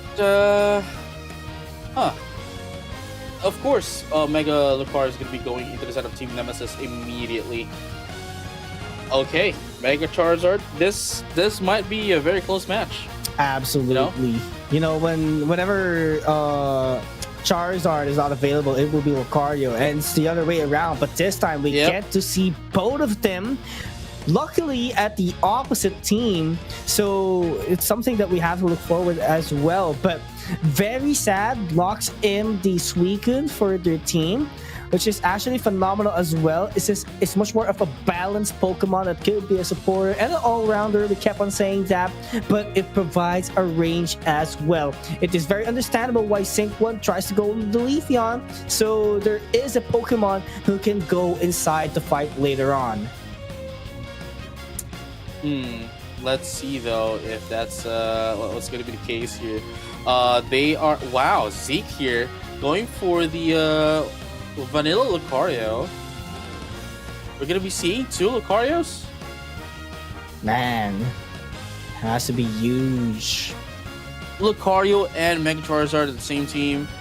Kai though, because the Hoopa has been banned, is gonna be going for that Clefable, which by the way, I think is one of the best supporters in the game as of the moment. But Rubix, once again, going back into that of the Mamoswine. But what's going to be the last answer here for a Myth? Possibly Blaziken? Another all-rounder here. Could it be a Blaziken?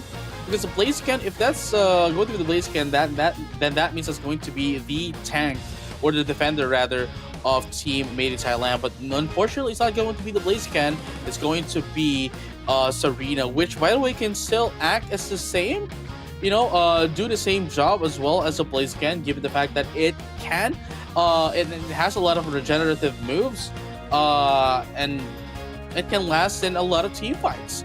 Yeah, but I think here's the thing. I'm quite concerned with Sync1 regarding the impact that he would give later on, especially that the lineup of Made in Thailand is somewhat target lock centric, especially with the Queen's Ascendant and Seismic Slam of Rainy and Mega TV respectively. So I think Sync1 might be shutted down as a priority of these two, but overall sustain if Rubix could actually do its job as a Mamoswine, use the Ice Fangs, buy a lot of time, create some space for the team.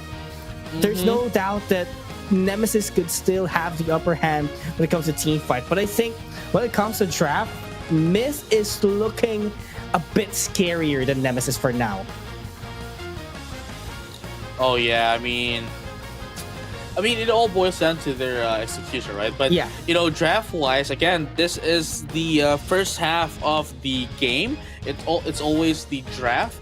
Then we proceed to the execution, which is, well, the game itself. So, as I totally agree with you, I think Myth has a better draft here. But then, Team Nemesis, we cannot dismiss the fact that they have been picking their comfort picks thus far, and that also means that they would have the advantage into this game. Look at this, the Anubis Zeke versus the Halloween Lucario going up top.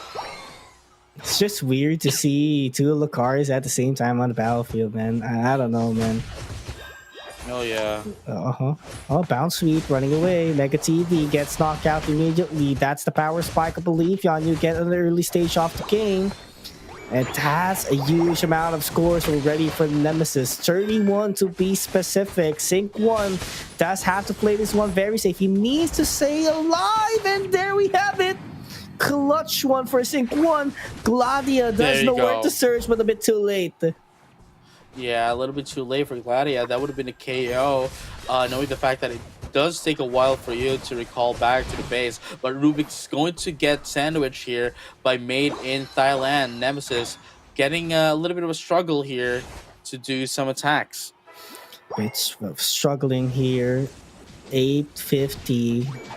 Already done, cleaned up by both teams. Nemesis looking very strong here. They know that when Very Sad hasn't evolved yet, they could abuse this.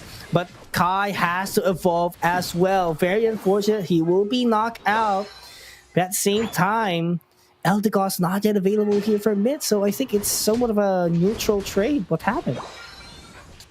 Well, it's still not as impactful as as later down the drain, but you just have to be wary of who's going to be taken out at this stage of the tournament. Right now, Gladia is putting out some damage into Dreamt. Mega TV still not a Serena, so Team Nemesis still is in the lead right now, especially in terms of the power spikes.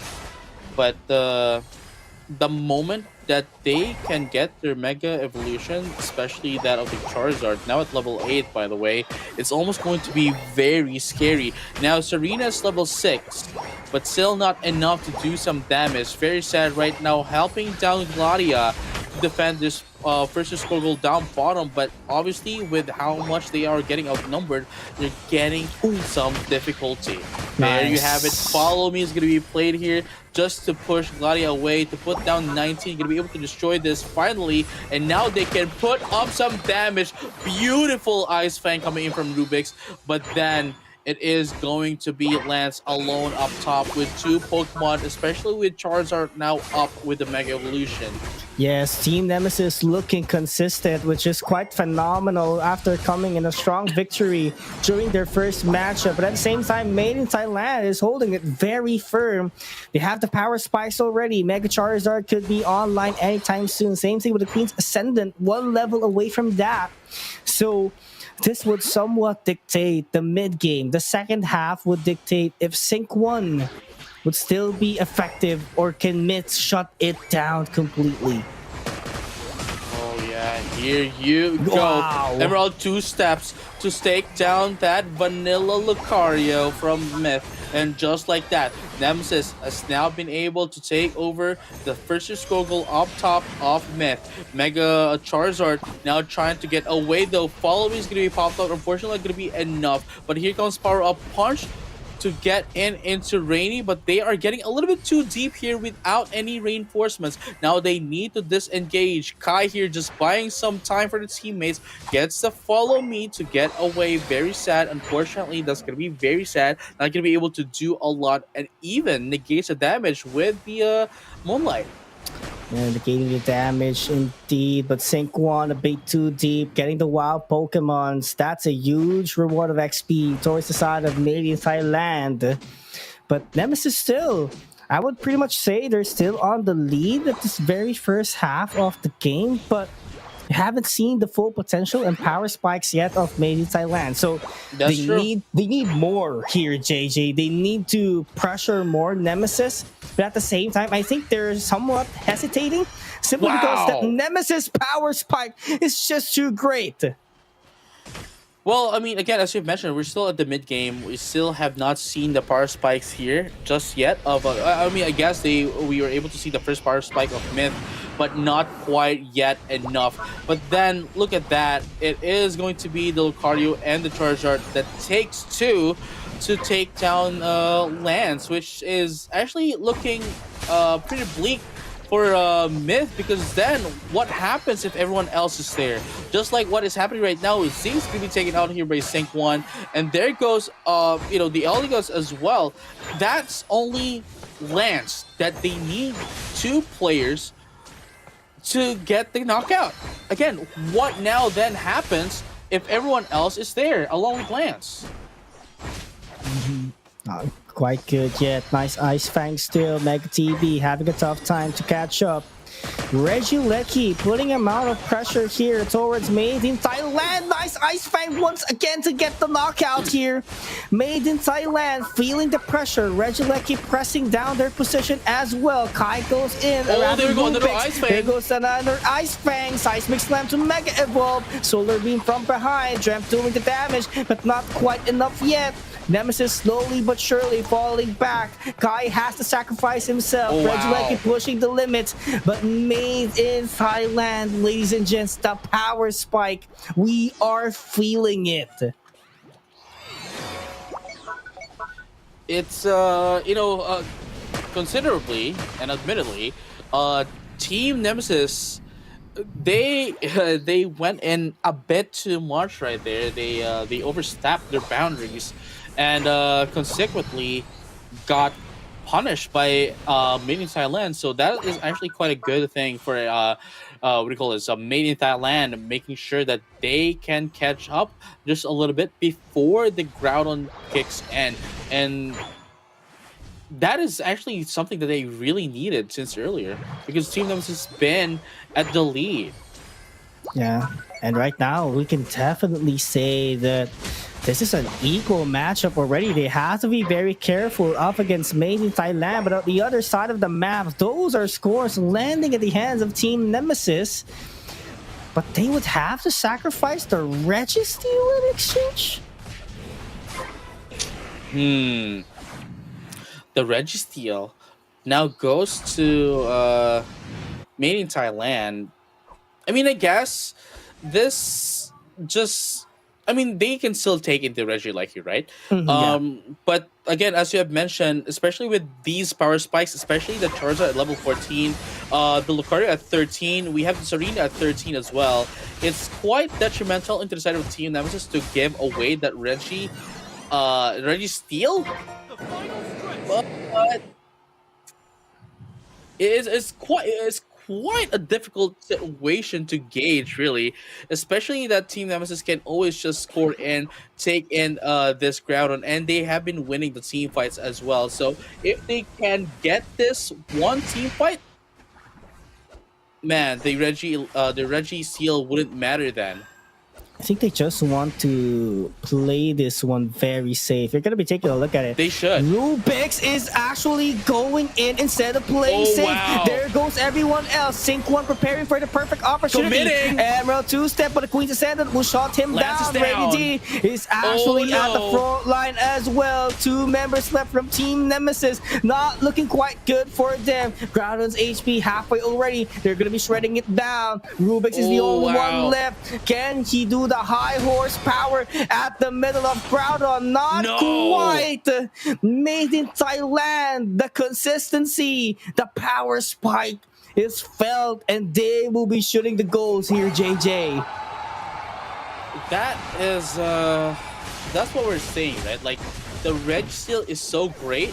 The Regieleki at that point, well, Made in Thailand did not take the bait of the Regieleki.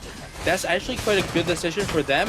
And what has happened earlier happened once wow. again. It Nice was eject Myth versus button. FN Esports, right? Myth versus FN Esports. What they did in FN Esports is something that they did again once here into Team Nemesis, and it worked out pretty well for them. Sure, they might have been losing the first, the early game, the late game, the mid game rather, but then they've won Defense. the Groudon. But Myth. the defenses here of Team Nemesis Uh-oh. is going to allow them to score that's a once win. again. That is it. They were able to steal the win from Myth. That was very close though. Myth, this is what I'm talking about. This is what I've been saying. They have been losing the early game, the mid game, and they are always relying on that Groudon fight, which is a high risk, high reward. Needless to say, they played phenomenally, but unfortunately for them, they don't have that much of points to guarantee the win. Nemesis, on the other hand, was able to diminish that opportunity from Myth. Maybe if it was a Rayquaza, it could have been a different story. But this is Groudon, JJ. They're not awarded like almost a free goal, right? The moment that your shield shreds down, which is very minimally awarded when you get Groudon, you cannot instantly. Or I mean, yeah, sure, you can quadruple the speed, right? But still, it will be very difficult for you to convert those goals into, or those Aeos energy into a score. That's true. Double-edged sword, Myth, they were punished immediately by it. Yes, they do get a hundo, but there's too much people pushing at the side of Nemesis, making them able to guarantee the win at the very least seconds remaining of the game. I mean, I want to see the last moments again because, they were able to wipe out Nemesis. That was looking pretty, almost already looking pretty bleak for Team Nemesis. But then they had a bit of a problem, but it last moment that allowed Team Nemesis to take them out and answer back even. Here we go. This is the final team fight. What we need to see is the last moments. It's not even this. There you go. Kai is going to be taken out here. Sorry, it's Rubik's that's going to be taken out and then Kai. Oh no, the other way around. It's Kai and then Rubik's. There you go. Groudon's going to be taken out. Yes, sirree. And then everyone else is okay, we didn't really see what happened, but Sync 1 was able to get 1. There you go. And everyone else was able to catch up in terms of the points. So there's not a lot of a points differential for both of the teams. That Team Nemesis was just able to catch up despite having the time against them. Yeah, Zeke wasn't really able to stop Lance scoring the points a while ago. It's a Lucario matchup, but that's I think one of the disadvantages as well when you're playing Lucario is that it takes seconds for you to finally diminish or to use your moves compared to some Pokemons that when you click it, it's an instantly move that you provide. So, Zeke provided the defense that they needed, but not quite enough for them to defend things down. I mean, regardless if Lance didn't score, the hundo that was scored in Tier 2 goals on the bottom half was a guaranteed win already for Nemesis.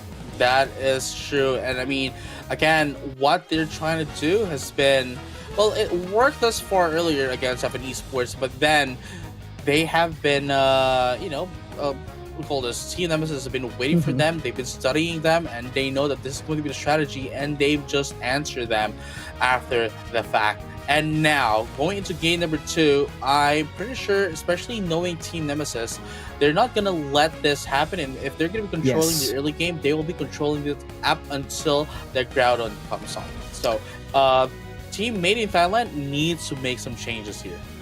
Yeah, and I think the draft could have worked, but we still need the consistency. And here's the thing, yes, they were consistent at the second half, but you need to get those power spikes as early as possible, because if you get left behind on the first half and just rely on the Groudon, you might get punished immediately, and Groudon is not a guaranteed win for your team. Oh, wow. Now, Darkrai gonna get banned once again by Team Nemesis, which, by the way, has been banned, as you mentioned if I'm not mistaken as well, 100% ban rate right now in the tournament. Yeah, we haven't been seeing it that much. No, it's not that we haven't been seeing it that much. We haven't been seen seeing it the whole time. You know what? I think this was also the case during day 1 and day 2 of ACL last year. I think it was auto banned, and then the moment that you could use Darkrai, it's always banned. That is true. Huh. Let's see though what's going to be the name of the game here. Myth here still doesn't want the Hoopa to be at the hands of Team Nemesis, but then what do you call this? The Clefable is still up in the open. Mega Lucario is going to be banned down as well, along with the Mega Charizard. And there goes Tramp now with the Miraidon pick. This is scary, but I do not doubt Tramp being confident enough to get the first pick, Miraidon. But this goes to show that Myth could just read the situation and maybe have someone to take care of the Miraidon as early as possible. Could be a Zacian though, but great pick off with the Mamoswine, who has been giving them a hard time during game 1. And now Lance does have the option to go in for a actually no, never mind. They're not going to go in for their vanilla Lucario anymore, but instead goes in for a Zacian, which by the way is actually a very good alternative to vanilla Lucario as well, given the fact that it is very strong, and you know, as a top laner as well, it's going to provide a lot of damage. And now going to the side of Myth, unfortunately for them, they're not going to be able to give Myth the Miraidon as it's got stolen by the Nemesis. I mean, Miraidon has been you know, an asset, or no, I think one of the highest pick Pokemon when it comes to pick rate. Totally understand that because of the amount of damage that it could provide, but at the same time, whenever you have Miraidon and you wide open, I think most likely that would be the Pokemon pick. I mean, third option would be Alolan Raichu. Huh. Well, Talonflame. Yeah, Talonflame. I mean, they want to do the that's always been their answer to Miraidon, no? If it got taken away from them, they always guarantee to make use of the Talonflame, just to be able to have an answer to the backlane. But then it is going to be the Mew that's going to be the backlane attacker, and Zeke is still going to be using the vanilla Lucario against that of Team Nemesis. Unfortunately for Lance, it's not going to be in his hands. And now, with this kind of composition though, I think, and I have to say that it's actually pretty bulky into the side of Team Nemesis, but into the side of Team Myth, they only really have well, the Mamoswine. They only really have the Mamoswine as the tanky Pokemon into the side, so they really need very sad story needs to have well, it has a very important role to play in this matchup. Absolutely. I mean, the Lucario could sustain, but it could only sustain himself, so that's the huge problem that Myth has compared to Nemesis. They have a consistent healer, which is the Clefable, and they just have to go, you know, within the radius of the Moonlight, and definitely Miraidon wouldn't be that behind. So draft-wise, I think I'll have to go with Nemesis for now, because they are looking much more consistent in terms of the Pokemon they are using. And as we've mentioned, this is going to be the case here. Lance up top. Once again, Kai is supporting it. Here you go. Zeke. Oh my goodness, the damage immediately to Zeke. Man. That was a surprise. That was still the early game too. Yeah. Just the first minute of the game with that kind of damage was, you know, outstanding. But I think this one would be a lot damage as well. Chasing for the Mew. Ooh, nice freeze immediately. Sync 1 having a tough time here. Decides to fall back. Could have been the attack of the century, but great protection. Yeah, great protection by the Swinub. That's the only thing, right? Like, it's just a could have been kind of moment. So, I mean, we're still waiting for everything for it to, work on. So. Eldegoss online, 8:15 mark. Wow, Lance cleaning it up. That was quick. Here you go, Zeke. Now in 14 and 9. Zeke, wow, Meteor Mash to push Team Nemesis away from the score zone. From the goal zone rather. Rubik's not gonna be quite enough to chase with the foul play, but Kai is providing the healing that they need. I can feel the fight breaking through anytime soon. Meteor Mash once again, but very sad, a bit of a trouble here. Eldegoss would not slip through the offense of Nemesis. And they're going to be cleaning up the forest here, JJ. I mean, look at that though. At the very least, they do know their priority targets. Taking down the Eldegoss means taking down the sustain of made in Thailand, which is actually a very good thing to have noticed into that of Team Nemesis. Again, knowing that means they won't be able to survive as long into team fights. So I believe that's what they're going to be doing from here on out. Here comes Gladia trying to get in some stealing, but unfortunately outnumbered 3-1. And now we're going to be seeing some actions once again down bottom as a Sync 1 now readies up with a Citrus Berry.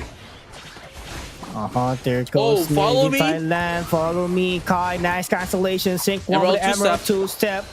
Gladia still a Swinub. Can definitely be punished by the foul play later on. The follow me gets in. Sync 1 goes in. Trap with a backup attacker. Too smooth for Team Nemesis. This is looking good. Yo. Foul play into follow me? What a disrespectful play. Yeah, you have no escape when things like that, when combos like that did happen. Team Nemesis showing a pretty great teamwork so far. Oh man, Zeke here. We get taken down here, play rough. Excuse me. And there you have it. Again, they're not only going to be able to take down the Reggie down bottom, but it seems as if they're also going to be securing the Registeel up top, while Kai is the one tanking out the damage, making sure that everyone goes. What is happening, dude? Oh, maybe that's just a convention. That's a convention of the supporters. You know what I mean? Like, hey, both supporters, handshake supporters. Dude. Handshake, indeed.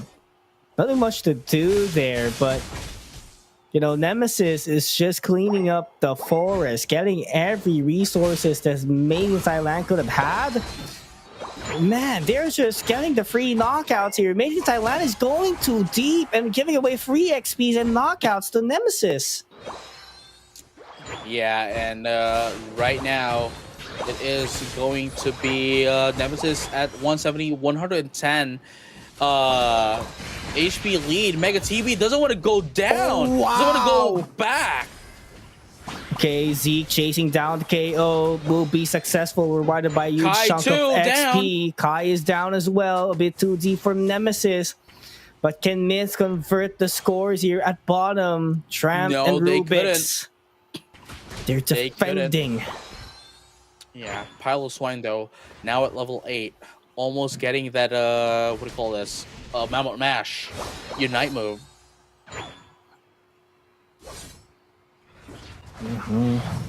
This is a bit too tough. Play it with 10, 6 points over cap. But at the same time, 25 seconds, we're going to be able to see the Reggie top as well. Emerald 2 steps, unfortunately, whiffing. But they're going to be able to take down Very Sad just now. There you go, Sync 1.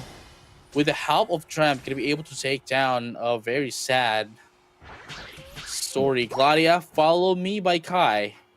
Just to annoy them a little bit, just to buy enough some time, get the position that the team needs. But Regi's on top pass. I'm not quite sure if Nemesis does need it. That's why they shifted their attention to Regieleki. Maybe Made in Thailand does need it in order to get some XP, but they're trying to contest this Regieleki. Very tough. Gladia would miss the perfect opportunity to do the setup. Mammoth Mash will be there, but the Bright Future Meteor Storm was used, but a bit That's too three late. down. 3 down. Almost a team wipe out there. But are they going to be able to convert this to Rubik's points, though? That's the Pure big defense. question. Midnight Trance going to be popped up. Not yet enough, JJ. Not Rubik's yet, not defending it. Foul play to push the Regieleki away. And everyone is back at the side of Nemesis, and they are pushing Myth back away. Are going to get KO. They couldn't. They get the KO still. And Lance is just repelling the Regieleki away. They could not convert it into scores. Unfortunate for Myth. Unfortunate for Made in Thailand. That's going to be another KO. That's going to be the Talonflame down. The Pokemon Center go back to Callus. Pokemon Legends EA. Hopefully it did not turn into a card, right? No. not turn into a card, right? And not TCG. Now, anyway, though, Kai is going to be taken down here by Myth. But then, that just bought them enough time for them to take in the Reggie Ice just before the Groudon comes up in just less than a minute. Yes, but I think they cannot maximize the Regice at some point, but still gave them a chunk of XP, which would be great. You know what I'm saying? So Lance, on the other hand, doesn't waste some time here trying to get very sad dancing once again. But he gets pinched down immediately by multiple members of Nemesis. That would be big, I guess, but not quite. He could still respond into the perfect timing before Groudon comes up. Here you go. 221 to 114. Few more seconds before Groudon. And Nemesis right now is trying to get the information that they need. Oh my god, here we go. No Ice Fang though. Alright. No sticky fingers. Nemesis. Okay.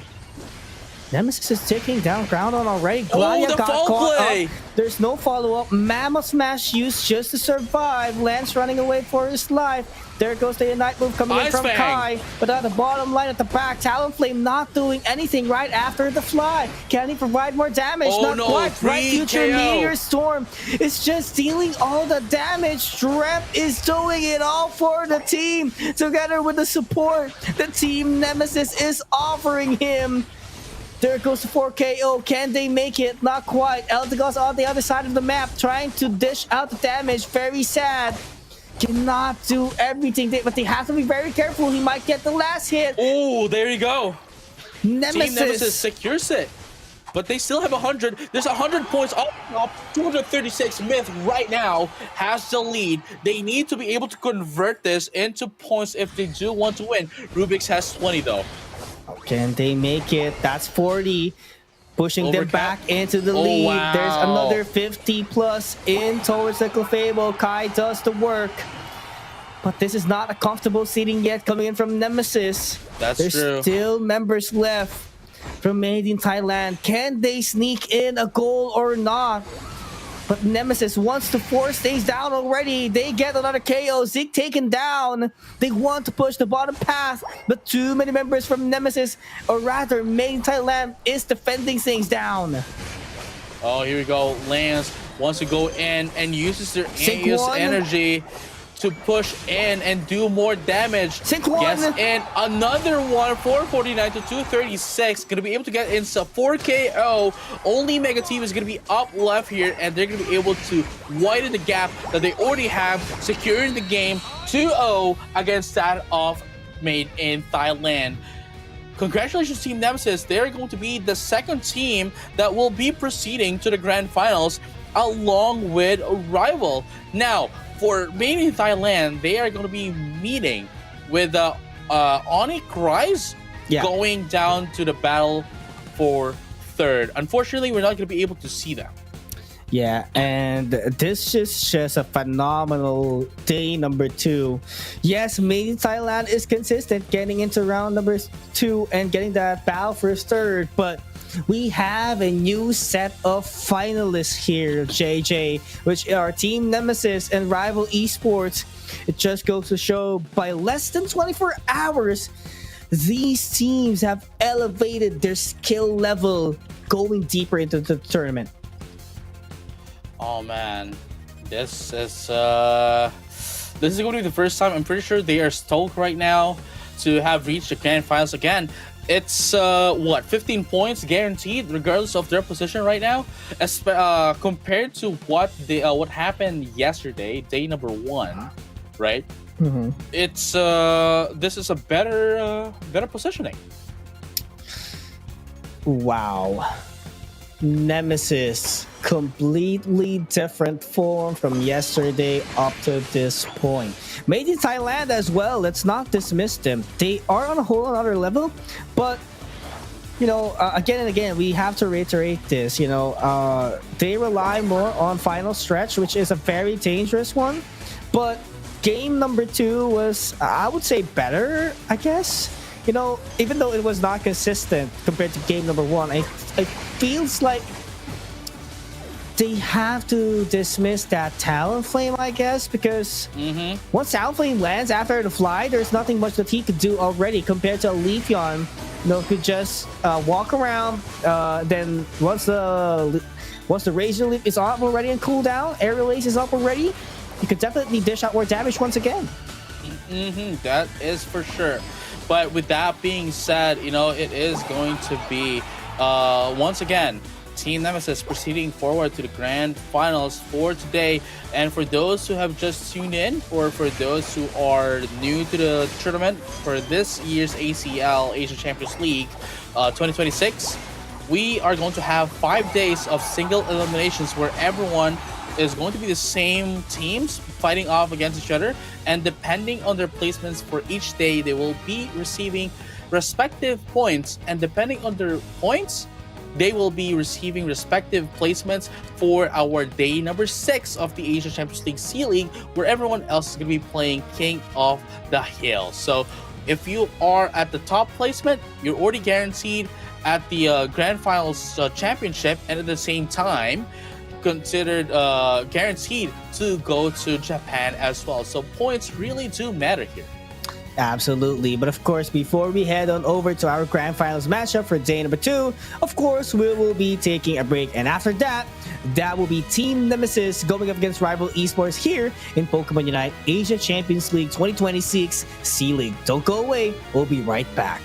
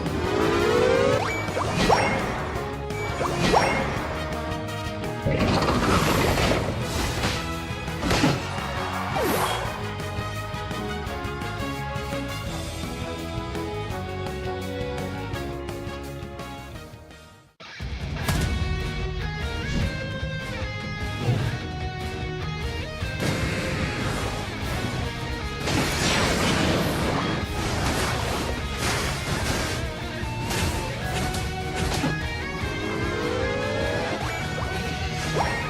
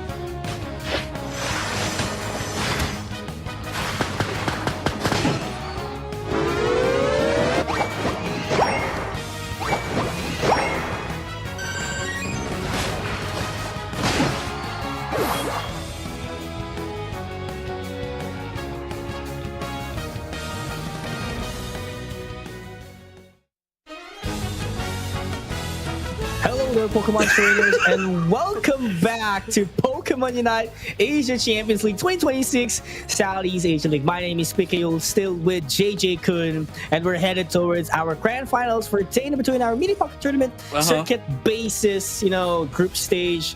And it's Team Nemesis going up against Rivals Esports, new competitors, new contenders compared to day number 1. I mean, again, they have already guaranteed 15 points for the day. All they need to do now is win the entire thing so they can get 20 points. Now, as you have mentioned, this is a new set of teams going for our grand finals, albeit only being at day number 2.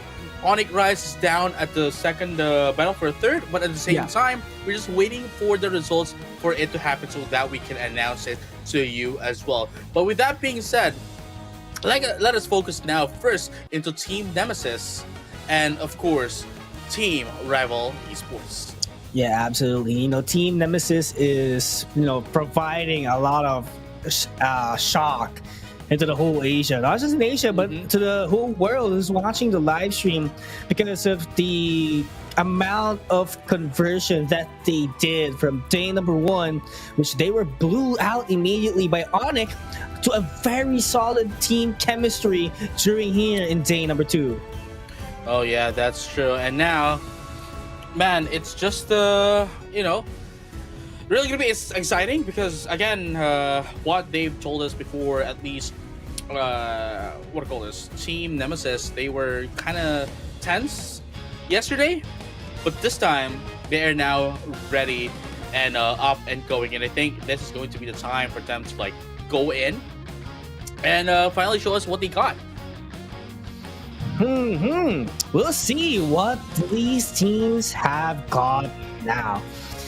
Team Nemesis bans away the Mimikyu as the first ban.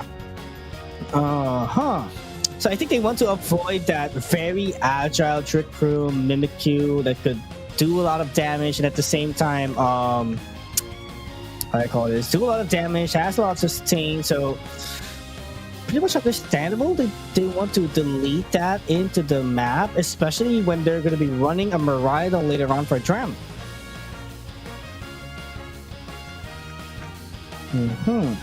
But here, JJ, I think Mega Lucario banned by Rhyme. I think they want to take away the comfort pick of Lance as well, since Lance has been, very much of an impact for Team Nemesis as a whole, not just Ramp, not just Kai.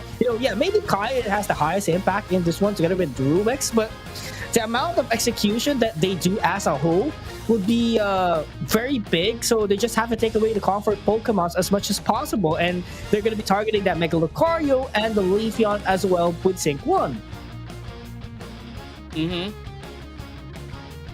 Let's see though. The Mega Charizard is also banned as well, and one of the Megas is quite interesting that are actually gotten banned by both Rival Esports. It's not, compared to the previous games where one is banned by the other team and one is banned by the other. This time, both of them banned by Rival Esports. Doesn't really want them to have that. But this time, knowing the fact that this is Team Nemesis, knowing the fact that they have Kai, they banned in, Lance. Lance's Mega Lucario, and of course, stealing away Kai's Koopa.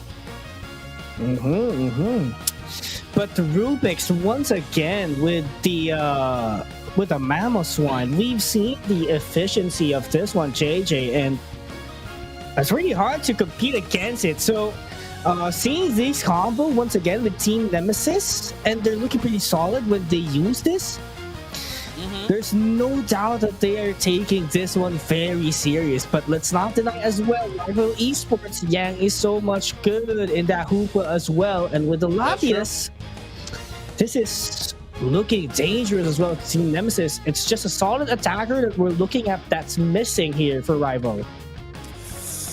Going back to the Talon, I'm not entirely sure or on board. Okay, never mind. They're gonna go in for the Talon so that they can have some backlane damage, maybe wanting to take away the Hoopa, but then I did see that they were hovering up into the Mr. Mime, which is essentially that can essentially rather counter Hoopa with a hyperspace hole, knowing the fact that it has what do you call this? It has a showtime, which knocks up opponent in a few seconds, allowing them to not transported by the rings and not rings of bound rather, but by the hyperspace hole. But then you would need to have your Unite move for you to be able to do that. That's why I definitely agree with this pick. That is going to be the Clefable.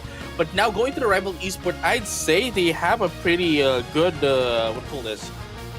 They have a pretty good high-powered composition this time around in comparison to Team Nemesis, where as you can see here, they are really into diving composition. Yeah. Especially with the Talonflame here around. But I think with this Talonflame in mind, I don't know, man. I think this would be a Brave Bird. I mean, it could be a it could be a Fly if they want to target Lock the Scyther or Dodrio, but Dodrio is too quick. That's true. It's too quick for you to chase it down with a Fly. So I think maybe a Brave Bird would be better. At the same time, Brave Bird does have a reset, much more easier mechanic of a reset of that Aerial Ace or Plane Charge. So maybe they'll take this one into consideration. But if you want the safest route possible, you have to go for the Fly. No, I agree, and I admit I overlooked that detail as well.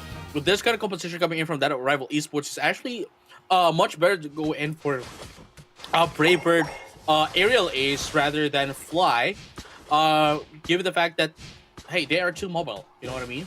And if they want to take in as much as possible against that of Rivals Esports, then that is the way to go for this Talonflame. Yes, let's wait and see if that will be the case here, JJ. Team Nemesis versus Rival Esports Day 2 Finals on its first game. I'm just excited to see what more Pokemon Unite action these teams will bring us today. Here we have it. Let's both watch at the same time what's going to be happening here. Thus far, it's still a very slow game. Very slow game. Have to be very careful. This is finals 850. That was so quick. Wow. Rival Esports. After the birds, man, they just wipe out Nemesis as a whole, but it's a 1-for-1 exchange right now. JJ make that one too, and they're wiping out Rival Esports at the back. Oh wow! Let's just turn around, man.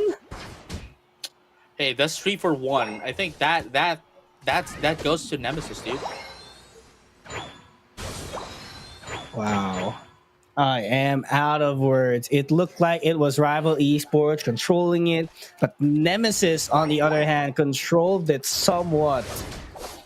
Right now, they have XP advantage. I have to tell you that. So Lance just need the power spikes to be available later on. AO's energy, pretty much important for him. Yeah, I mean, at least they are now leading, right? Leading the pack as of the moment, which gives them an advantage to steamroll over if they can have and maintain this advantage until later, not allowing Rival Esports to get any power spikes. But right now, HC almost going to get taken down. No, they're not going to go for the Brave Bird, but instead still go in for the what do you call this? Go in for the Fly, which is understandably, despite it not going to be as mobile as what do you call this? A Brave Bird. At least the burst damage coming in down from the Fly is still going to be too much for Rival Esports to handle, especially with this kind of competition where Scyther, Hoopa, and of course Dodrio is kind of squishy for the damage coming in from Fly. There we go. First objective. Regice, HP regen. Oh, beautiful. Not looking quite good. Flame Sweep misses the opportunity. But Rubix, on the other hand, gets the Ice Fang out of it against the Blastoise. Yimu not looking good at this stage. But here comes the Scyther trying to charge in. Last hit goes to Ice. And they will get the formation, or rather the position here against Regice. Well, Ice There we go. Unfortunately, Fly was a little bit too late for them to secure the Regis. Nobody's still at the bottom for the Regieleki. Rival Esports was able to control top half, and now they're going to be able to destroy this up as they push away Team Nemesis. Yeah, they have to push it away as much as possible. Rival Esports with the great potential to scale up here. Yes, they might have been out-leveled by Nemesis, but they're catching up bit by bit in terms of the team fight. But they have to be very careful still. The threat that Lance still has here is something that they cannot dismiss.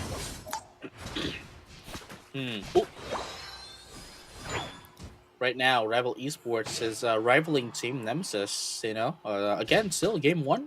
And they are currently at equal footing. You know, the moment that they can get any pickoffs, that is where Rival Esports is going to shine against Team Nemesis. But if they are playing together, if they're going to go to a clash with Team Nemesis, I think they're going to lose this match. That's why they're trying to pick them off one by one. But there you go, another KO here. That's a Talonflame almost down, but Kai is making sure that they live another day.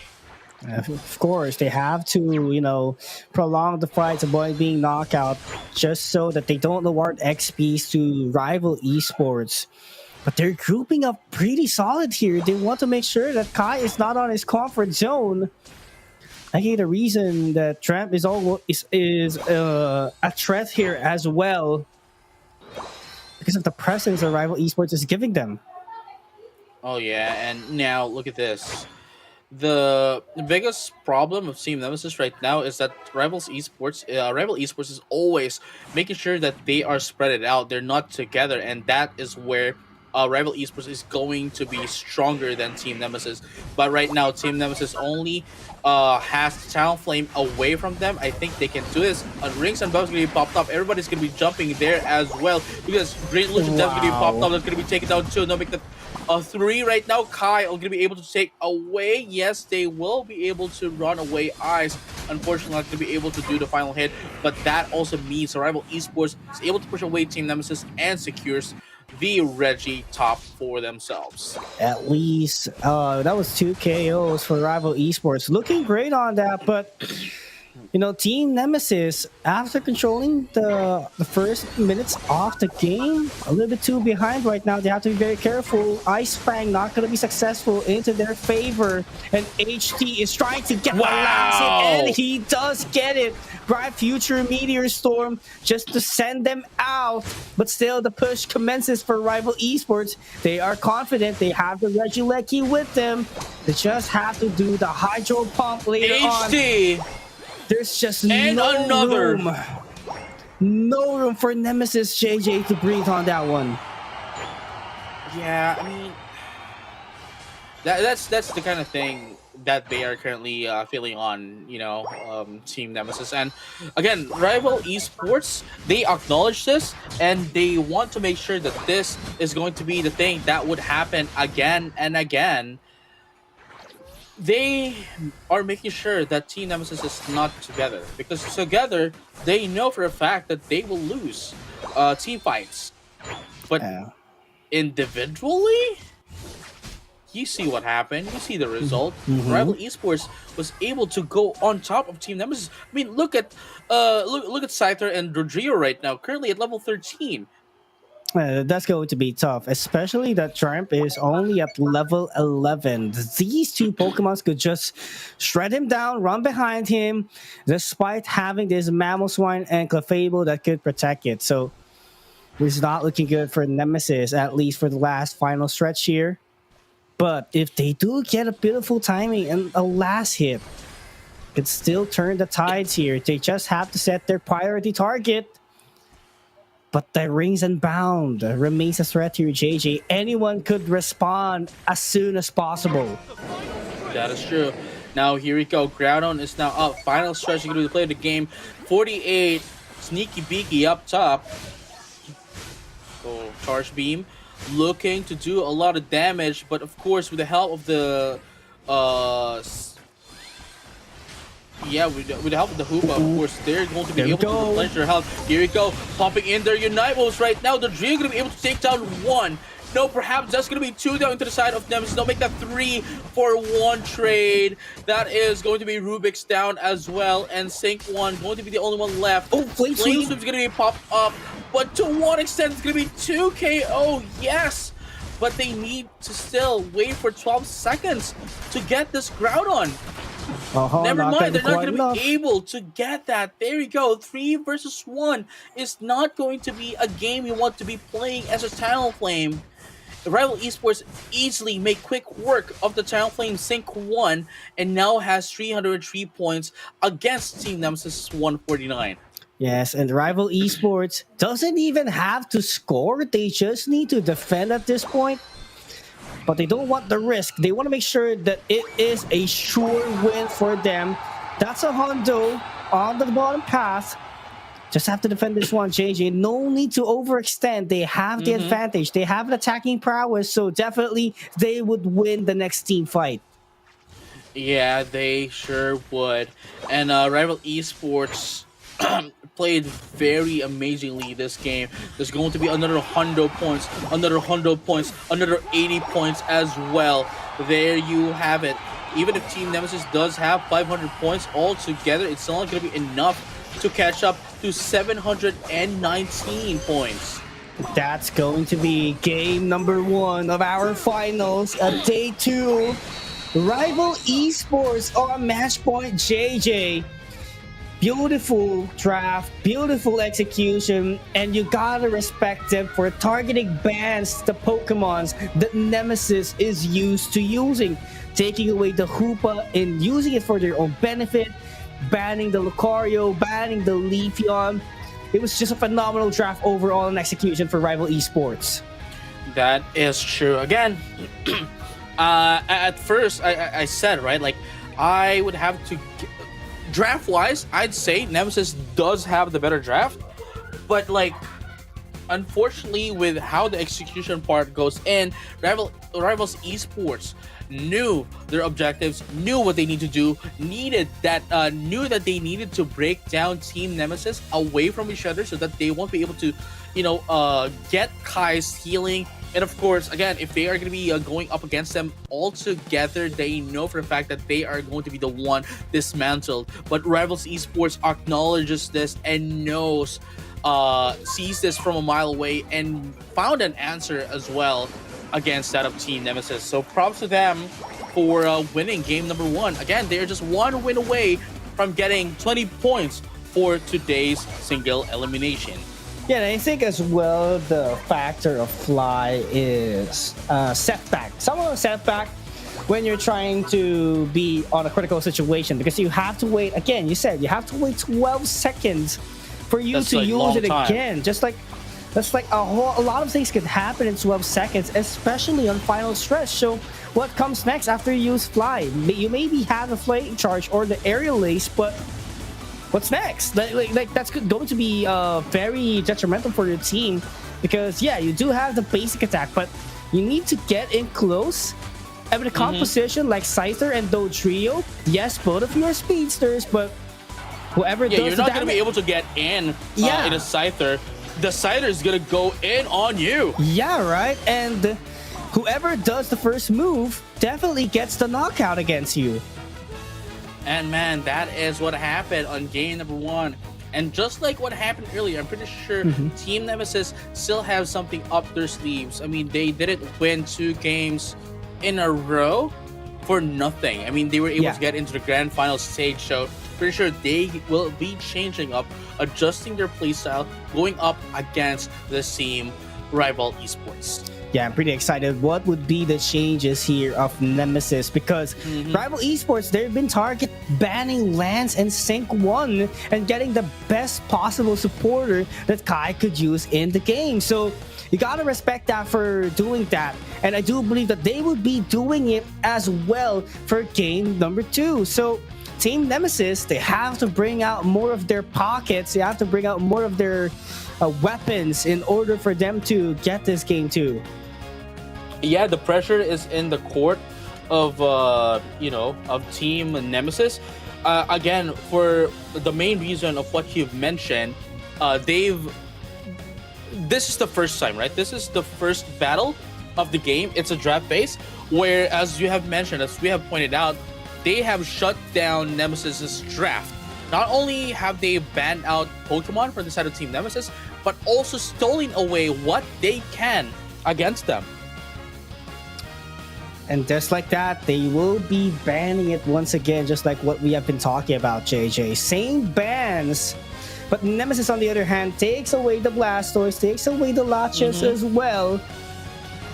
That makes Zacian still open, Miraidon as well. And Kai locks it in, Hoopa. He wants to guarantee this one, JJ. He is at his best form already.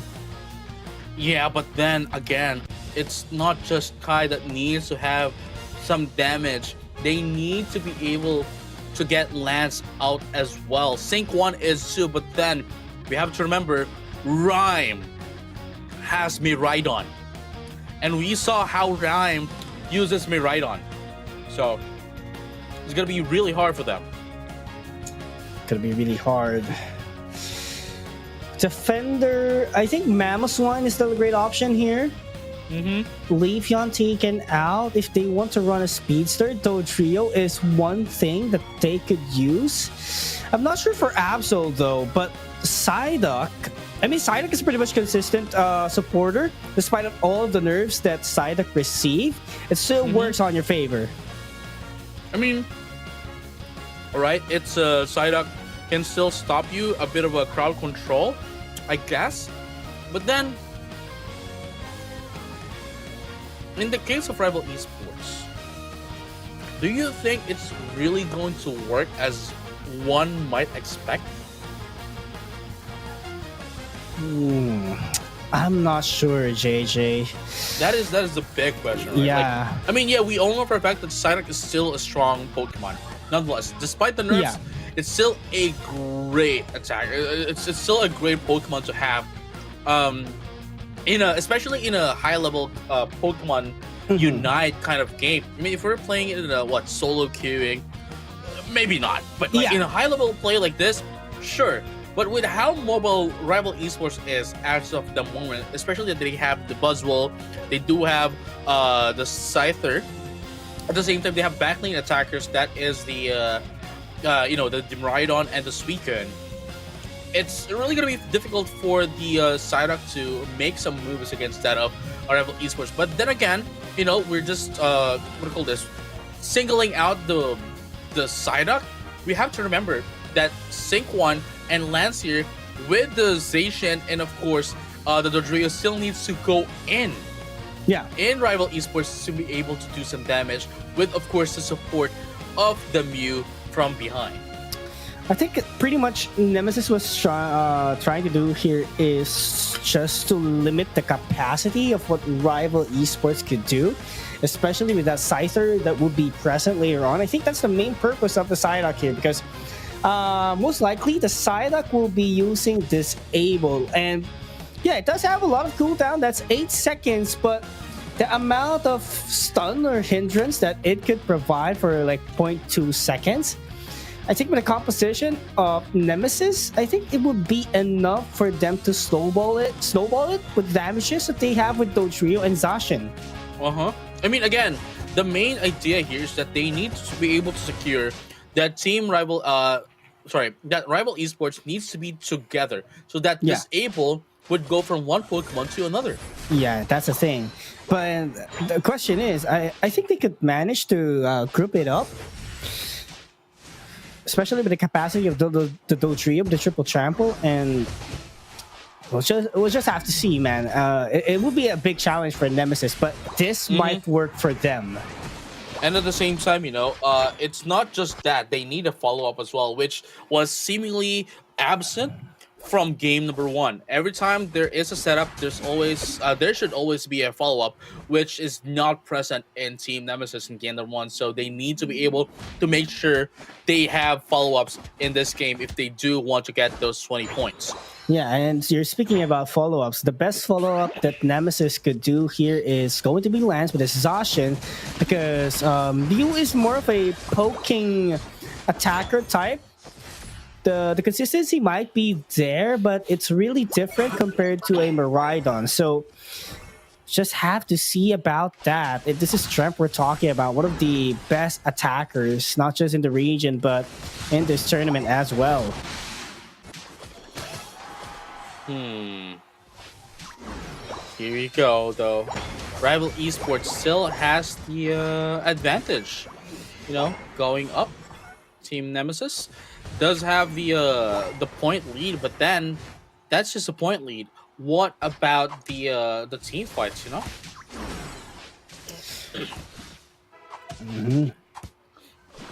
Man. Okay. Careful.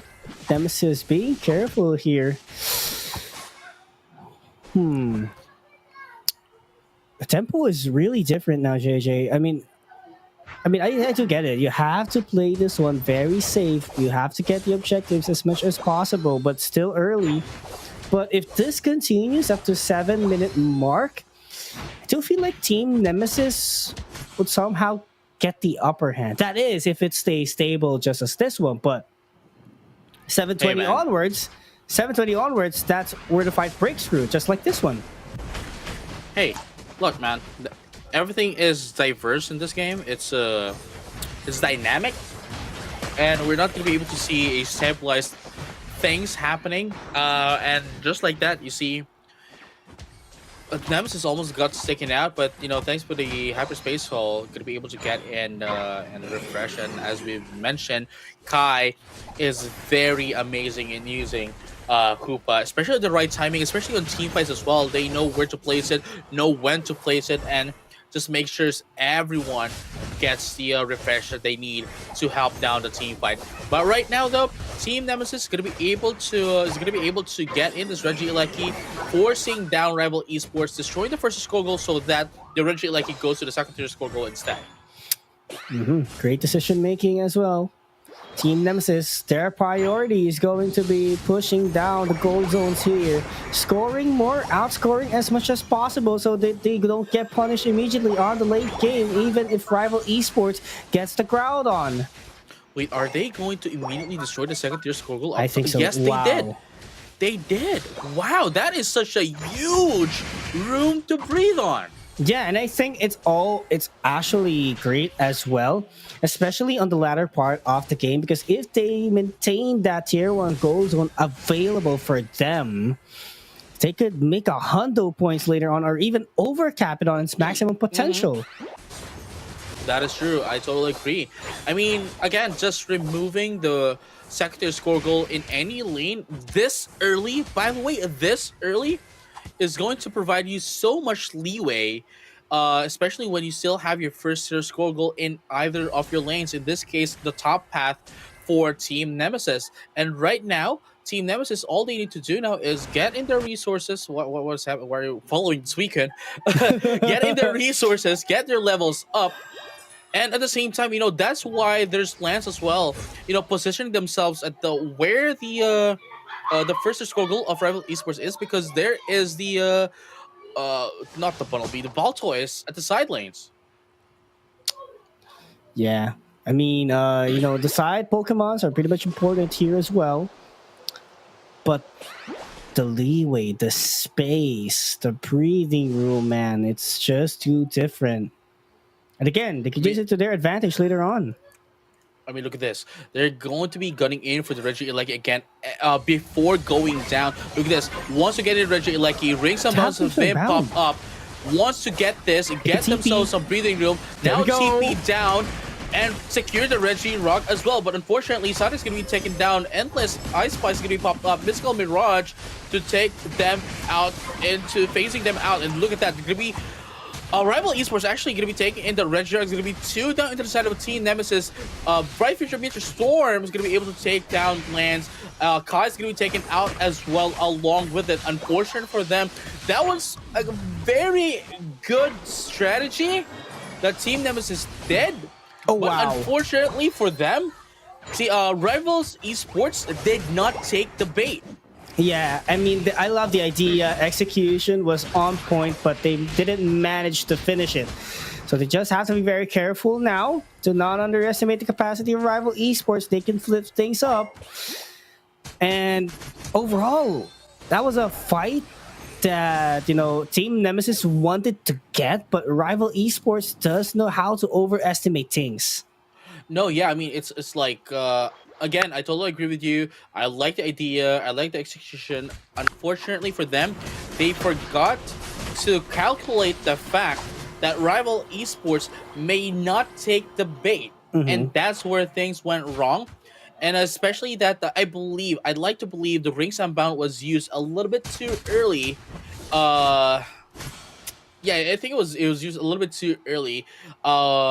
Removing the surprise factor of Team Nemesis actually jumping onto Team Rivals down bottom. Have to, man. Uh-oh. This is not looking good for Nemesis. Multiple members, Rival Esports grouping up already for the Regilecki. Rubik's trying to pull someone down. Tries to surf in. This is too scary for Nemesis. They have to go in.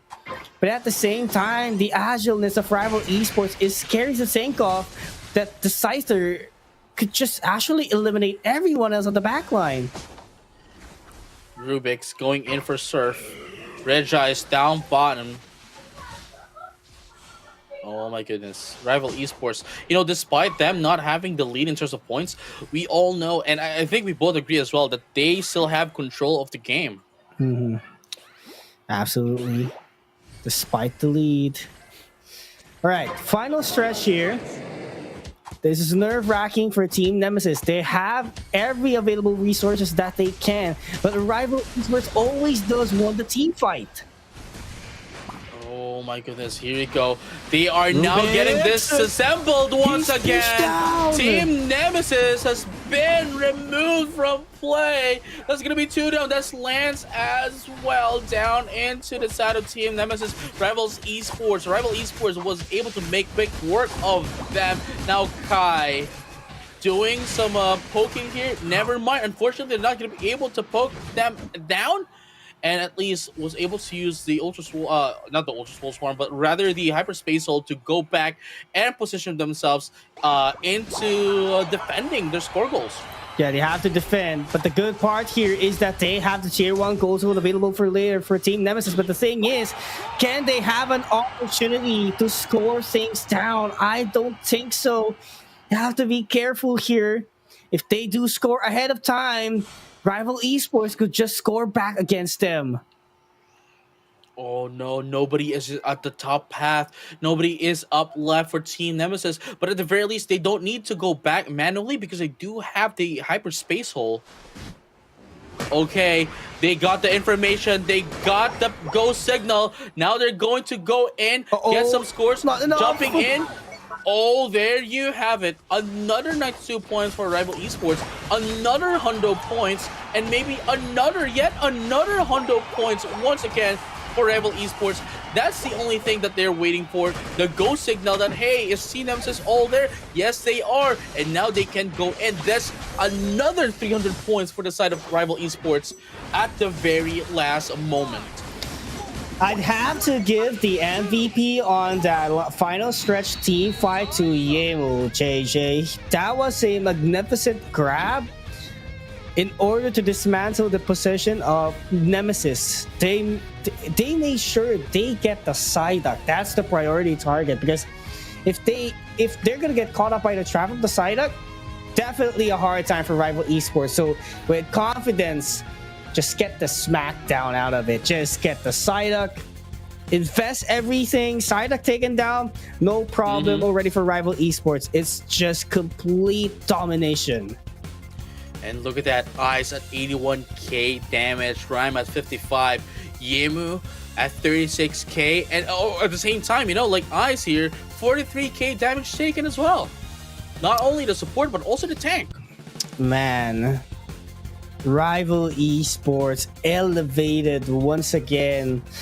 Their performance, I'd say, JJ, no one expected Rival Esports coming down into this point because we were too focused on T1 and Onyx, but you have new teams in the final spot.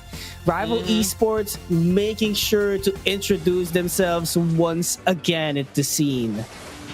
Yes, sirree. And there you have it, ladies and gentlemen. That has been our day And it is going to be Rival Esports taking in the 20 points. Team Nemesis going home for today with 15 points. Everyone else will be getting the respective points. And at the same time, we'll be playing once again next year, January 11. But before anything else, though, we would like to say as well that the battle for third place with Onyx, what do you call it? Onyx Rise and Made in Thailand. The result is Onyx Rise winning wins 2-0 against Made in Thailand. Yeah, congratulations as well to Onyx and Made in Thailand for being consistent teams, making it and getting those respective points. But of course, again, day number 3 would happen in January 11, just like what JJ said, followed by day 4 at January 17, day number 5 at January 18, that is Saturday and Sunday respectively, and the playoffs will be concluded in the 31st of January. Yes, sirree, and there you have it. That has been the day, ladies and gentlemen, and all traders alike. It has been an amazing day. It's a bit longer than day number 1, but yeah, or at least it felt longer than day number 1. But nonetheless, we were able to get a lot of amazing Pokemon Unite action for today. So let's have a little bit of recap of what happened for today. Onyx Rise winning 2-0 against T1. Rival Esports winning 2-1 against Evil's FXL, Nemesis winning 2-1 against Full Sense, and Made in Thailand winning FN Esports 2-0. Moving over to the round 2, that's going to be Rival Esports winning 2-0 against Onyx Rise, and then the second one is Nemesis winning 2-0 against Made in Thailand. And of course, battle for third, Onyx Rise winning 2-0 as we've mentioned, and the grand finals, which we have seen just now, Rival Esports winning 2-0 against Team Nemesis. Yeah, every team gets their respective points, and let us take a look at our current leaderboards. Rival Esports getting 20 points, having a total of 28, followed by Onyx Rise with 12 for today, with a total of 27. T1 getting 4, but still on third with 24. Full Sense at 20, getting 8 today. Made in Thailand getting another 10. Nemesis with 15. FN Esports with 3, with a total of 9. And Evil's FXL with 6 today, but getting 9 in total. So there is a current movement we are seeing here, JJ. Team Nemesis climbing a bit, T1 a bit at the back, but still that's a huge amount of points that they still have. Look, man, this is why we're telling you guys the point system here is very important. I mean, look at Nemesis. They had a round 1 exit yesterday, getting in, garnering only 4 points. Now for today, they might have placed second, but that only puts them at 19 and putting them from 7th place to 6th place. It's still a lot. There's still 4 more days to go. Actually, no, three for the group stage, right? 3 more days. Yeah, 3 more days for the group stages. But again, it doesn't matter what your placement is for the group stage. You'll still be able to play on the 6th day for the King of the Hill. But your position, your seeding will determine which placement you are going to be in the King of the Hill, whether you're going to be considered for the guaranteed spot for the grand finals, or you'll have to climb up from the lowest ranking up until the grand finals. Yeah, and for sure, a lot of things would happen after day number 2 of Pokemon Unite Asia Champions League 2026 for C-League. So that has been our day for tonight. Again, this is PKUs and JJ Kun, and we're here to sign out, and we'll see you next year with more Pokemon Unite action.